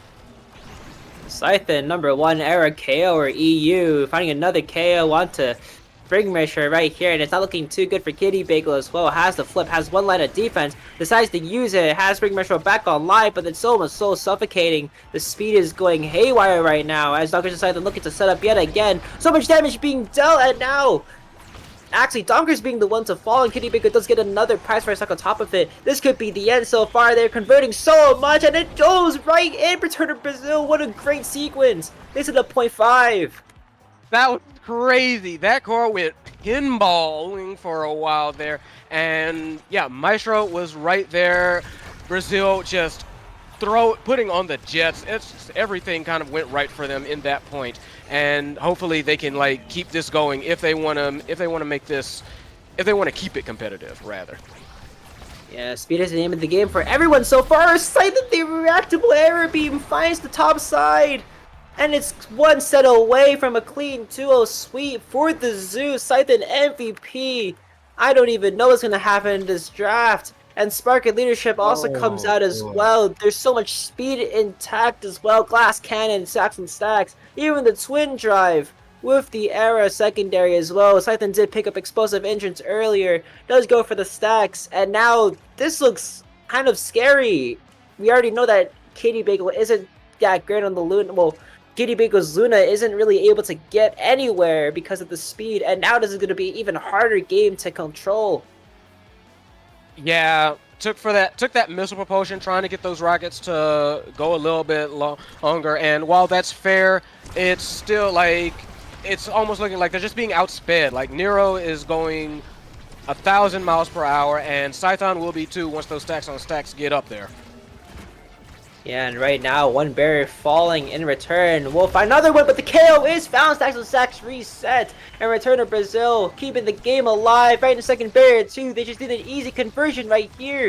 If they can get it done, but that is offense going so well. Kitty Bagel trying to look for an offensive play. As Scythen does come back online. Zonker's looking extremely low, though. The damage being dealt is almost unfathomable. So looking to take it to the bottom side now, trying to set up so cleanly. Return to Brazil still has the core though. Has to use the Julie ult to try to stall, and thankfully it does get taken away as Scythen is looking to take that second barrier too. But the defense is holding on so well. The speed not really affecting Kitty Bagel, but that second barrier does fall now. The speed going haywire. I don't even know how much speed Donkers has. He has so much. He's looking to zooming across the map. And now Kitty Bagel has to look for something. Donkers with the ad rush proc as well. Looking very, very scary right now as Kitty Bagel has the flip, has to use it. Gets fitted right back to Donkers, and Donker just sends it right in. Jeez, that was just the worst possible situation for Kitty Bagel to find themselves in. Had to flip, had to try and go like, do I try and clear like north, or do I try and clear it past him? Tried to clear it past him, and just nothing happened. Meanwhile, Spring Maestro having everything happen to him, getting hit by a tsunami of attacks, and Return to Brazil feeding into that one as well. Just bodies flying already, and just a lot of blood being spilled. But that is what Turkey's Cats want. So we need to see if they can again like finish on that. Yeah, what an impressive clear by Nero means another KO is found. The specialized training. And it doesn't even matter, he falls as well as a 2v2 now. Nero and Scythen looking to capitalize, trying to store the call, trying to stall the core out, excuse me. As Nero has a flip up for grabs too. That was a very impressive performance by both teams. As Spring Maestro is on the edge still. Almost finds the KO. Donker is also missing his Giga Blast too. Kind of scary situation for Turkey's Cats. The second barrier does fall. Unfortunate best. Let's let that happen. As Kitty Bagel is coming up on flip, another resource to come out. They're trying to force the core back into the hands of Spring Maestro and Return to Brazil, but currently doesn't look too good now. Night Nero still has his flip up. Finds the KO onto Scythen, not even Scythen, freaking Donkers as well. It's so scary. And Nero also uses the flip in the process, means that he doesn't have another chance to keep that barrier alive if he gets dash punch. Spiritual has the second flip as well. It does for the second barrier, and this is a complete turnaround for Turkey's Cats. They find the down corner too. Yo, that feed from Kitty Bagel, long range, long distance delivery right to Return to Brazil. Dunked it in, beautiful play. They're going to need to keep that up if absolutely possible, but the way this has been going, it's almost been like absolute chaos and who can take advantage of it first. Yeah, and Turkey's Cats are playing so well into this. Comp 2 finds a double barrier as well. And Spring Maestro and Return to Brazil have a chance. They have a chance to bring it to another point and potentially take the set as well. But they still have to fight through Donkers as well. He has so much speed, so much pressure coming into this. As Scythen does find the strike for a win, he finds the KO as well over Turkey. He's so close to greatness, he just needs to see a simple strike war. And he almost does though. But Nero and Scythen are keeping up the pressure. They're making sure that they can't get anything done right now as Donkers does come back online. Almost finds the kill on the Spring Maestro as well. As the bottom is good! Turkey! What a strike! That was crazy. They are turning on the Jets right when they need to. Kitty Bagel with the very, very timely like Praetor Makers, Spring Maestro with all those Crystal Thorns. Beautiful boost, sends it clear across the map. Gets a barrier. Once traded, however, they get another do the zoo, and so now it's still a little bit crunch time. They are up by a goal, but that can change very, very fast. They need to stay on task. Yeah, and so far they're doing a great job as well. Donkers has the speed. Kitty Bagel with the boost, sending it right back, and it also has a flip in the process to keep it alive for the time being. Now almost everyone on Turkey's Cats has a flip up. If they can keep the core rally going, they have a chance. Has to burn the flip once, but Donkers is just right there. I don't even know how much speed he has. He has 700 on my screen, but damn, that guy is fast. Like the fact that he's just that Donkers has just been going absolutely everywhere, has been the bane of Turkey's Cats for this whole game, and they have not figured out like a real solution to it. They've been able to take advantage of like some madcap situations, and especially when they do manage to get these KOs, but Donkers is so fast that it's just hard to like target him. Yeah, match point on the horizon for the Zoo. Core goes around the world and Dockers has a flip up as well, setting up the corner pressure. Almost gets KO'd, but thankfully he's alive. As Spring Metro and Turkey look to get another kill. Dockers with the adverse proc. And now it is a very, very hard game to win. As Dockers has the flip, has it everywhere to fill, but the return flip from Turkey sends it around. And now Dockers with a simple strike down to the bottom side. That was a very close game. I don't even know, man. The score, it might not look that way, but Jesus, that was a very scary game. Oh yeah, no, the score does not tell the whole tale here, but today it was Donkers just proving how good they are, just being able to be there with like the shots and just the boost. Donkers was a comet everywhere and anywhere. Yeah. Oh my goodness, bro. He was moving so fast. I don't think I've seen Kai just move around that quickly, but in general, off of the goalie position as well, 700 speed is a very scary number to look at, and Dockers again doing almost a lot of the work really. 6 goals, 3 KOs, KOing Spring Metro almost every time he got close to the edge, but the Cats though, let's talk about them. I remember even though the Zoo were top notch, I remember the Cats being very low ranked, which is very surprising comparatively when we see them just play right now. They actually had an insane performance actually. If they thought that this team wasn't good, then think again. Oh yeah, no, they were great. They were fantastic. However, I do want to ask a question, and that is, what do you think the chat thinks about it? What do you mean by that? You mean series MVP? Yeah, Yeah. guys, go vote right now. Hurry up and vote. Yeah, but Donkers, I think he just put on a masterclass. Like, that was just an insane performance by him. Like, speaking of just doing everything in the world, Donkers game 1. The Juno just being able to set up Siphon so easily, just giving him almost every single perfect core placement, and just being right there when Siphon needed him. And then game 2 as well. He was there when Donkers couldn't, well, he was there when Nero and Siphon were kind of in the bunch a little bit. Yeah, he did get KO'd, but in the end, it just meant that a lot of abilities were thrown his way, and it just allowed Scythe and Nero to have an easier time defending, and that's what happened. It just felt so easy for Donkers to have complete control of the game once he got all those drafts. Yeah, and that is just led to a very nice victory. Like I said, it wasn't quite as dominant as the score might suggest, but boy, was it a well-fought victory. Insanely fought and a very a completely well-timed game. In fact, this is a very interesting game. I wonder whether or not that this will carry on for Turkey's Cats. Even though they're 1-0 right, well, they're 0-1 right now, it doesn't mean they're kind of just sitting there like at the bottom of the barrel. Actually, they actually have been doing a crazy good job. And even though they're a very new team, it just seems that they have so much potential to become probably one of the, if not better, teams with a winning record this season. Yeah, I agree. And hopefully we'll see more from them very, very soon. So, for now though, we will be headed to a bit of a break. Do not go anywhere.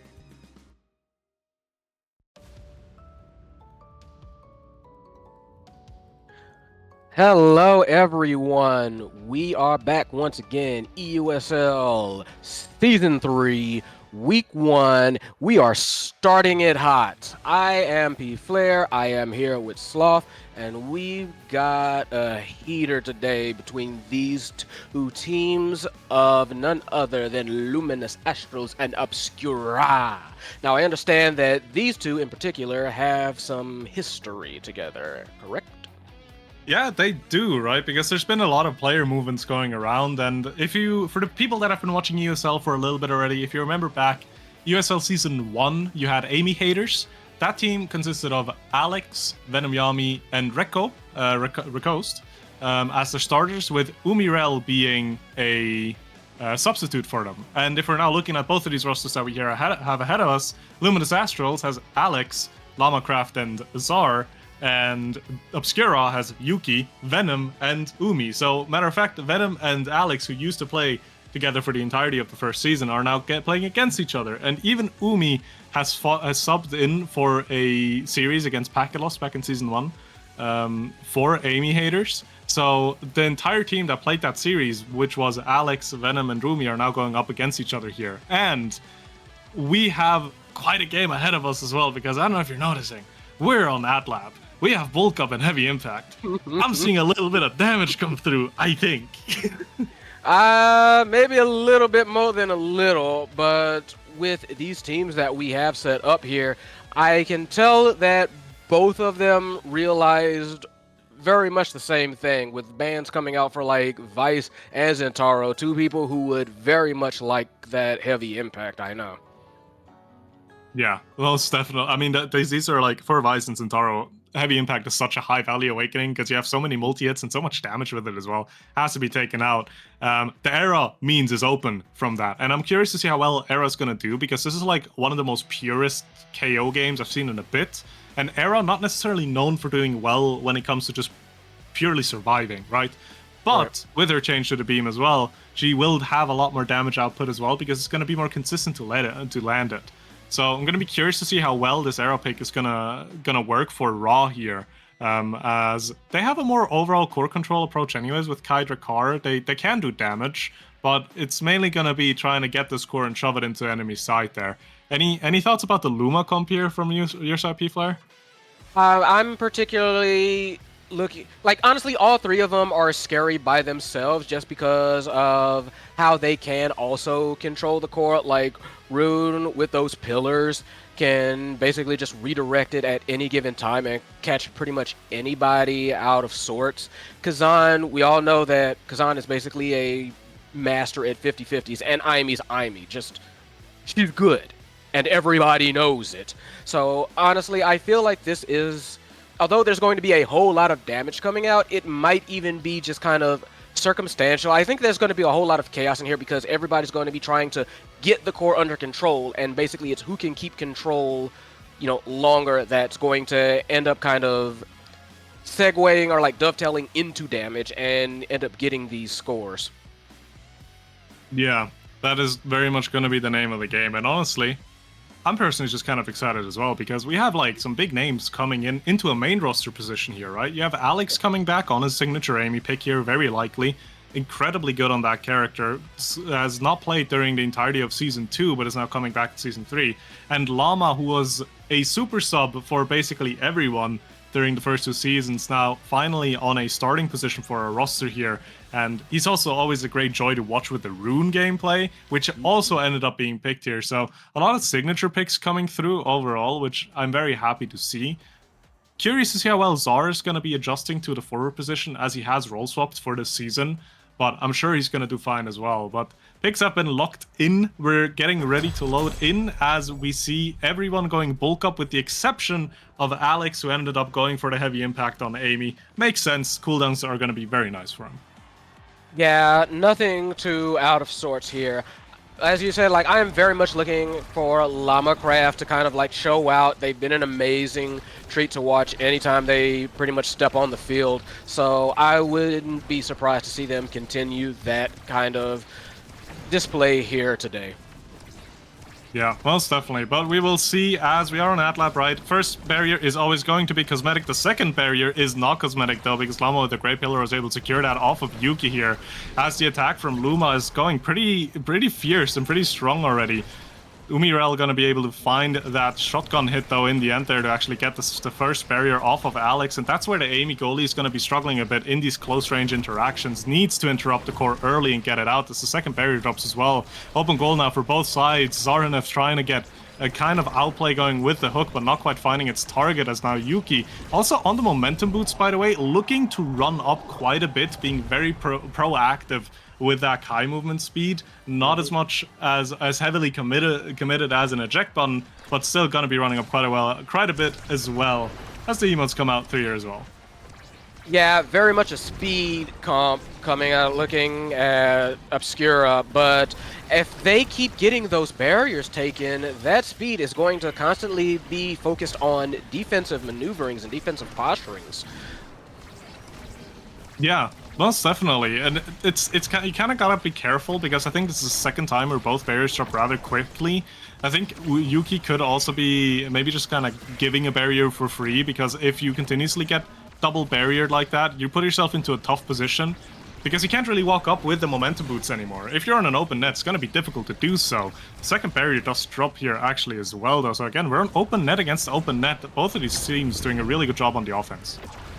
Yeah, a lot of it's going to come down to getting like these shots on goal, and that's where I think that not just Kai, but like that Zaro, that Rune is going to come into play, as well as the Kazan, honestly. Beautiful takedown there. Once they get into like these one-on-ones, that's when the danger is going to start happening for Obscura. Yeah, most definitely, and they're just gonna have to take a lot of damage as well, because Alex is gonna be in that back on that Amy, is gonna make use of that heavy impact and just continuously pummel them down. So we'll see how they're gonna be adjusting to it, as the attack's not really slowing down in any way, shape, or form from the side of Luma here, and damage gets found, a KO gets found actually massive on Yuki, as Zar is gonna be finding that strike past Umi and Venom there, really well executed. Yeah, just very impressive. Caught him basically looking at it, kind of split the uprights there, and it's Luma now with a fierce advantage in energy and now in people. Yeah, the good old patented Amy jump up from Alex. We've seen him do it plenty of times before. That Amy cyber swipe together with flip together with the glitch pop. It's just such a lethal combination if you have any kind of damage awakening, and Alex just always is able to find that off of kickoff. So if you're not aware of it and if you're not ready for it, that's going to be an immense power play coming out for the side of Luma. As they're taking a second barrier here as well, and Zarhainov in front of the net now with flip. Not able to get the score in just yet, as the defense from Venom, Yami, and Yuki is holding on pretty well. Venom has a flip here as well. We'll see if he's going to be using it offensively, or if he's going to have to even to use it for survivability at this point, because again, the damage is just dropping over and over again on top of Obscura here.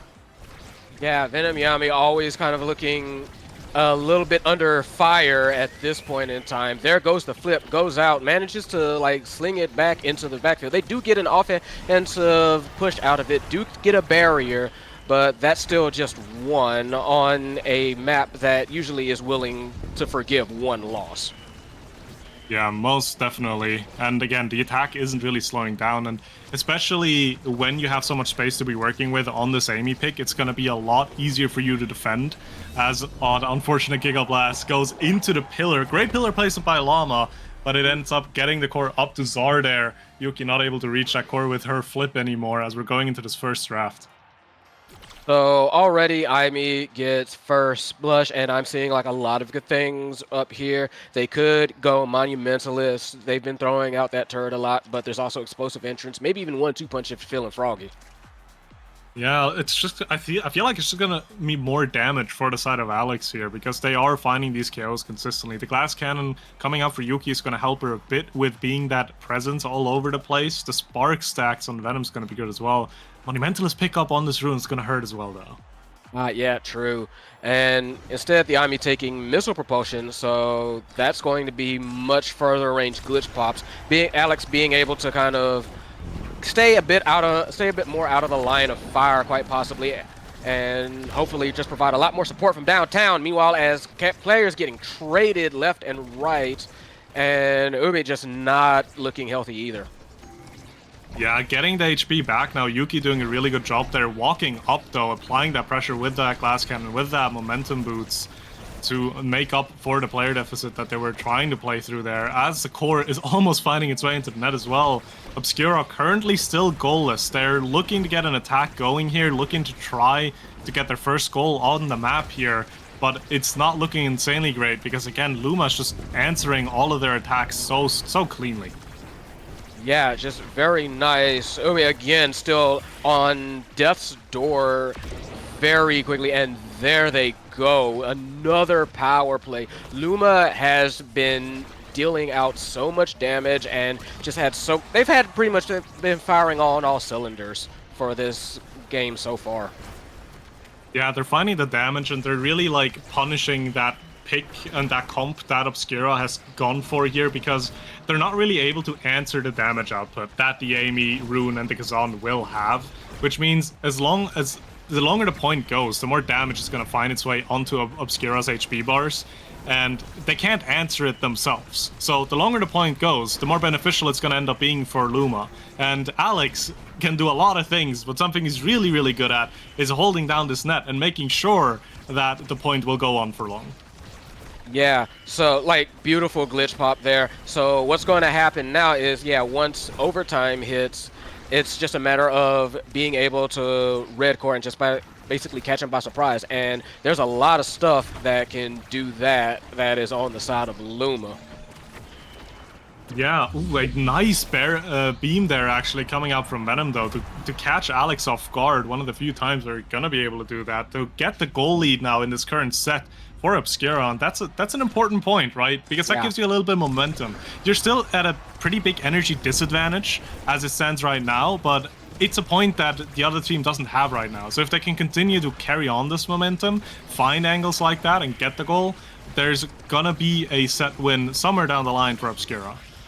Yeah, very much. It's going to be a game of like caution and both patience and basically knowing when to press and press hard in particular, but they can do it, and I do still think that Obscura has the core control to be able to slip it past Luma if needs must, but they do have to play on point in order to be able to pull that off, because like you said, Alex is so great in the net, and frankly both other members are there. I mean, Kazan in general is like a very good defender and just very good at redirecting the core. So that's just something you have to watch out for. But nice interception there, trying to basically intercepting a pass between Alex and Rama. So fantastic. Yeah, Umi and Venom need to start playing for those pass interceptions, because that's where they're going to be thriving in, right? They have ranged abilities, and now with the arrow change ranged abilities that all come out quick, that can just quickly punish a clear into the wrong direction, or just intercept the clear to make the clear basically impossible. The core, they're also sneaking its way past the pillar. Very fortunate, as they are now in an open net, and even though the first set seemed very Luma favored, Obscura is now fighting their way back to maybe even potentially a 3-0 set of their own here. You can see Yuki's just running up on the sky as well, trying to get involved, trying to get the pressure going, as Alex with the flip is playing around with the Soren angle there, holds on to the point, and Llama with a great pillar will secure the second barrier. Obscura back on the offense. Still though, the flip has to come out from Zar, but it's gonna go into the attack yet again. That was an insane Soren angle from Alex to keep the point alive, and even though it is now Obscura that is still kind of like on the threat. Oh, they do manage to get it past Yuki, not quite able to reach it in time, and they still get a point on the board. Yeah, that's kind of the outplay potential that a Kazan will have, right? Something that you're going to be having to be dealing with repeatedly. So also, that is the downside of when you're playing aggressively like Yuki is this game, right? Because you're going to be within strike ranges of the enemy forward, and if you're losing that single interaction, the core is slowly but surely going to go into the net. So, great punish there from Zar. A Sad Boys angle coming out, not taking the second barrier there, as now Umi is going to try to set himself up with this Drakkar to take this barrier off of Alex. Yeah, not quite working, however, but very excellent, like getting the core around those massive pillars for that second barrier. And so now it's an open goal for for basically Obscura being able to try and mount an offense here and get a goal in. Maybe get this last point, get a set, and get some strong momentum. Yeah, both flips coming out from Luma there. Yuki also not dying there, as now Umi's going to be in a 1v1. Uses the flip, but the eject button placement from Alex will be just right. Again, in a 1v1 though, Drakkar shines so well in these situations, and the shotgun placement will come out there from Umi to secure the goal as they're flashing their Obscura emotes in the new mod pack. Get that as well. I'm sure it's going to come out soon. Nice. But yes, very nice on their part. Yuki getting the MVP, and I'm seeing like some fight or flight. Maybe even in stacks on stacks or Castellas. Takes prime time instead.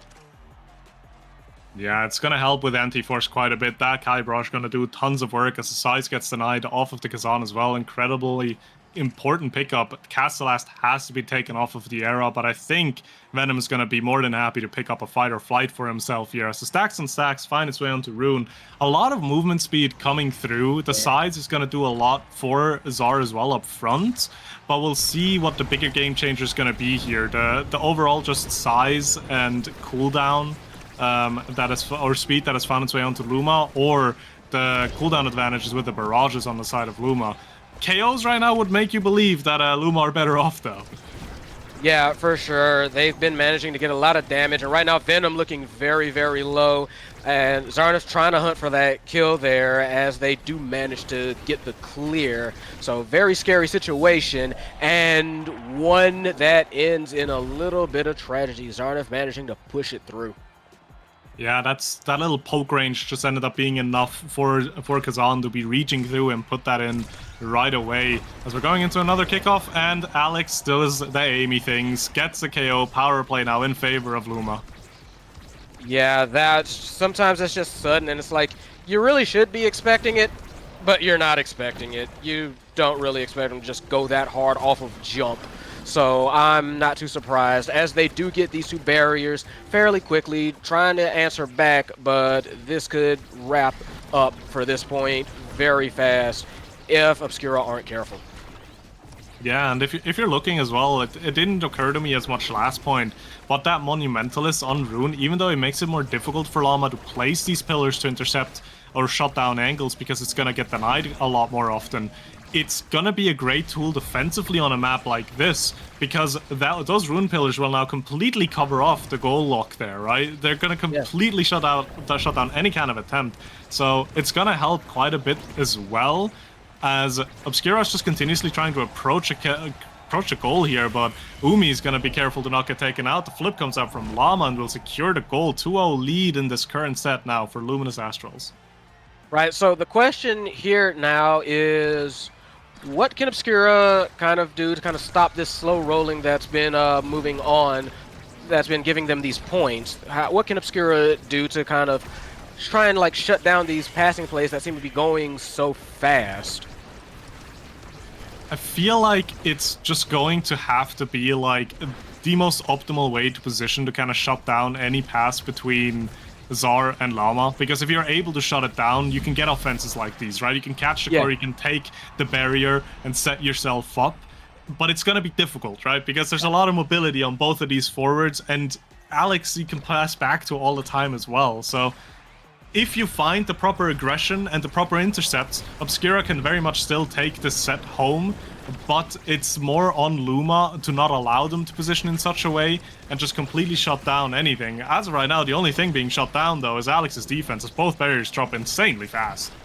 Yeah, that was a very good play there. Alex and them trying to kill Umi. They do get the kill, so there's a power play, but that does not mean that they're out of the woods yet, are Lumi. They have to try and make something of this. They do get one barrier, trying to push for a second. All three members up briefly. That eject button doing wonders for Lumi's offense. Yeah, and the core is gonna be pushed into the Aeronator there as well, but again, it's gonna be played around actually. Alex has a flip available on this Aimi, which means either A, he's gonna try to look to use that offensively, secure a barrier or a goal, or B, he's gonna try to use it defensively, but with, unfortunate there, flip coming out from Llama. That's 2 flips out from Luminous Astrals that they won't have to take the second barrier anymore. Looking really good now for the side of Obscuro to take this point. Yeah, they are. If this goes much longer, they're going to have 2 flips to work with easy, and that kill is going to cause a bit of fits, but they do still have a barrier to defend with. Yeah, that barrier, they're going to hold on to that for dear life as well, as Umi's taken off, but 2 flips now on Yuki and Venom. Yuki finding a big KO there, flip coming out, but Alex able to defend it. Power play still very much alive though. Venom would love to not have to use the flip here for the goal, but will have to settle for it, as he does use it and gets it past Alex. Energy advantage now in great favor on the side of Luminous Astrals, but we are in a 0.5 here, so which is already better for Obscuro than going 0-3 in this point.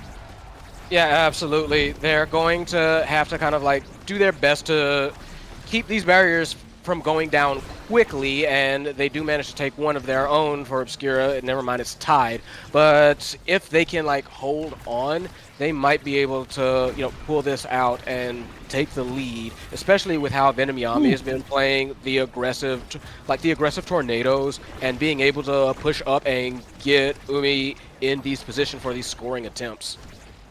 Yeah, and I mean, it's not only the NATOs, it's also the shotguns that are coming out from Umi, just doing such a good job at like completely shutting down any kind of angle that Alex could be going for here, right? So we'll see how it's going to continue to pan out as a great banish comes out from Lava, but again, the flip is being shut down. Obscura doing such a good job at flipping, completely getting rid of the flip value on the side of Luma, as the Strike War wins will be enough in the end, and a nice and clean hook from Zar will actually get that core and send it past Yuki, who has mistimed her strike to answer it properly.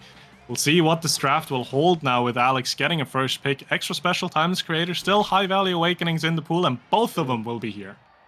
That is scary. It's very much pick your poison for Aimi. Both of them are very, very good, and honestly, Rune wouldn't be too badly well served with them either. But Aimi going for the Super Surge, and Rune going for the extra special.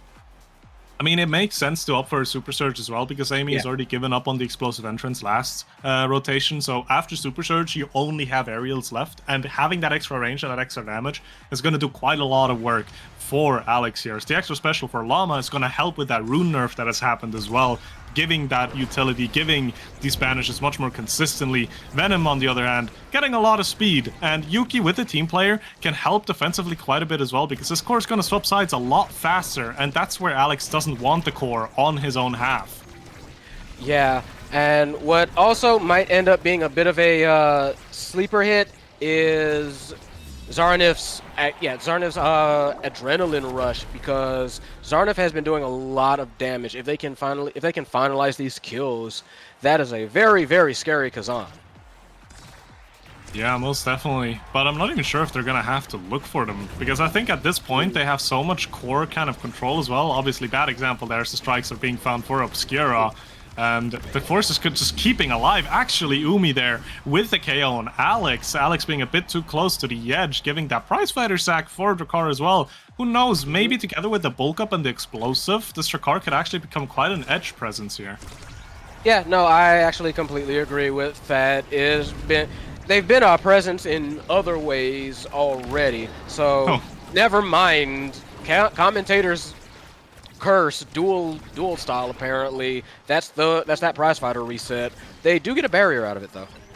They get a barrier, but they also get a Venom taken out again. You can see the way that Luma was playing that was actually pretty smart, continuously forcing it into the corner there, waiting for Alex to get that cyber swipe together up again, which again, keep in mind, Super Surge boosted, heavy impact boosted.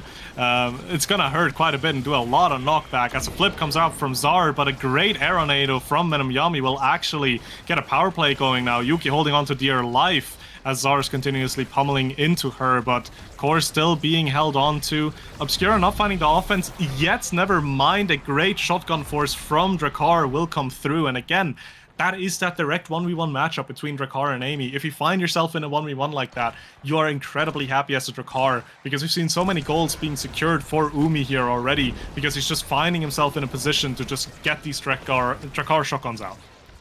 Yeah, no, it's just issue of it's almost just an issue of characters at that point, but that is not to say that, you know, Luma does not have any shot and Luma's falling behind. It's just a matter of having to kind of like reprioritize and trying to figure out, okay, what is going wrong with our game plan, and basically they have to try and like adjust a little bit, because it does seem like Obscura has figured out their win condition and they are playing to it much more effectively. They're just doing a really good job at playing together, passing with each other, setting each other up, and also involving Yuki in any kind of aggressive play, right? She can walk up and take on that role of another midfielder or even another forward with these momentum boots. As we're now in this very last draft, we have Hotshot, we have Aerials. I don't believe anyone's really been sparking, so the spark of leadership, agility, and focus not gonna get picked up, as I'm immediately proven wrong. Spark of leadership finding his way onto Venom Yami, who's gonna be giving a lot more power to his teammates. Hotshot pickup for Drakkar is gonna be great, but the specialized training on the Kazan is gonna be very scary.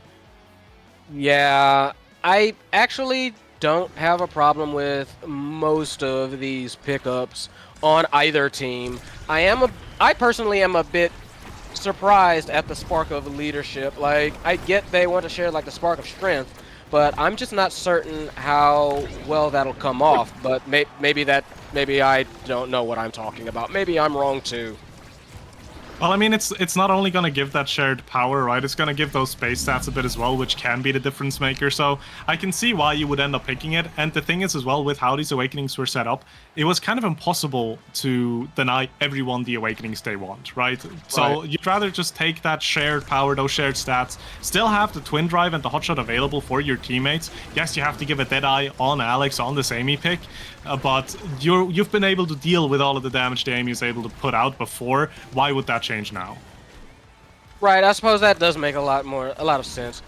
But right now it is Lumi who are making a lot of sense with that very nice passing play and that very nice push into the goal to tie it up for this last set. Yeah, we're in a best of 3 now with the remaining points. Energy advantage, though, in favor of Luminous Astrals, as this is the third KO from Alex coming through off the kickoff. Again, just being such a menace around that edge there and just playing for it so well, as now the energy is in great advantage of Luminous Astrals, and even bigger is the fact that they're able to find the skull without having to use a flip. So Alex is going to have a flip available on kickoff here, which potentially could just be straight up another KO. Yeah, ideally, but no, almost a Sad Boys angle, but they do get the one barrier to Obscura, and they need to try and make sure that they don't lose anybody else. That flip going out, getting burned, is definitely going to be helpful for them. Yeah, and now Obscura's back on a proper attack. It feels like it's been a bit where they can just keep the core on the side of Luma because they've been defending it so well. And even now, right, it's not going to be there long. Alex intercepting that core so early with that glitch pop, as Venom Yami is holding on to dear life as well. But Umi with a huge KO there actually finds it on top of Llama. Power play now in favor of Obscura, and you're going to have to find this barrier here, because if you can't find it now, when are you? Yeah, that's a big question. They did not get it, though. They did manage to hold, and Umi managing to survive by almost by the skin of their teeth. Never mind Zarnif taking them out, and that's that ad rush getting procced. So they are in a power play now, are Lumi, and they get that second barrier, and now it is they are trying to push that thing in. They didn't get it, though. The defense held up from Venom and Yuki doing such a good job, but it's nowhere over yet as the Amy comes out. The banish has to be evaded, and the beam comes out from Venom Yami there, but the core finds its angle. Yuki being a bit too far down, not able to walk up anymore. The Giga Blast almost coming out in time to save it, but in the end, Luminous Astrals will take the first victory of this game and take a series lead. Just very impressive on Luminous Astral's part. to kind of like hold together, get their game plan rolling, and stuck to it as absolute best they could. Some incredible defense coming out from Alex. Zarnev with some crazy pushes and just great offense in general. And of course, Llama Craft having some fantastic pillar placement and just being able to be in the right spots at the right time. Like, to take nothing away from Obscura, but yeah, it was Luminous Astros who managed to come through this game. Yeah, in the end, it was a bit too much with the damage. I think towards the last few points, it was difficult for Obscura to properly stay on the map and play how they wanted to. They found a groove in the middle, but I guess the Specialist Training and the Deadeye, they were just really a lot of damage upgrades, right? They were doing a lot more than they were able to do before with that damage department, and it ended up being too much, because you can see it as well in the end. Luminous Astrals ended up on 13 KOs, 42,000 damage on Alex, 37,000 on the Kazan. It just became a survivability game, right? So the core wasn't really being able to be set up as comfortably for Obscura anymore, which means that the car wasn't able to secure it with these shotguns as consistently as he would have liked to. Right. So the question now is going to be, what do they do to kind of like answer that back? How can they respond to that? It's going to be a bit difficult. I feel like it might be a change up in draft as well, but it's so difficult to draft against Luma because they have all of these options, right, to be playing for, to be playing with. They have Llama, who does a really good job at having a wide array of midfielders that is going to play on a high level. Alex is at home with basically any kind of a jet goalie, and even if it has to be, he can lock it down on an Atlas or something. And Zar, I mean, has a decent bit of flexibility. The importance here about Zar is actually there is a substitution coming in for Luma here. Pifer, you wanna enlighten us? Yes, it seems right now that Zarnev is being subbed out. Lucas is coming in. So that is going to be a very interesting change of pace, and that is going to be a bit of a shakeup for the intended strategy, like going against him. So the question now is, how do you take this new variable into account?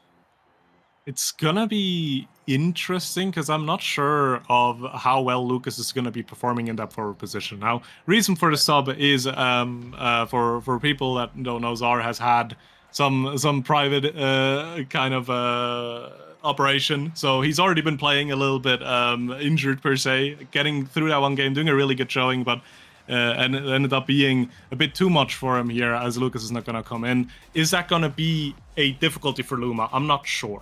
Because I don't think it's very controversial to say that Lucas would end up being a downgrade on that forward position compared to Zar, but the Luma's Llama and Alex were playing so well together already that it might end up being still fine.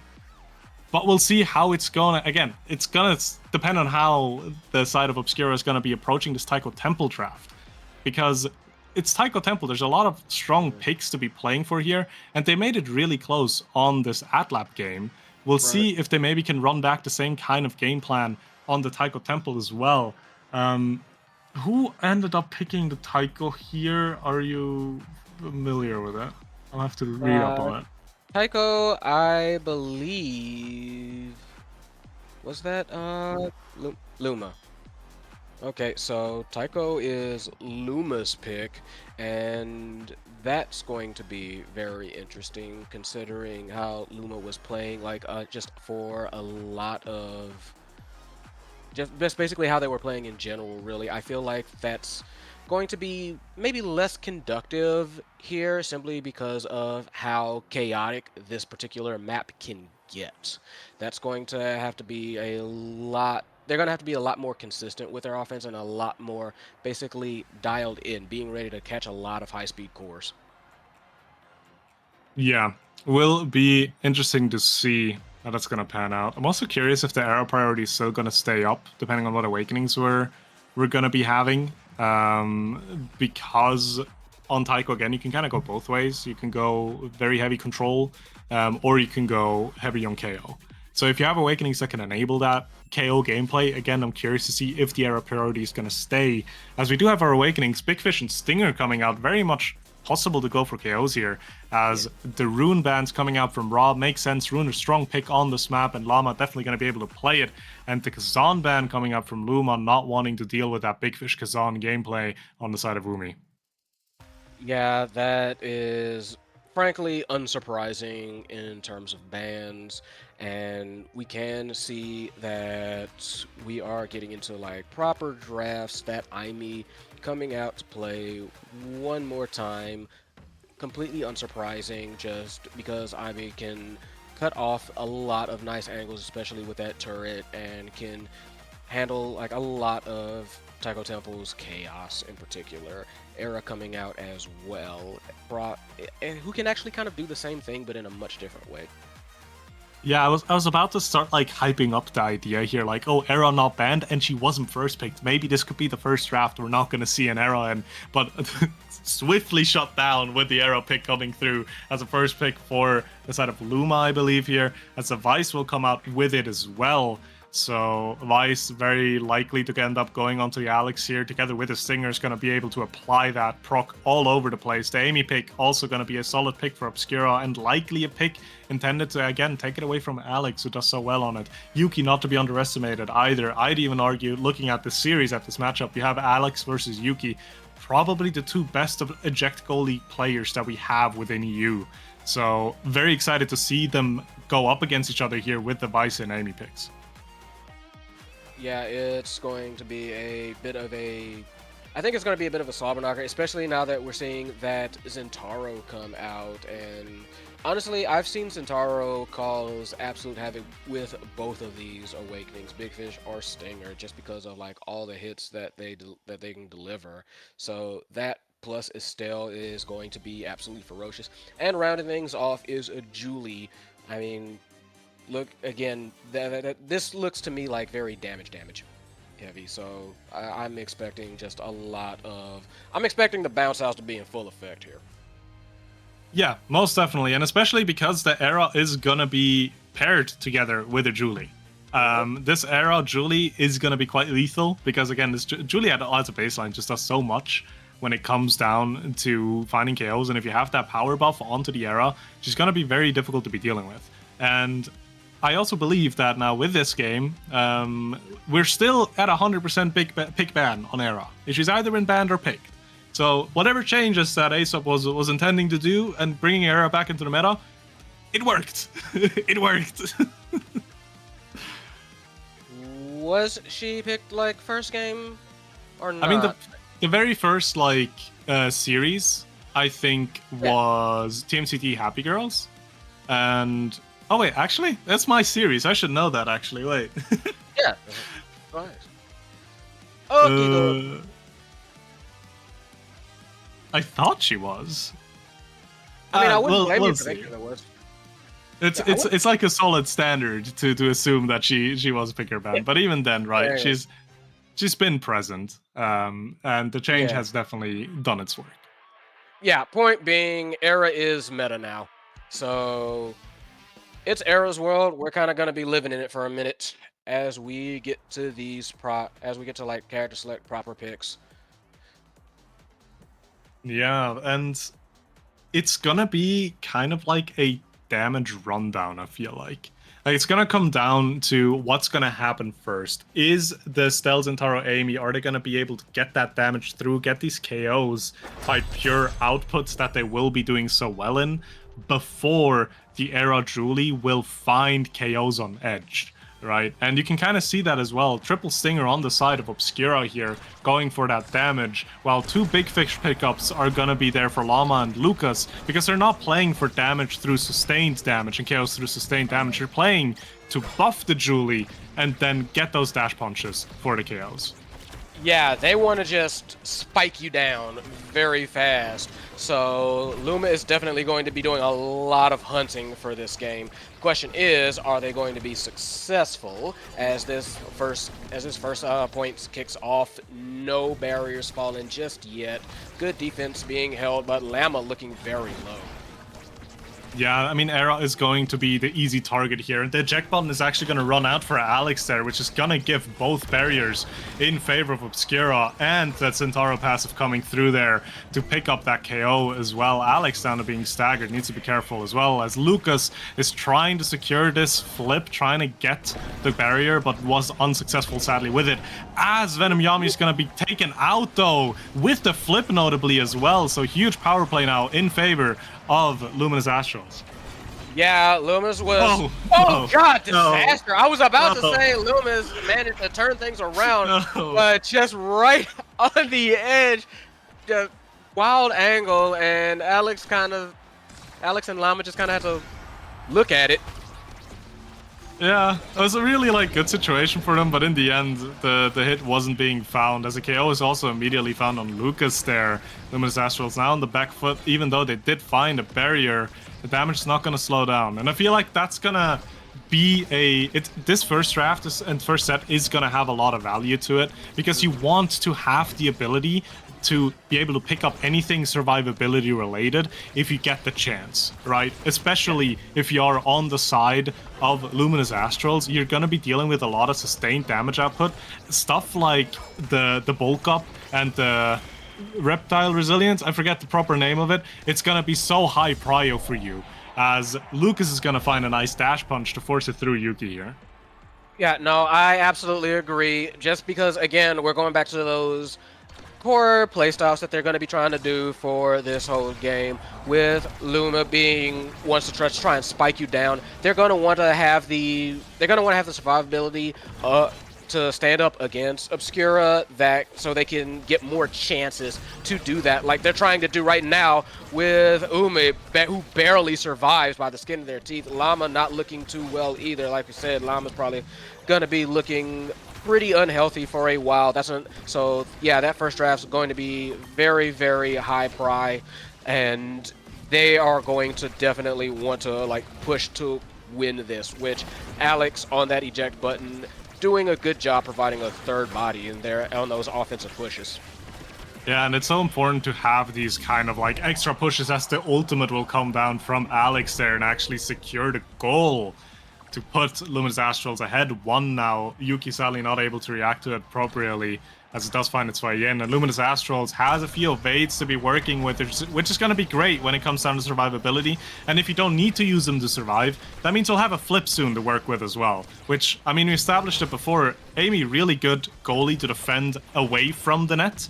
But when you're close range already, it's going to be difficult. And dealing with a flip like that is not going to be easy for Yuki here, as the first will come out from Lucas and will take the one barrier up top. Yeah, what kind of a barely there bounce that kind of throws off the trajectory of the core for Alex. Meanwhile, Llama goes flying, so did Venom Yami, but Venom Yami had a little bit more in the tank to survive that. Yeah, Alex finds a nice clear there, though. Will still lose a barrier. The second one coming out with a flip as well. But it's a very interesting game, because at times it feels like both the teams just say, you know what, I don't really care about core anymore. I kind of just want to take him out. Yeah, no, it definitely seems that they kind of turn their brain off and just go complete guerrilla. But this map is one to do that. Just, okay, you've got Bounce House active, try and send your opponent flying, try and send your opponent out of position so that you can kind of maybe get a cleaner shot on a barrier or even the goal if you're so lucky. And right now, though, it is Luminous that are looking kind of low. Actually takes a barrier, and then the Ricochet kind of gets an own barrier, and Obscura looking definitely to take advantage. Yeah, a bit unfortunate for Alex there, but something to not underestimate is that Alex has this eject button, has the flip, will secure it, and now Lucas in front of the goal with the Juliet, not able to get it past just yet. The KO being found on Llama there as well. Power play in favor of Obscura now. This will be an important point for them to get, as a glitch pop will completely deny any kind of defensive utility for Alex there. Umi going to be able to secure this point and take the first set, and these are going to be important awakenings. What will they be able to choose from? Yeah, if I see heavy impact, that is going to be ferociously scary, and there it is. Ooh, heavy impact and adrenaline rush. So heavy impact on the Amy, Yeah. obviously an insane pickup. Adrenaline rush finding its way into Alex. Both of these goalies are going to be even more enabled now to just deal damage. Might of the Colossus together with the Big Fish for Lucas is going to make you a bigger hitbox, so you're going to be tanking a lot more.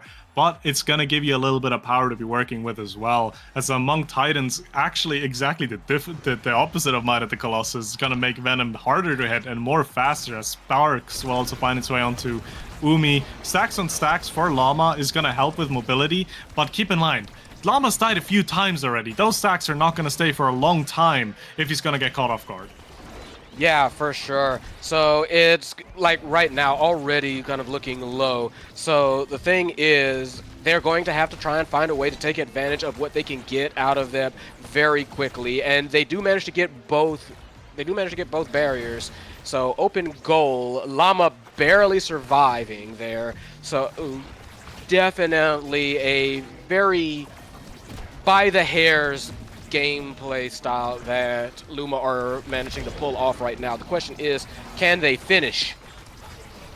They should be able to, because they've found a big KO there. Power play now in favor of them. Adrenaline rush coming up for Alex as well. Will run out now. Alex will have a flip soon to his name as well, as Yuki is holding on to hers for now. Has to use it here to not get scored on, as Alex is going to be recovering the score. But the aggressive play from Obscura coming out almost immediately again. The flip goes south, as Yumi will just be able to hold the core outside of the range there. Now, again, a goal lead for the side of Obscura.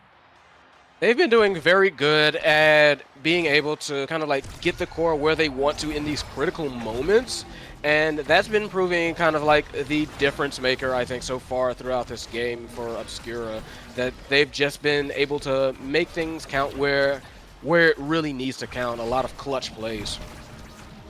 Yeah, most definitely, and a lot. Again, it's just a lot of damage. I'm still not over the fact that we're having a stinger and heavy impact onto this Amy for Yuki. She's probably gonna have quite a bit of disgusting damage numbers at the end of the game. But I digress. We're gonna see that once it is time for it, as one barrier is down on Luminous Astrals and Obscura still holding on to both of them. And again, Llama's it's just kind of forced to take so much damage, because with Era, you don't really, like, you have a bit of range with the beam, but you're still kind of always forced to be close to the enemy. And that makes it so difficult for you to contest the core to be useful without just basically dying for free each time. Talking about dying, though, Umi not long for the world, as Alex is going to get his Adrenaline Rush proc. Yeah, but Yuki had that flip, keeping it up and forcing them on a defensive play, almost like anti-power play. They can't get anything started, can Lumen in this, and that's been kind of like an issue with them this whole game. They can't quite finish. They do manage to get a kill there, and they're trying to set up. Okay, there we go. Managed to get it past Yuki. Yuki can't get to it, and they managed to tie it up for this set, at least. Yeah, they tie it up. Llama has a flip. That could be a curse or a blessing, because with the flip, you're going to be targeted. A good chance you might just have to use it defensively at one point, as Alex will just damage jump onto Umi. Luke is almost taken off immediately as well. Does have an evade still if he does need to use it. Flip, not on Llama anymore. I didn't catch where it got used there, but the attack's still very alive for Luminous Astrals here, as Alex has a flip. Might have to use it to stay alive as well, though, because Umi's looking at that HP bar and smiling to himself right now. Yeah, and right now, like, Lumi had basically an attempt, a shot on goal. Lucas, I guess, does get a kill, and they've been getting these kills. They've been getting these power plays, but it's been very hard for them to, like, score off of them. I don't know how that didn't go in. An insane clear from Yuki there. It actually just completely shut down that ultimate from the Vice, as the bounce will just sneak its way past the Amy there. Very unfortunate. Luminous Astrals still with a flip on Alex, and going into this potential last point for them in this set with an energy advantage. Yeah, very much needed for them to kind of like get back on track from earlier, but it is still a very dangerous situation for them. Llama constantly kind of like having to look out for themselves, and Alex kind of having to play third forward, but it does seem to be mostly working out. They do end up trading barriers. Both goals open now, so right now it is, I think, like Luma has to try and like push something out here if they want to go ahead and like tie this up. Yeah, we will see if that's going to be happening. A KO is going to be found for the side of Obscura here. Big KO onto Lucas, but Llama is just that ever-present annoyance, right? With that era, with that speed, just strike warring once after the other time. As the core is going to be sent back again. Umi's going to be catching it, but Device Ultimate coming out as an answer, and Umi taken off the map. Power play now in the favor of Luminous Astrals, and surely they're going to force at least a Yuki flip here, because they're going to be able to walk up here. Venom doing so much damage onto this era, though not going to be an easy answer for them, as the flip will have to come out from Yuki. Yeah, they did at least manage to force him to burn a flip, but they're still not in a great position. They do manage to, like, get the core flying, a lot of red cores, but this is still a very tenuous situation. Bad bounce on the attempted clear from Yuki. That is not how you want to end it, but I'm pretty sure Luma will take it. Luma is going to be very happy with it, especially because Device is going to be the first pick here. Prime time on the board. Missile prop also not something to be underestimated, but I feel like it might end up being the prime time, maybe even the specialized. Obviously, incredible value on the Vice. It is just another reason to tax evades, which baseline it already is, but it does end up being the specialized for Vice. Yeah, I can definitely see why they would go for like the specialized training. That Supernova's just been a constant like terror and caused a lot of like, oh, criminy, I do not want to be here feelings right there. So yeah, absolutely that. You can see that now Luke is trying to get a little bit more power, a little bit more strength. Spark of Leadership actually taken as well by Lamacraft. I'm just going to say okay to that. I mean, it's going to give you a little bit of everything, and in that draft, there wasn't really anything that's going to help you flat out with survivability. The best you'll have is Orb Replicator, and that's not really helping you specifically, that's more so helping your teammates. And that was ended up being picked up for Umi as well. Also, arguably the Spark of Leadership being a pickup to not have that Spark of Agility transfer any value on that Zentaro. So, not a great pickup, but ultimately there wasn't really a lot for Arrow to be taking at that point anyways anymore. So it's kind of fine. And keep in mind, Spark of Focus and Spark Focus, I think, is still in the draft here. So it could potentially give a little bit of cooldown to everyone in this team if he is able to pick it up. Alex here, by the way, just playing forward at this point. Who cares? Who cares about a check button? I don't need to go back. Yeah, at this point, it's almost just like they need the extra offense to kind of like secure these goals. So why not just kind of like gamble on it? I don't blame them, but they do get that barrier taken from them, but they take a life in exchange. That is the payment. Llama kind of goalie checking Alex twice there. It does lose the barrier, but they find a KO for it. Yuki has a flip again though, so I'm not quite sure if I see the angle for Luminous Astrals to get this goal before Umi is back, and that is the case. Umi is back on the field. The defense will come out from Yuki, but the flip is going to get caught by Llama to get the goal now. Point lead in favor of Luminous Astrals in this third set. Yeah, all of these are being very hard fought, but right now Luma hopefully is starting to kind of like get a bit of a rhythm going. They're starting to like scale up a lot more and try and kind of like get their game plan solidified against this very hard fighting and still very scary Obscura team. That is definitely something to start, and they get another one. Very quick goal. Alex showing how it's done. Yeah, coming through with the GG as well, and it's somewhat justified, right? Because you're looking at the side of Obscura with their comp, and you're thinking, okay, they're gonna be the main damage threat here. They're gonna be playing for these staggered KOs. They're gonna be the difficult team to be working with. However, Vice in her form right now, with the specialized training, with the Stinger, is already doing so much damage that she's kind of making up for the fact that Era and Julie on a baseline don't really do as much. Still do a lot of damage, don't get me wrong. Era right now, very strong, so is Julie, but it kind of evens it out. And then you're down to a situation where you're comparing core control, and that core control is heavily in favor of an Era Juliet comp, as they take a decisive 3-0 set here. Yeah, and it's not looking to get honestly any better. I'm seeing a lot of good things here. Team player, extra special if they want it, hot shot. It's kind of like pick your poison at this point, but all of it good. Yeah, and the Super Search is gonna do a good work for Yuki to get involved a lot more, but I don't think I can look past his extra special, because that's an extra specialized training onto Vice here. That is gonna force your evade, and if you're not evading, you're taken off the map cleanly. So even though you do get Hotshot, a great awakening for the EUSL for Venom there, and Bulk Up also gonna be quite decent for Umi with the HP and the extra damage, I'm not quite sure if it's gonna make up for the fact that you now have to deal with a Vice ultimate off of kickoff every single time that's gonna apply Stinger and gonna apply that specialized trading damage as well. Luminous Astral just completely KOing Obscuro here. Yeah, they are fully locked and loaded now. That rock song is playing. The All-Star is out. They got that solo bumping. So watch yourselves out there. Yeah.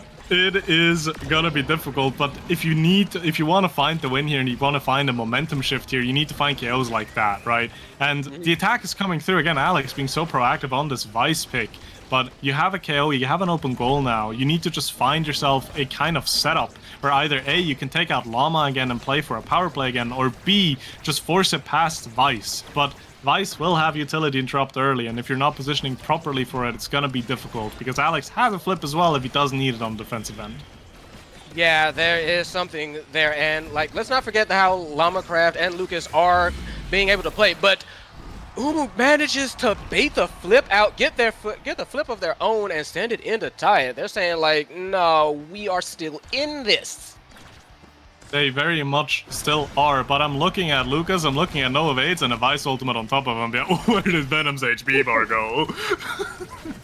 Yeah, that thing vanished. Oh man, that's so difficult. The flip has to come up from Venom to stay alive, but again, no evades anymore, as they're likely going to be able to take one barrier here, but the core's going to go fly past, and now Lucas finding almost a kill. The jump will come out, but the kill confirmed from Llama is going to be there, and the strike war win for Llama is coming through as well, as Luminous Astrals is now one goal away from taking this series and starting the season off 1-0. Yeah, just impressive play, scary play from them, to be frank. They got all the awakenings they needed, and like I said, they are locked and loaded, and this is it's almost basically like a 3-forward team, and that's been proving to be just fine. It has been proven to be just fine, and we'll see, as the dash punch will go a bit wide from Lucas there, and Llama taking a lot of damage now, which could be the winning formula, right? Because he is the connecting piece between Alex and Lucas. So we'll see if he's going to be taken off cleanly as well, as Obscura is definitely trying to do that, losing both barriers though. Yeah, they do get one in exchange, but this is kind of a last stand mode. They are making the offense, and there we go. Lucas feeds down to Llama. Llama slots it in. That is all she wrote for this game. That is all she wrote for, I believe, this series. Yes, 2-0. Good start for Luminous. Yeah, really good showing. Obscura were very much still fighting though, right? Their first game showing was very good still. They ended up not getting the advantage, and here I feel like it just kind of turned into a thing of scaling, right? After a certain point, Alex was doing so much damage on his own, and obviously Era, Julie are just going to scale an immense degree on their own already. So even though you have that damage, right, looking at the team of Obscura, lowest damage number of that team is 25,000. They got a total of 9 KOs, which is very much what they wanted to do, but with time, Luminous Astrals just got even more of what the side of Obscura was already doing, because they ended up with 13 KOs overall, which is very much not weak either. Yeah, so just a lot of solid play between both teams, but yeah, it was Luminous that managed to, I feel like, scale up and managed to play out more consistently. Just managed to get themselves rolling, and at that point, it was a stone going downhill. It very much was, and there was not really much stopping for it anymore, as Luma, very happy to find this series win here, most definitely, especially because they also ended up playing with a substitute, right? An important win for them, as we also have our funny little new thing for EUSL, our series MVP that is now up. So do vote for who you think was the MVP in this series, which is gonna be, who ended up pulling the most weight. I personally have a favorite, but I'm not gonna skew the votes, you know. Do yourself. No, we're not gonna weigh in on that. We're gonna let y'all pick who y'all like, pick who y'all want. Yeah, most definitely. But with that, we were in for a few good series today. Luminous Astrals will go 1-0, while Obscura will start off the season with a loss. But I feel like, again, justified loss, right? Difficult to play out, hard opponent, and again, overall exciting games. So Yes, before we're very. gonna go into a short little break to get everything ready for a little post-show section, any finishing words from you, P Flair? Any way you want to sign us off here? Y'all have already started so incredibly well. Just these games have been exciting. Even like the so-called 2-0s were amazing. I feel like already everybody's stepping up their game, so I'm looking forward to seeing how the rest of this season plays out. I get a strong feeling it's going to be a very exciting one.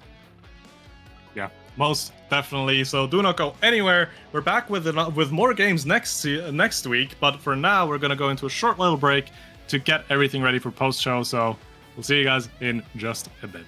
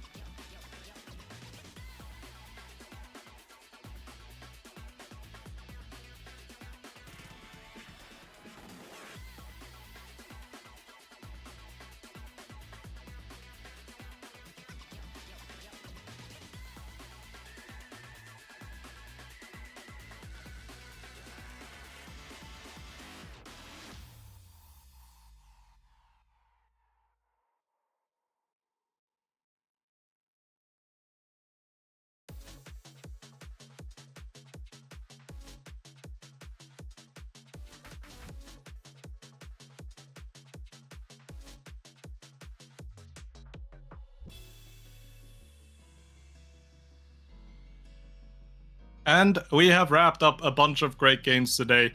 And with me, we have some of the players that have played in all of these series. We have Nero, Lucas, and SMG. And we're going to kind of just be talking about it a bit, right? We're in the post-show section. And I'm just going to do a little bit of the front-loading here because I was the first game of the day. I could talk a little bit about the TMCT thing. We're not going to talk about the second last point of Game 2. That never happened. Okay, that was a normal flip that went where it was intended to go, but overall, yeah. Can we pull that out, please? Can we? I don't know. I don't know. I'm not sure if it's necessary. You know, like I feel like it's done its job. But yeah, overall, great, a tough series to play out as expected from Happy Girls being a very difficult opponent to play into. Thanks to, again, some minor mistakes that we did have made, it made it a little bit more difficult than it needed to be. But at least out of a TMCT approach, very happy with how that series went. Happy we were able to get a win like that. But definitely, Happy Girls not a team to be underestimated because they have been doing a lot of damage to us. They're going to do a lot of damage to other teams as well. Now, because I kind of am the only one to talk about that, any questions from our guests about the TMCT series that I can yap about, or... Gonna put you all on the spot like this. Stop picking Atlas. That's my question. It's still fine. It's still a fine That's the pickup. problem. Yeah, that's the problem. It's not fine to watch. It's horrible. Okay. I'll understand it. But yeah. Anyway, Nero's real quiet after that one, by the way. He's real silent. Nero's still working through the patch notes currently. He's probably gonna need a bit. So before we get into that, we can talk about the second game, Forge Fury against Big Bean Burrito, SMG. You were able to take home the first win of the season for yourself, starting off the season 1-0, and arguably a pretty important matchup for you as well. So how's it feel being able to take home the first victory and starting off the season strong for our NA resident? Yeah, it feels quite good. We would, trying to find our footing. Like, obviously the method's been switched up. So we weren't like too sure, what the draft would look like. I want to say, like, I don't know if people necessarily knew, but of course we played qualifier with shapeshifting, and now we've got Atta, who's really good. And I think, it would be like, the whole season would be very rough with like Shape on 160 ping. That guy sucks. Yeah, shout out Atta for joining the squad. Joining the team that's gonna win EUSL, so we're good. Yeah, it is going to be quite a bit of work for you as well, still though, right? Because you did end up taking a loss in the series, which is not as clean as you would have liked it to. Obviously, I'm not one to talk because we did as well. Made it for an exciting series though to watch and watch back, I'm sure as well at one point. But do you have any like main takeaways from that series to maybe have an adjustment to your game plan or to your draft or anything like that, so you won't have to force yourself into a Game 3 situation in future matchups? Yeah, next time Denver Mellon is not clicking the draft link because she just what an idiot. Like, she just doesn't listen, and then we lost. I said don't ban Error Team, and then we lost, and then we banned Atlas, and then we won. Like, what can you do? Next time I'm clicking the draft link, that's the adjustment. I Hey, disagree. those adjustments are important still. Tempo Melon should always draft. And she Loki gaps your team. Damn. She just needs to carry harder for the She's the MVP, to be fair. True. She is. Series MVP. Took it home. Played really well, obviously, right? So deserving of it. But we can move on to the next matchup here, and that is Zoo versus Turkey's Cats. Turkey's Cats had a much better showing, I'd say, that I feel like some people would have anticipated, right? Because there are a lot of unknown factors about them. They weren't really expected to come and do a lot of damage. So when that Game 2 happened, Nero, and when you were starting to lose sets against Turkey's Cats, what was kind of going through your team's head at that point? Were you still like going into it confidently? Were you starting to think, maybe Era Brawler really isn't that good of a pick? Because I can tell you it isn't. It's not. What was going through your head at that point? We obviously knew we could still win. Like, I think one of my lines that I dropped after we lost the set was, guys, we need to start left-clicking in the right places. Because we really missed some strikes here and there, which made it pretty much unplayable. But yeah, overall, we were kinda for fun trying this comp. On paper, it sounds okay, I think. Like full speed comp, just run them down. They have Luna goalie, like she can't really defend. But they definitely made it harder for us with the HKOs. It was Deadeye start, but it was also Reptile. So I also thought if we all go Reptile, we can just survive the damage from them with now. Yeah, but they played that game really well, and I think we did not. Yeah, I mean, there was a reason, right, that it started to get a little bit close, but in the end, you guys were able to pull through. And I feel like it's important for you guys as well in terms of momentum, in terms of like getting the season started, that you can start off the season with a win. Because I don't think I have to sugarcoat it. This patch very much did not help you and what you guys want to be playing. So it's gonna be a good start. You got to keep this momentum going into the next week as well, and try have these wins, cherish them, and make good use of them to make it into that playoffs run. Because again, I feel like this season's gonna be very it's gonna be competitive for who's gonna make it into playoffs. We have a lot of good teams competing this year. This season. And then last but not least, our super sub Luminous Astral, Lucas Forward here on the Julie pick, coming in for that game 2 on Taiko Temple. What was kind of going through your head when you got the call up to actually play in the series here? Were you expecting to play today? Did you know ahead of time already? And when you were playing with Alex and Llama, how did it end up feeling for you?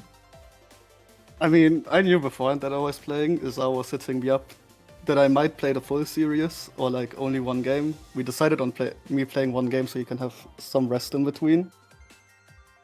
And so I was like kinda chill with it, because even if I fuck up, Zach can carry next game. So I was kinda fine with it. I mean, in the end, I just got carried by Alex and Llama. I had my one goal that series just like as a participation trophy. And I kinda was there to proc Alex and Ren Rush. I mean, that's kind of the job of Julie, though, right? You get those KOs, you get those KOs on the edge, and you were playing well for it. Obscura did have a strong showing, nevertheless, right? Game 1 and Game 2, they were putting up quite a fight. Were you expecting them to perform at that level? Do you feel like they outperformed what you would have expected out of them? Or do you feel like it kind of met the expectations that you had for them? Because I don't think that 2-0 score really represents how that series played out. I kind of expected them to do that well. Like, I could have also thought that they maybe like actually take one set, not one set, but one game. But like Umi usually does just play better the longer the tournament goes on, so I think they have still like a really good chance. Yeah, most definitely, and we can kind of take that as a segue, because Obscura did get a little bit unlucky, I might say, because if we're starting to look at the next week's matchups that we do have, Obscura, together with girls as well, I'd say going into the season, you had like two teams that were perceived to be the top two, or just maybe the slightly better half of the playoffs team, especially with how the patches come in, and I feel like that would have been Luminous Astrals and TMCT. And both Happy Girls and Obscura kind of got to both of these teams week 1 and 2. Unfortunate roll of the dice, as Happy Girls will now have to play against Luminous Astral next week, and Obscura is going to have to play against TMCT. Other matchups include as well the Zoo against Forge Fury, a matchup where a team is going to guarantee to go 2-0 in the season, and a matchup in the VC here as well. And game 1 of that week is going to be Big Bean Burrito against Turkey's Cats. Both teams that have an importance on winning that matchup as well to get the lead over to the other team. So without going into like incredible detail, let's just go through the matchups really quick, one on its own, and just kind of want to grab your guys' opinion on who's going to be taking which series. So if we're looking at Big Bean Burrito against Turkey's Cats, Nero, who do you think will end up winning that series, and really quick reason why? Definitely depends on the draft. If Turkey's Cats gets one of their OTPs, or like maybe two, they can definitely take it. Big Bean Burritos gets Nitron back, and they get Atlas on Swifty. They can definitely take it as well. Lucas, what do you think about it? I agree with Nero completely here. And also, if they could 9-0 me, they easily 9-0 Big Bean Burrito. Oh yeah, breakthrough, eh? Lucky. Yeah, unlucky. Unlucky. Yo, but I got as many wins already this season as the last 2 seasons, so going good. Peru, actually. Lucas is currently thriving, but Yo, I yeah. got my first win today. Actually, wait. I mean, No, wait, you didn't play season 1 in the clip. Yeah, we don't gotta talk about the clips. SMG, Big Bean Breed against Turkey's Cats. Who do you have? I mean, I just gotta say, I'm in the VC with such noobs. But yeah, I think it could depend on. I think honestly, the coin flip could matter a lot with both Lucky Mana and Spring having Imi as like their best pick. I think by a decent amount. So getting the blue side 2 times could change everything. I would say I think Cats.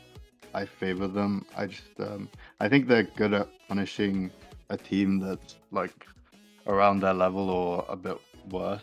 I think they'll be able to do that against BBB. Okay. Then we can move swiftly into the next matchup. Luminous Astrals against Happy Girls, 2 teams that have had really good showings this week already, with having varying results out of it. Lucas, who do you have winning that series? I mean, I think I would say that Luma wins that series, but Happy Girls is definitely a contender. It's also kind of an issue with does Happy Girls keep their mental in the game, but I think they can definitely win it as well. And also, if they are lucky, Zar will recover and I don't play against them, so then their chances are better. But I think I slightly prefer Luma to win the series. Just because Alex is the GOAT, Llama as well, Zar as well. You heard it here first. Lucas claimed to be better than Zar. I'm on board with it. SMG, what do you think about the series? Well, today I lost 17k points on girls, and I don't think they'll let me down again. So I think they're gonna win 2-0 sweep. Okay, tiebreaker. Nero, what do you think? Could definitely be a very close game. I expect Happy Girls to also put up a fight again, like how they played against DMCT. I think overall it comes down to if Zars recovered or not, because if they put Lucas there in the front, it definitely a Happy Girls sweep. Like, I'm sorry, but Show some respect to the game's MVP. even Lama and not- Alex not can't MVP. fucking save this guy's positioning and forward. It's so terrible. Oh, All right. I disagree. I would assume so. Match 3. Zoo against Forge Fury. Both of these teams are 1-0 right now. One of them will have to go 2-0 and stay undefeated. SMG, as a definitely non-biased part of that series, what do you think is going to happen there? I mean, I just gotta. I'll just say that game's gonna be interesting. Okay. There's some external factors that will impact that game. So just, I don't know, it'll be interesting. That's what I have to say. Of course, we'll win. Like obviously, but it'll be interesting. Okay, We know okay, who's Nero. playing. Nero, what's your thoughts? If I lose a game against NA Ping, it might be time to uninstall like someone else in this VC here. Oh, come on. No, bro. And a message that definitely wasn't targeted at Lucas. What do you think about that series? I mean, to be honest, all of Zoo's pretty homeless right now with all the characters getting nerfed. Obviously, the goalie abusing defensive goalies that were broken. Siphon being the biggest res with OTP I've seen, also getting nerfed. And Donkas just being drunk. I think they are getting What farmed the by fuck? Tempo Melon completely. Okay. Let's Just reel like it me. back in And we a don't little talk bit. about that. Let's No, reel but it I back think- in a little bit. To be honest, I think the series will be close. I think just based on ping, Zoom might be slightly favored. But I feel like they also kind of need to find a spot in the patch. Because it's kind of weird for them now that everything got nerfed. But I think it can be pretty close. Okay, yeah, most definitely. And then the very last matchup, TMCT versus Obscura. Nero, we'll start with you. What are you thinking is going to happen there? Probably TMCT 2-0 after today. Obscura definitely is good, but as Lucas said, I think they are better later in the tournament. And the fact that they need to play Luma and TMCT week 1 and 2 is not good for them. So yeah. Okay. Lucas, any thoughts on your end there? I mean, he copied what I said, so I obviously agree with that. And I think Team CT is a pretty good team. They won the EUSL before, so I think they are the favorites going into this. Then lastly, SMG, any thoughts for you? Yeah, I think that game depends on which forward is more stupid and decides to pick Dracar Brawler again. So yeah, whoever decides to pick that stupid pick loses. All good. Hey, the Blizzard won us game 1, all right? I'm still happy with it. But yeah, I mean, overall, I feel like still though, next week is going to have a lot of exciting matchups, and again, a lot of important matchups as well. So gonna be a great series to watch, and we will be there, all of us. Actually, I'm not sure about Lucas. Depends on how Zar's gonna do. But that will I'm be replacing it for... Alex. Oh my god. Oh no. 2-0 for happy girls. Yeah, I'm sorry. 2-0 happy girls. 2-0 happy girls. Just put the prize in a bag at that point. Like, but yeah, we're gonna wrap it up here. Thank you everyone for watching today. We had a lot of great series, and we will be back again in a week with EUSL Week 2 with the matchups you see on your screen right now. So gonna be again a few very interesting matchups there to be played out. In terms of ETOS happenings, tune in tomorrow, 4 p.m. Central European Summer or Standard Time. One of the two, forget which one it is. We're gonna have the Clarion Corp Trials final selection. That is gonna be happening as well. 4 p.m. start time. We're gonna see the best of the Clarion Corp Trial teams duke it out against each other. And yeah, you don't want to be missing it. We're gonna call it here. Any last words from our guests here? Thanks for being here again to wrap us up before we're sending everyone over to Nassel. Guys, soon do Please be no strikers. Atlas. Please no Atlas next week. Sure. Everyone should hate Watch 1. Okay, that's not the message. That's not the message we're trying to portray. That's not the message we're trying to portray. Okay, before we're getting devolving any further, we're gonna call it here. Thanks for being here. Have a lovely evening and or day ahead of you, and we'll see you guys in a week. Bye bye.